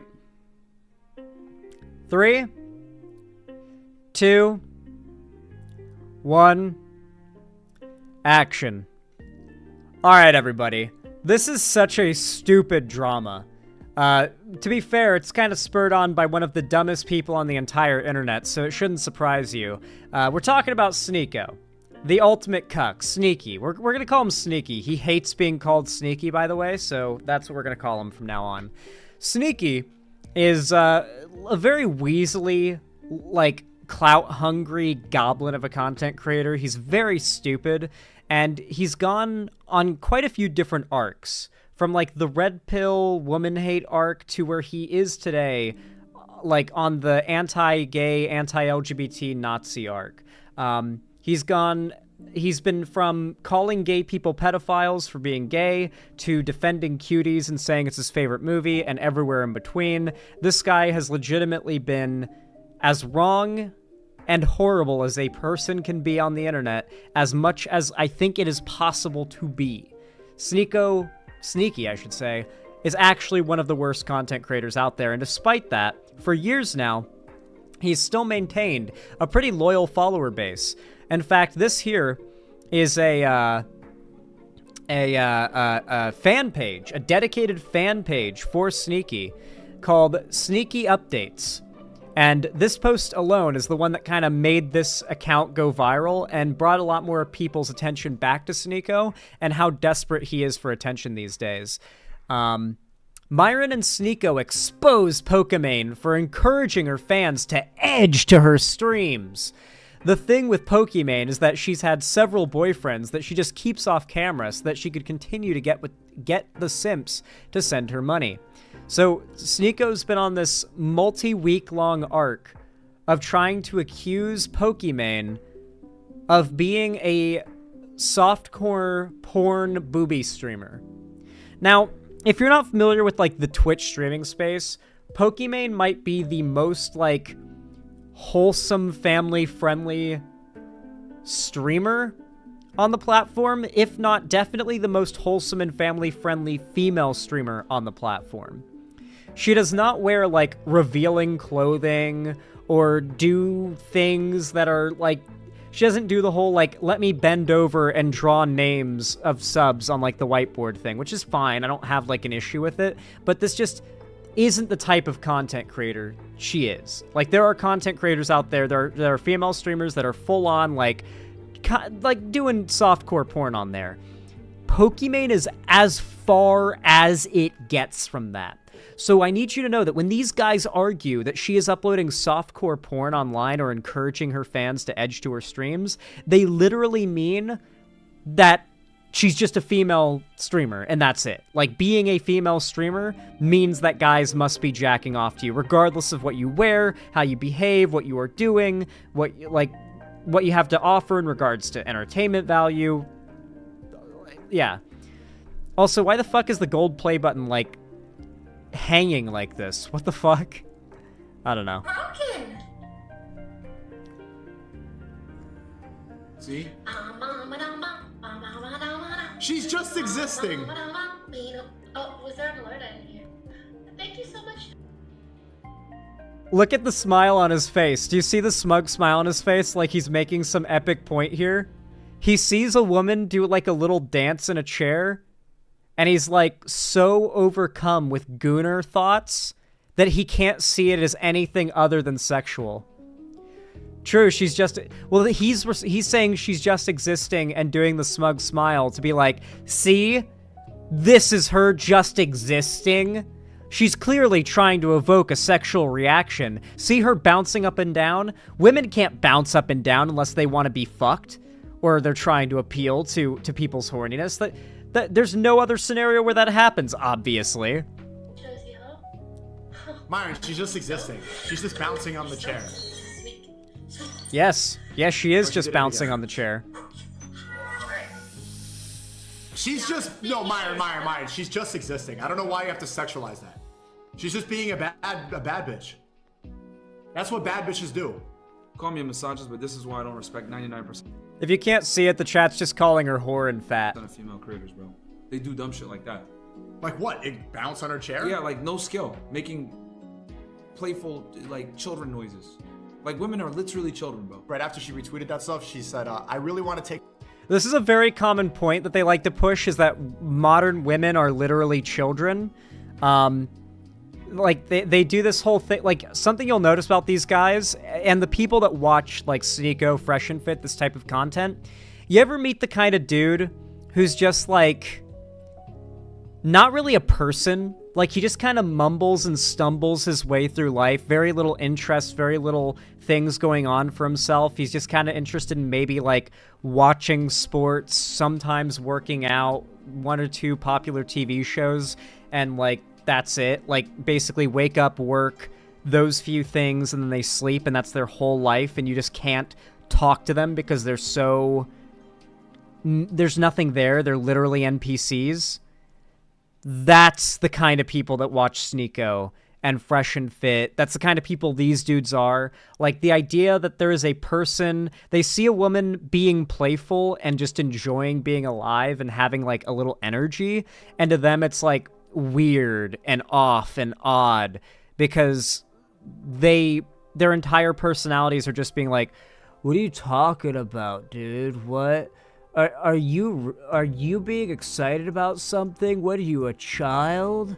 Like, how fucking miserable could you be? Like, these dudes are just so fucking boring. Take a moment to thank all the bad bitches supporting me right now. What do you think about women and feminists rewarding bad bitches? You know, we all know this. Women historically have been giving each other shitty advice for a very long time, which is why they're where they're at, you know? They give all the feminist talking points. I'm equal to you. I can do everything a man can do. All this other bullshit. And then they end up single and whatever. And the thing with Pokimane is, like, she's had several boyfriends that she just kind of kept off camera so that she could continue to get the Sims to send her money. You know, that's just a game for them. So. She wouldn't do that. She just doesn't want to. What I love about this is Pokimane is so far from the only content creator that, like, keeps her personal relationships private. A really good example of a YouTuber who famously just like totally keeps his relationship stuff on the down low. Like, I think at one point he mentioned that he has a girlfriend like once, is my first ever YouTuber, one of my favorite YouTubers, UberHaxerNova, one of the OGs from the Creatures. He's been around one of the longest of any like still relevant content creator. Never once had like a relationship drama.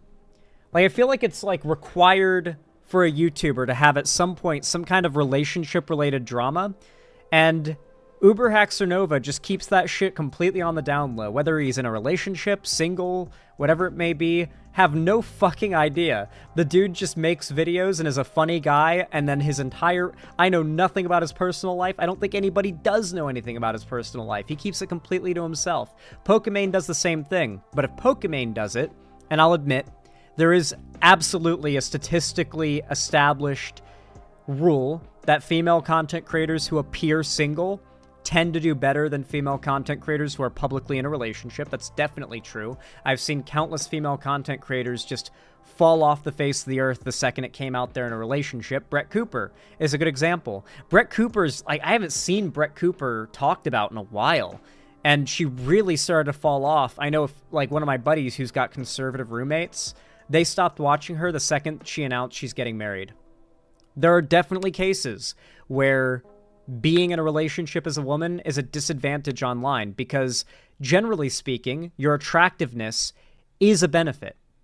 I will say, even if you aren't making content where sex or attractiveness are a factor in the content, which I think Pokimane makes content where attractiveness is not a factor.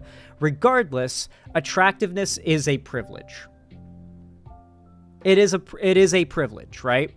So even if I'm a content creator sitting here talking about politics, if I was like a 10 out of 10 looking dude, like jacked, muscular, all that shit, if I was a 10 out of 10 dude, I would objectively have more, like, a better off time, more viewers, more money, all that stuff. In that case, doing nothing different than looking how I do now, right? And the same thing goes for Pokimane. Pokimane is, objectively speaking, an attractive woman, right? She is very much conventionally attractive. There's no denying that. And so I have no doubt that if she was publicly in a relationship, she'd probably lose a decent portion of her audience, because a decent portion of her audience are absolutely dudes who are probably horny for her. And on the other end of things, I think that she definitely gains some amount by being a pretty woman. Like, I don't know if she would be as popular if she wasn't as pretty, right? Like, there's definitely, I think, a noticeable decrease that would happen in her popularity if she wasn't as pretty. But that's not, like, utilizing sexuality for your own gain. She can't help that she is a attractive woman. She is going to benefit from the fact that she is an above-average attractiveness woman, sort of as a passive. It's just a passively existing benefit. In the same way that, like, as much as I don't like him, Hassan is an attractive guy, and he is getting a passive benefit from that constantly. Neither of these content creators, honestly, Hassan might do this more than Pokimane ever does, but neither of these content creators really horny bait in their content. Like, Hassan posts thirst traps, I guess, but, like, besides that, like, their content is just about what they are doing, not them and their appearance, even if they benefit from their attractiveness. And so what Sneako is doing here is, like, he's not realizing the fact that if Pokimane did exactly this, but she was a less attractive woman, there wouldn't be anything sexual about her making noises and bouncing in the chair. But it's the fact that she's so attractive that she could pretty much do anything, and Sneako would find it sexual because he finds her attractive. He'll deny it, though, as will, like, the majority of his chat. Really, look at the chat the entire time and what they're saying about her. Look at the copium. Because these dudes don't want to admit they're attracted to a mid-woman, right? So look at the chat. Myron, she's just existing. I don't know why you have to sexualize that. She's just being a bad bitch. That's what bad bitches do. Call me a misogynist, but this is why I don't respect 99% of females. Kill her is what one of the comments said. Like what? Stone her. On her chair? Yeah, like no skill. Haram. Making playful, like, children noises. Like, women are literally children, bro. Right after she's ugly. I love how it's like a mix of she's fat, she's huge, she's ugly, thick thighs, hot, I'd want to fuck her, ugly, whore, kill her, haram, stone her, kill her, ugly, whore, hot, kill her, whore, ugly, hot, kill her, ugly, whore, hot. It's just cycling between that in the chat. She said, I really want to take a moment to thank all the bad bitches supporting me right now. What do you think about women and feminists rewarding bad bitches? You know, we L all know this. women. Women historically Botted give as each fuck other chat. shitty Oh, advice for sure. a very long time, which is why they're where they're at. You know, they give all the feminist talking points. I'm equal to you. I can do everything a man can W do, all hitting this other women. bullshit, and then they end up single and whatever. And the thing with Pokimane is, like, she's had several boyfriends. Like, you gotta remember, like, most of these people are probably about 14 years old, the oldest. We've seen, like, Sneako's viewers. I'll show you the video again in a second so you can see, like, who is it that are posting these things. You gotta remember, these are children. Like, not even, like, teenagers. I mean, like, single-digit level age children. Like, we're talking 9-year-olds. That she just kind of kept off camera so that she could continue to get the Sims to send her money. You know, that's just a game for them. So. She wouldn't do that. She just doesn't want to publicize a relationship. She's not trying to farm Sims to make her the Sims.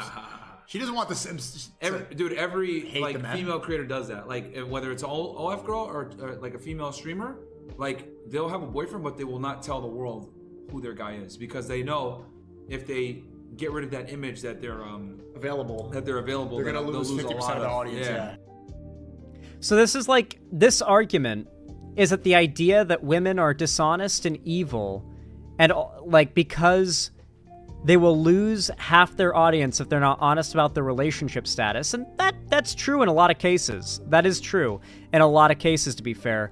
But I don't think this is a failing of women that make content. I think it's a failing of the fact that so many guys won't give female content creators the time of day unless they can imagine a relationship with them.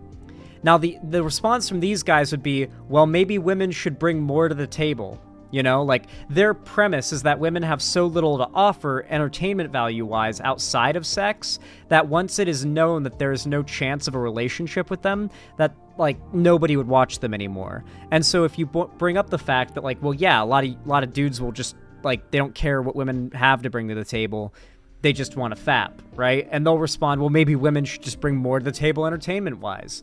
They're trying to argue essentially that no female content creators, not even Pokimane, have earned their position, that they've just reached where they are via, like, horny clicks, right? I think he's gone in a couple other rants about her as well that are quite deranged. God,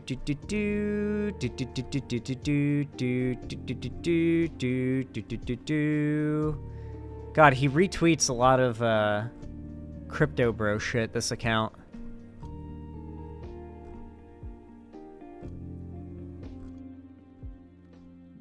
Scrolling. God, there's so much shit from this account. All right, here's another good example. Like, he reaches pretty hard on this one. She literally bends down to pick up her cat at one point, and, I mean, nice, but also, like, she's just bending down to pick up her cat. You know, like, you can't really control that dudes might find your ass nice when you bend over. When you, like, I am so obsessive with not, like, you guys will horny post about anything. So I literally switched to my starting soon cam just for getting up to walk to the bathroom. But, like, if you don't do that, are you just, like, trying to appeal to, are you horny baiting constantly? Like, she's not even dressed, like, in a way that accentuates this, even. Like, she's wearing a t-shirt, I guess, but besides that... Pokey, how many times are you just going to be existing and doing this? I have never... Mind you, I'm pretty sure this clip is, like, old, right? Like, isn't this a completely different room? This looks like a room, like... There's been countless Pokimane dramas, and I've covered them. The last time there was a Pokimane drama, and it involved a clip of her in this room was, like, years ago. I'm pretty sure he had to dig for, like 4 or 5 years ago to find this specific clip. Ever been in this position. Ever. And it's like every single day I see you conveniently bending over, throwing it back to pick up a dog or something under your bed. This is her little paw. I don't know if you guys saw it. Pokey, pokey, pokey. Oh yeah, people went after her so much for this back in the day that she would start, like, walking backwards with her face towards the, like, she would walk, like backing away from the camera, making sure that her butt doesn't face it, because, like, no matter what she wears, people will comment on that. You retweeted saying, I'm just existing and Sneako's sexualizing me. How many more of this? Chad, have Twitch you unbanned ever this guy done recently, by the way. Have you ever picked something up in a chair like this, ever? Someone said, yeah, I'm folding. Look at you, Pokey. We're on semen retention. We're incel July, and you're making love speech nut. But for those who don't know, yes, Sneako unironically, proudly, and loudly does semen retention. I mean, this is the guy who has admitted Cuties is his favorite movie. Look at him! Look at him! Just admit it, Pokimane. Just admit you know what you're doing. You can see her little tail. Also, she's picking up her she cat. Doesn't see the chat spamming thick with 2 C's. Well, I mean, she's not looking at the camera. Oh, okay. Again, she's picking up. Okay, so dog and a cat. How many fucking animals do you need to thirst trap on your stream? Pokey. How many animals do you need to thirst trap on your stream? Because she picked up her cat and her dog 5 years ago on a live stream. He really is obsessed with her. You can tell he just wants an excuse to have her on screen too. Like, the level of obsession he's engaging with here is very clearly, like, he's horny, right? Like, this is horny hate. Let's see what else, because he's been obsessed for a while. What else do we have here?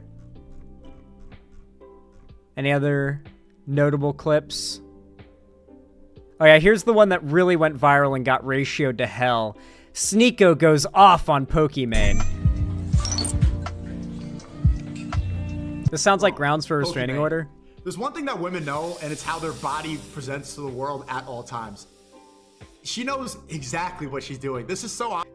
Notice, by the way, how the fact that men find by default, like, I'm gonna be honest, a woman like Pokimane could wear just about anything, and she's gonna look attractive to, like, pretty much every straight man, regardless of how many allegedly straight dudes you'll see in the comments calling her fat or calling her mid.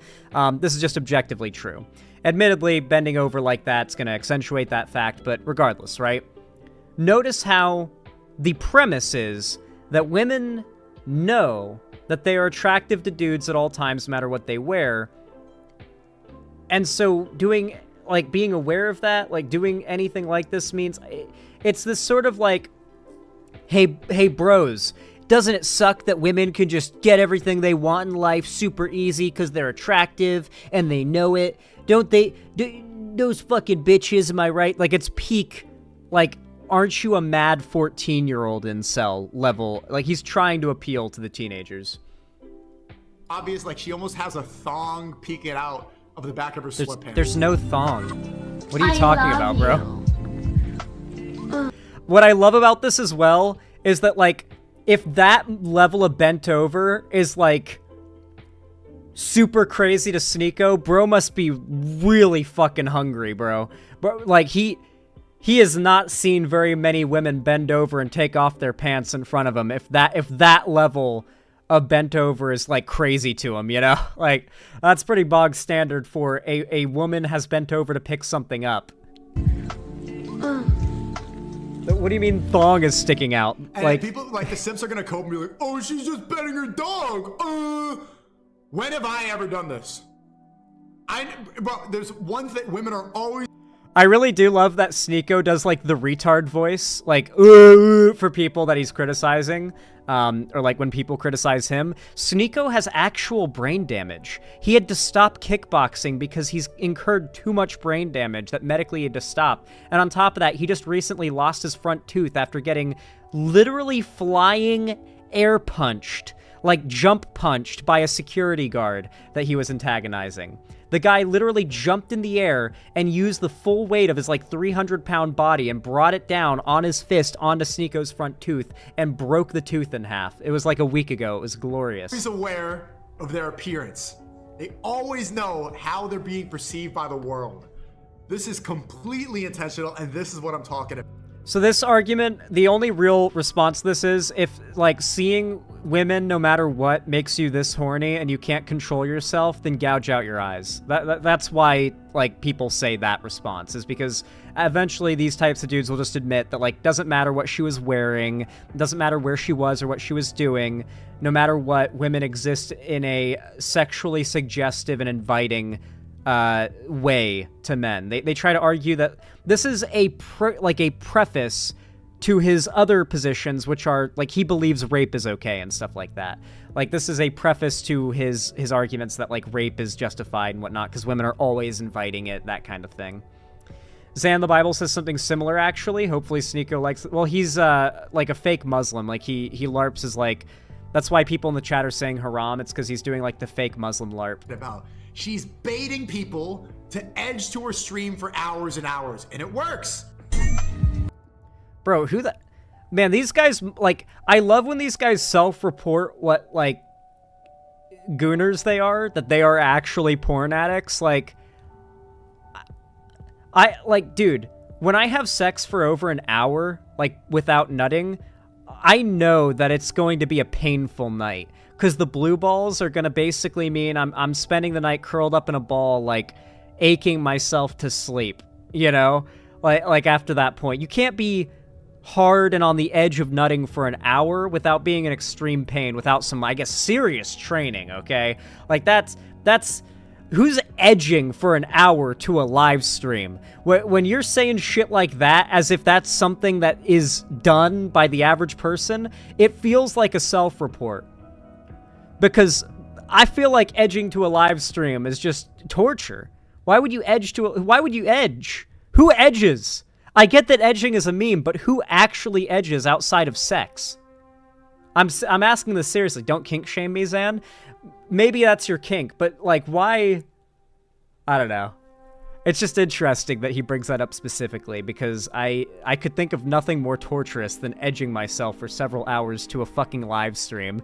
Regardless, though, if you enjoyed this shit show of looking into Sneako's more recent adventures, then consider dropping a like. I really do appreciate it if you do. It helps a whole hell of a lot. I really do appreciate it.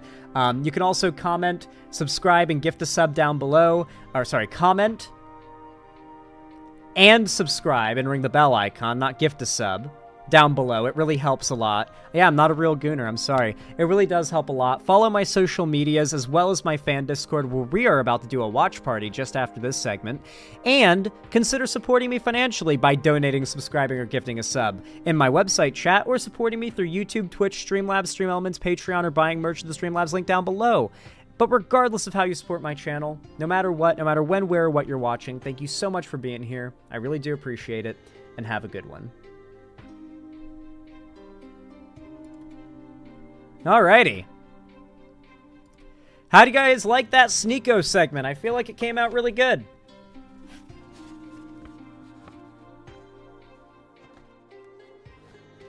Was a good one? Hell yeah. Good seggy. I'm glad you guys think so.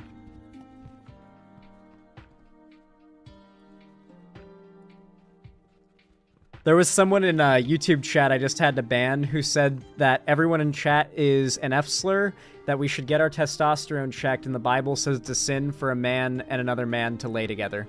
So in case you're wondering what the critics of the Xander Hall stream have to say, I thought I'd voice them to the YouTube or the website chatters who couldn't see. Man, I just gotta start listening to criticism more, guys. You know, it's just... My critics, I gotta stop silencing my critics. They have such concise and serious criticism.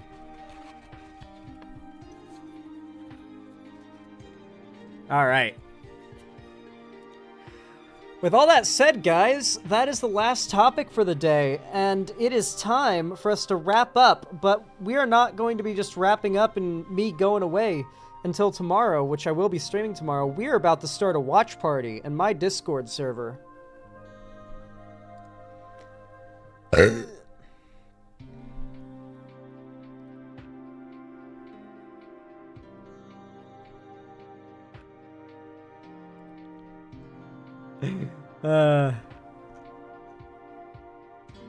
Okay.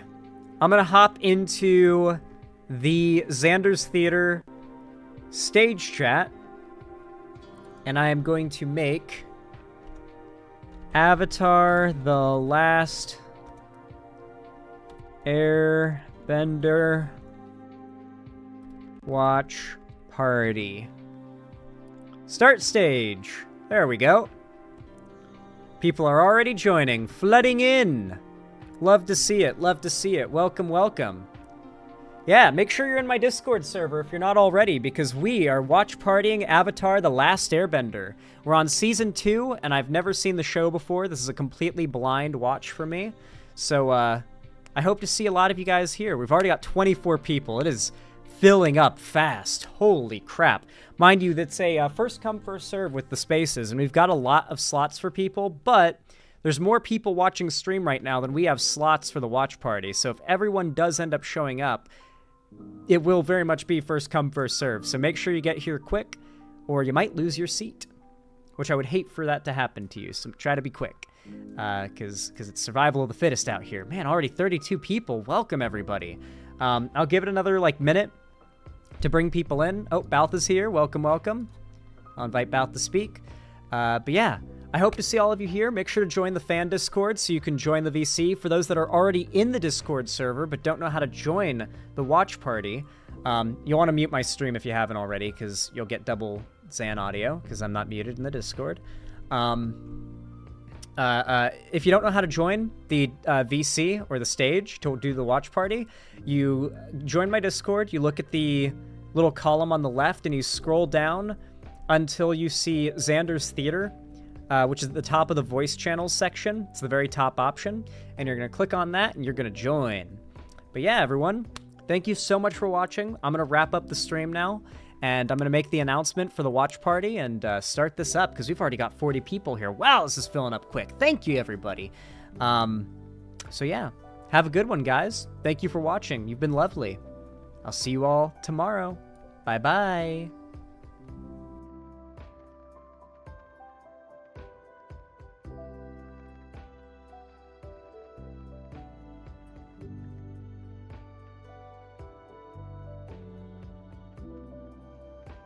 You gotta finish up season or book 1, yeah. We have 2 episodes left. Book 2. But they're books.